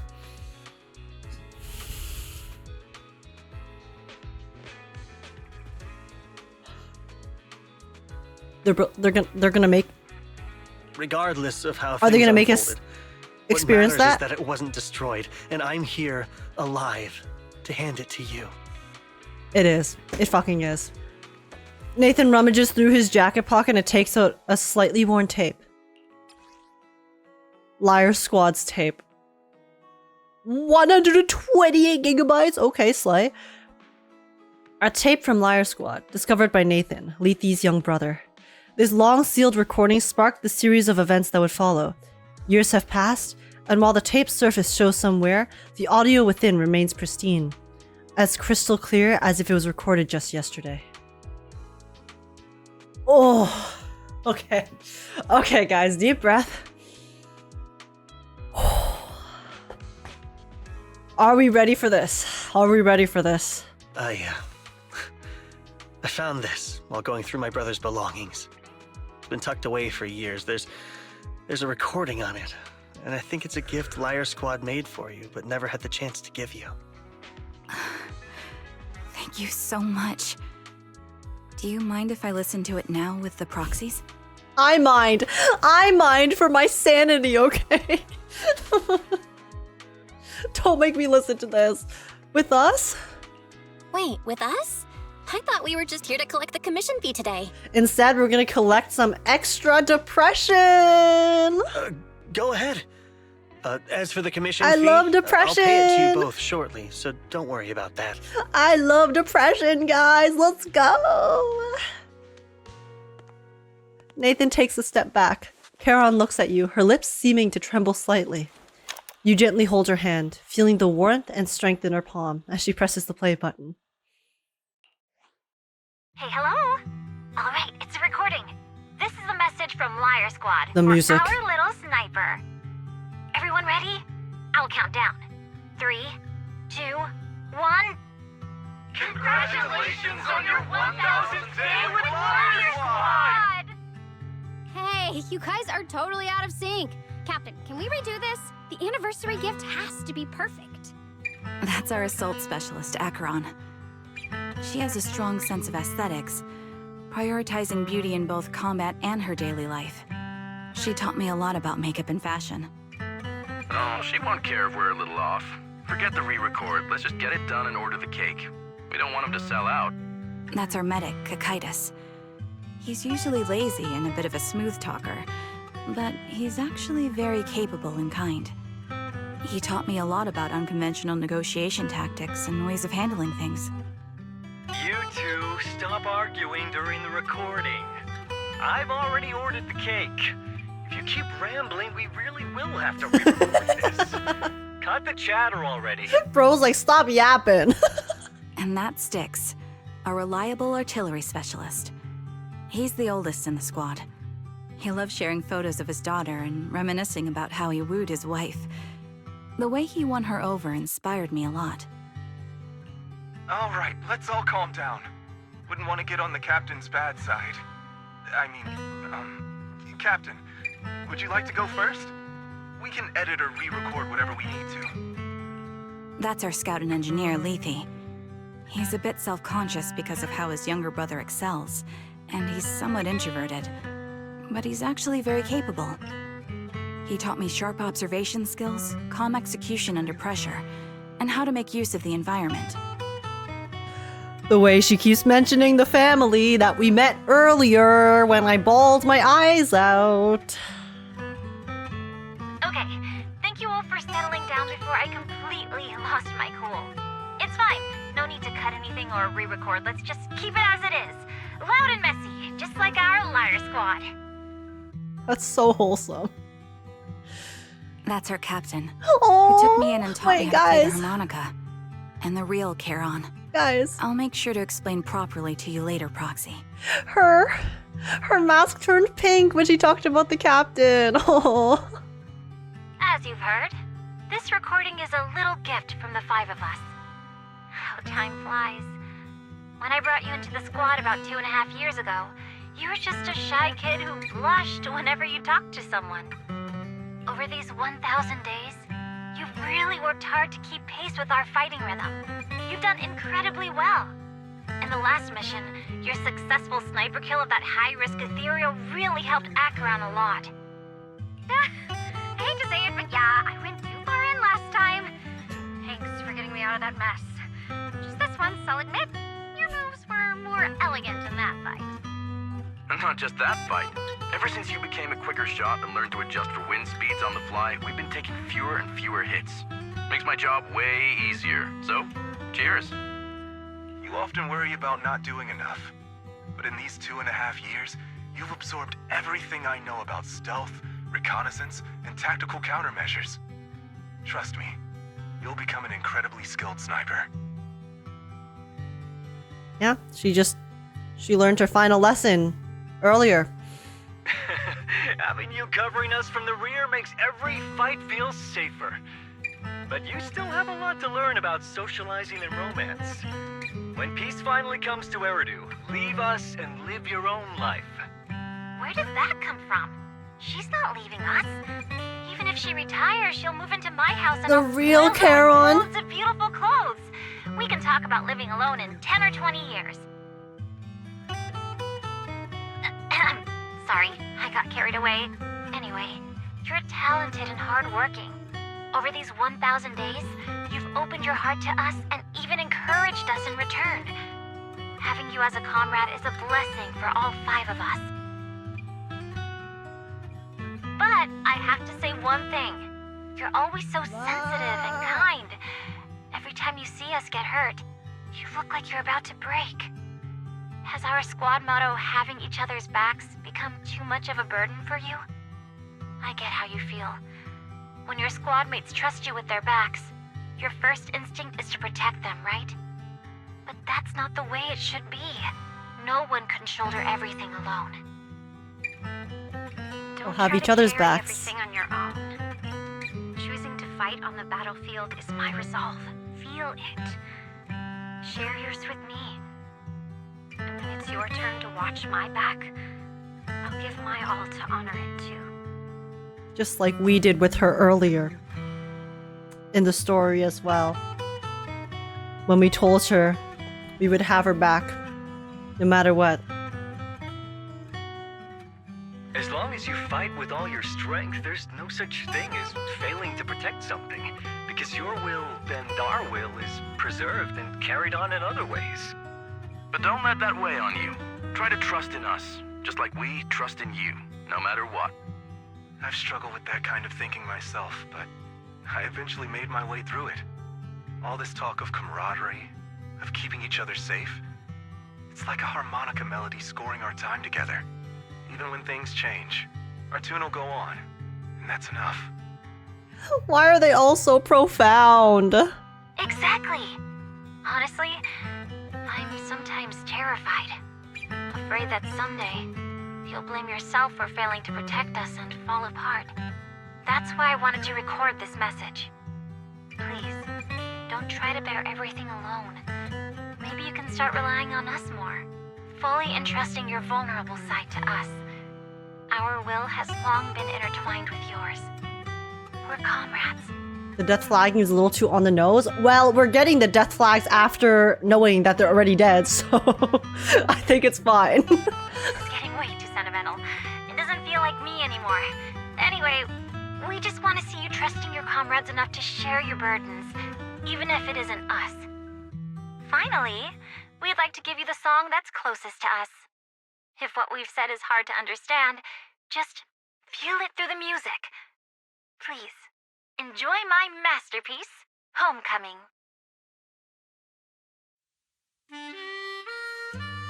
The old cassette plays a familiar tune. Its sound crisp and clear, as though it were just recorded yesterday. When the music fades, the tape goes silent. You turn to the woman who calls herself Charon as she desperately wipes away uncontrollable tears. The harbor wind ruffles her hair, and then, at last, she lifts her head.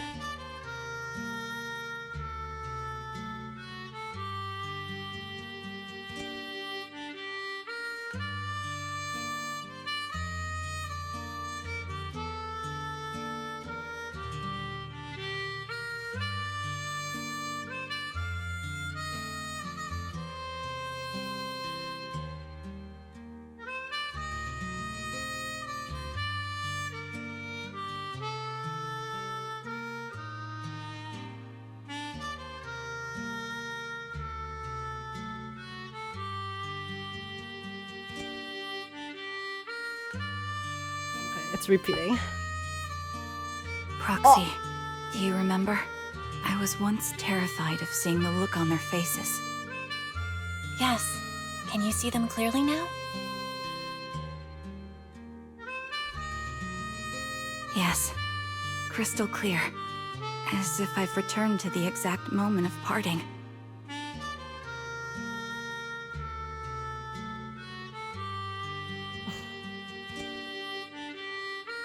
With all of the ether crystals, Nineveh, fuck you, Nineveh, fuck you, Nineveh, fuck, guys, we're squaring up, we're going to Hollow Zero after this, we're going to Withering Domain. I need to get some revenge. So this is our last glance. This is the answer you wanted me to find. Thanks, guys. For everything.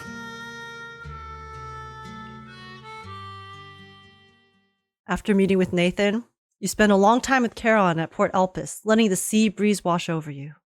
You don't say a word. because you both know it'll soon be time to part ways. As the temperature begins to cool, you head back to 6th Street with her. Proxies. No. Lies. Belle. I've troubled you two a lot these days with my personal affairs. Words can't describe what you've done for me. It's no trouble at all. To be honest, Belle and I have been a bit lost lately because of some personal matters. But meeting you has felt somehow comforting. Don't you think, Belle? Because for the siblings, obviously their search is still ongoing, but helping Trigger with her search and helping her get this closure probably gives Belle and Wise a lot of strength too, not just because they were able to help her and like help a friend, but in the hopes that they can also maybe get their closure and their as happy as it can be ending with their search for their loved ones as well, and the truth and everything that went down.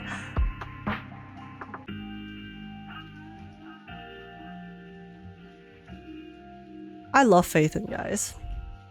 We've learned a lot from you too. Our wills are aligned. Exactly. We got something out of the experiences we shared. At the very least, it's brought us clarity. I guess our wills have always been aligned, haven't they? Yeah. When I was trapped in self-doubt, unable to get out, I'm glad you were there with me. You're right. We've already entrusted our backs to each other as comrades. And because of that, because we are comrades. She's blushing again. Please, hear me out. Maybe you've already noticed. I'm sorry, but I've been keeping something from you. Charon isn't actually my codename. I gathered as much. As I mentioned before, Charon was my captain's codename. When I met both of you for the first time, I didn't want to tell you my codename, because I thought someone who couldn't protect their squad mates had no right to one. So I lied. Captain Charon was an orphan like me, with no family to mourn her.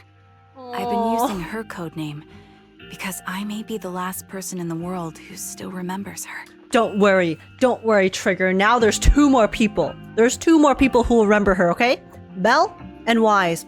And me. Never mind, that's 3. That's 3 people. Alright? Don't worry. Her will live on in our hearts. But I understand now.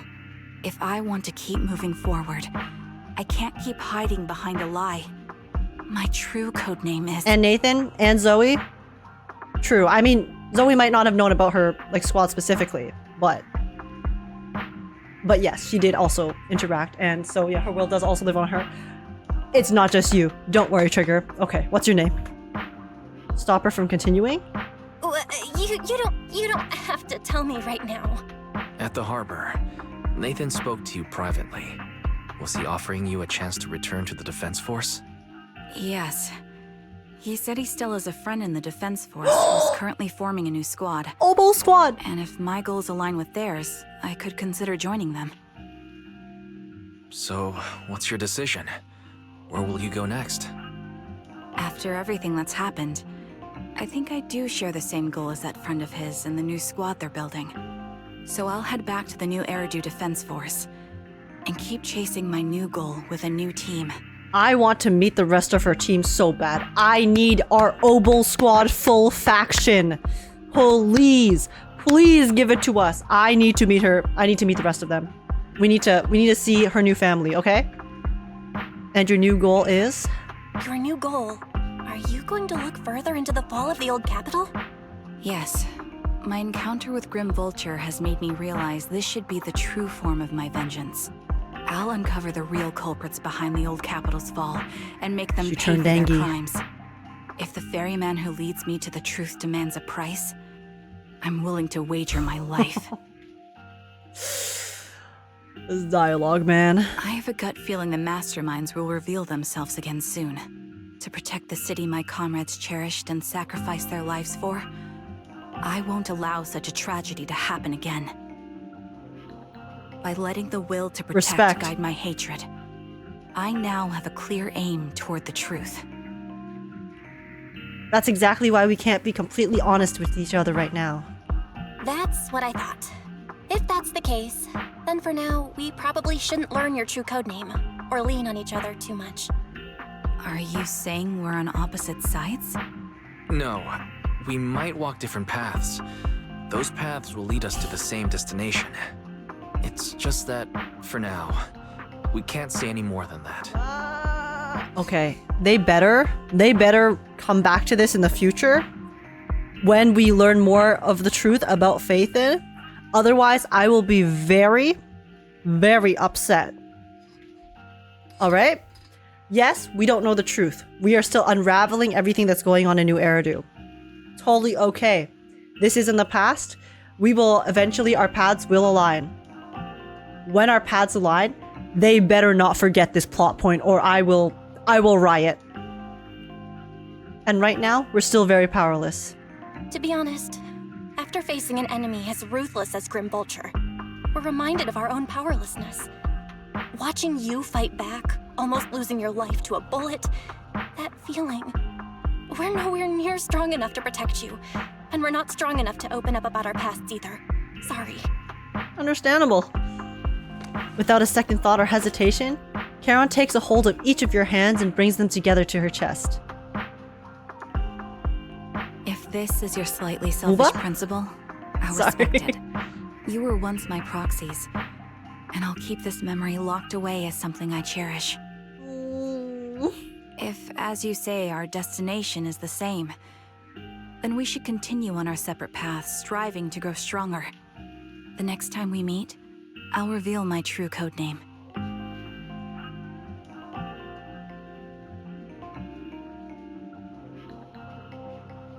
I'm holding you to that. I hope we can become true comrades. I want your presence to forever remain in the melody of my life. Deal. Yes, it's a promise. We'll meet again, Charon. It was so cute. Because now knowing, you know, when we play 1.6, when we first meet her back, and then Wise was like, okay. Because of this entire experience. You watch the woman who calls herself Charon walk further and further away. A Defense Force soldier waits for her at the end of her path. Is it Soldier 11? Hello. Oh. I'm the sniper from the former Lyre squad of the Chrysoberyl Division, recommended by Captain Nathan, originally of the new Eridu Defense Force's Obsidian Division, Impera Squad. Wait, they even gave her... Look at her, she's at parade rest. Yeah, I heard about you from my superior. Her pose. You're the one who dealt with the serial murders targeting the Defense Force, right? Well, the new Eridu Defense Force is ready to welcome you back. Let me confirm a few details before taking you to base. Which squad are you applying to join? And did you have a code name during your previous service? What? Oh my god.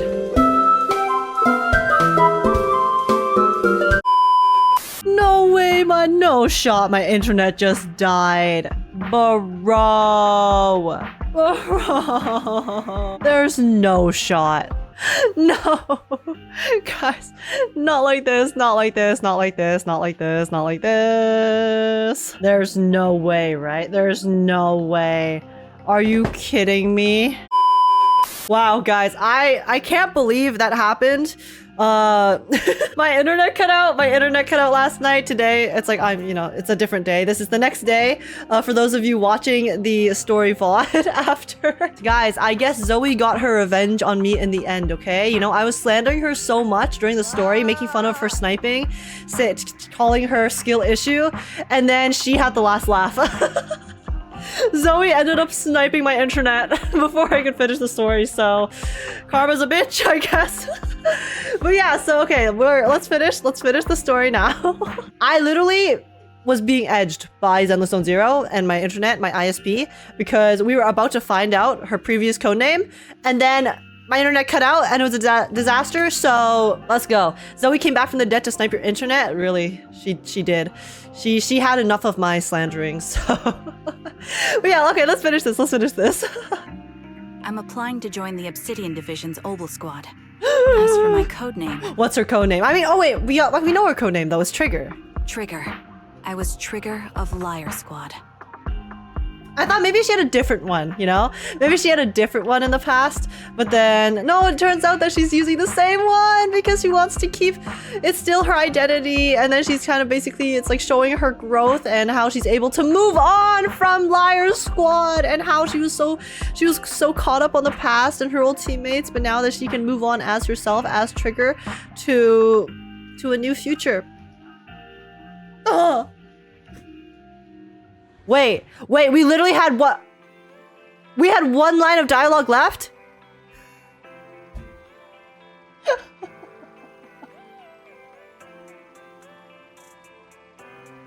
Guys, those of you watching the VOD are gonna be so confused by all of this later, but deadass, we had one line of dialogue left before my internet cut out. Are you kidding me?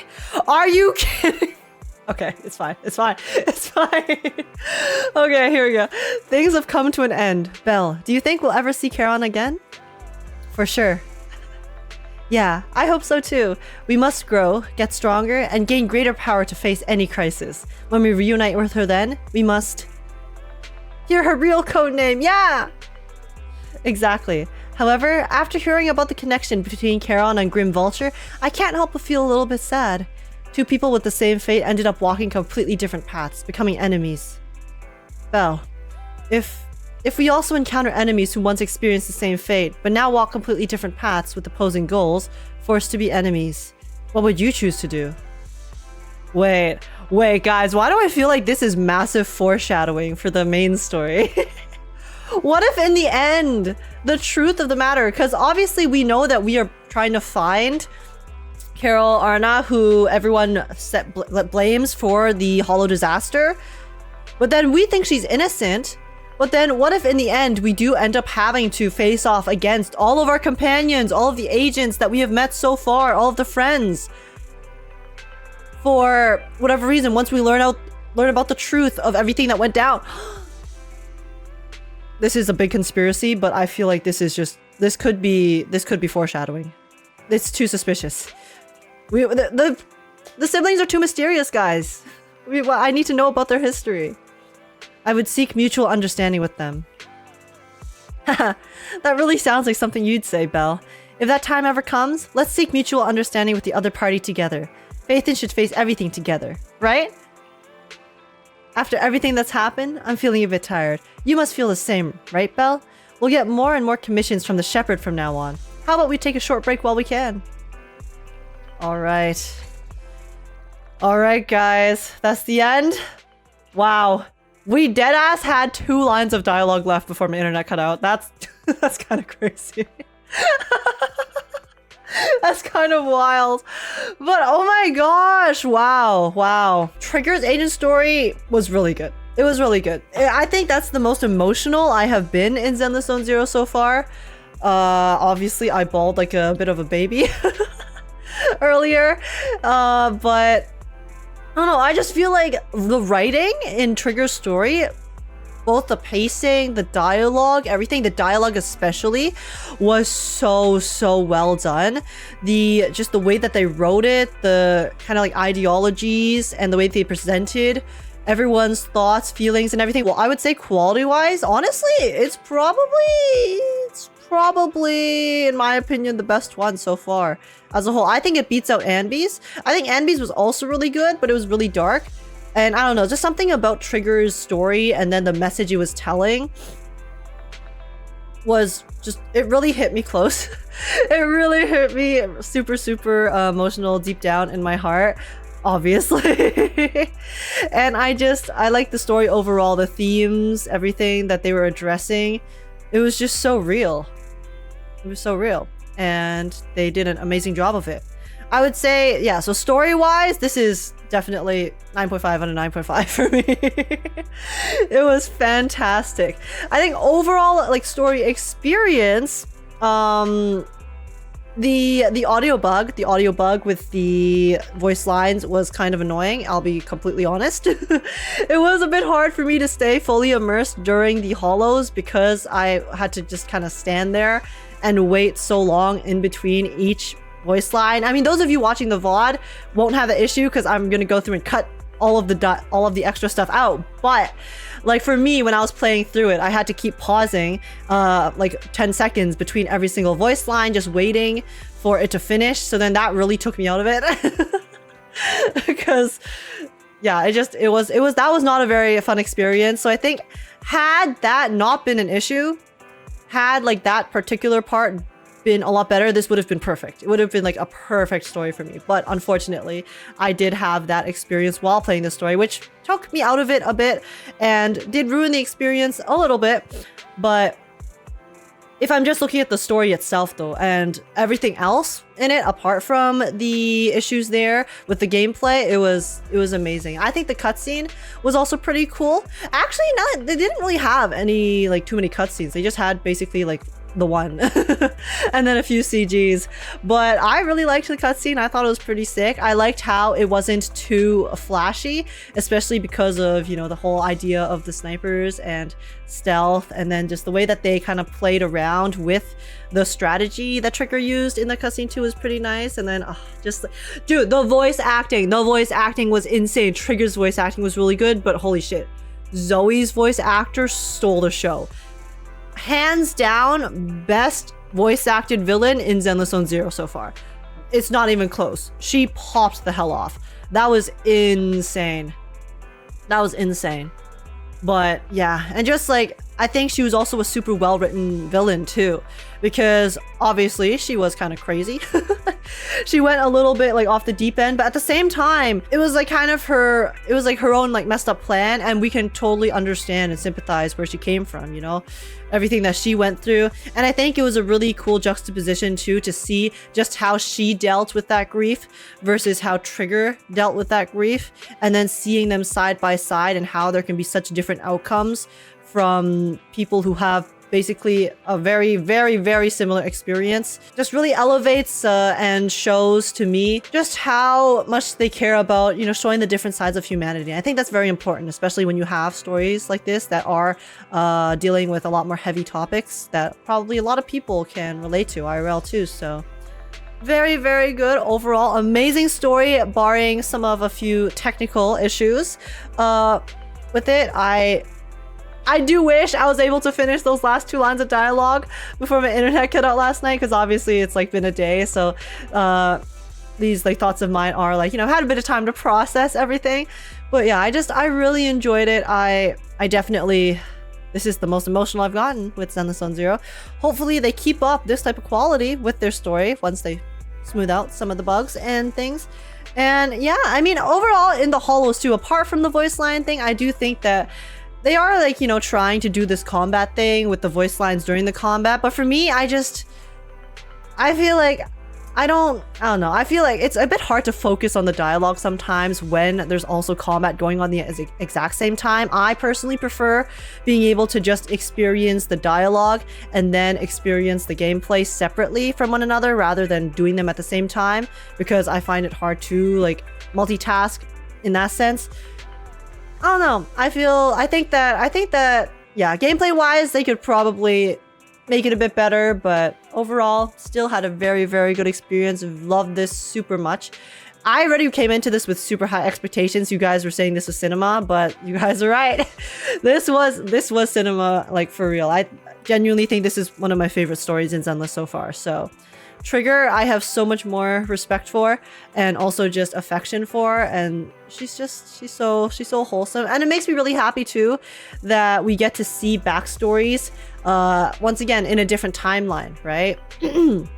So that this means that I think this opens the door for them to be able to be more creative with their agent stories and side stories in the future, because it allows them to expand on the past without kind of having to shoehorn in our characters from the present into the story as well. So really, really excited for what they have in store for us for the future with agent stories as well. And yeah, excited, can't wait to see it. Fantastic. Hope you guys enjoyed my reaction.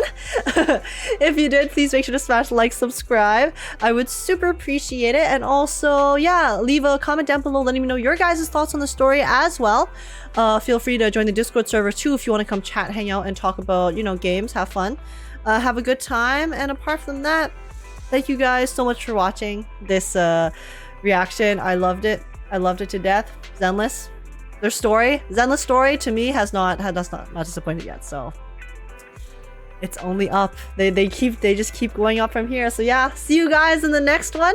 Take care, YouTube, and I will catch you later. Bye bye bye.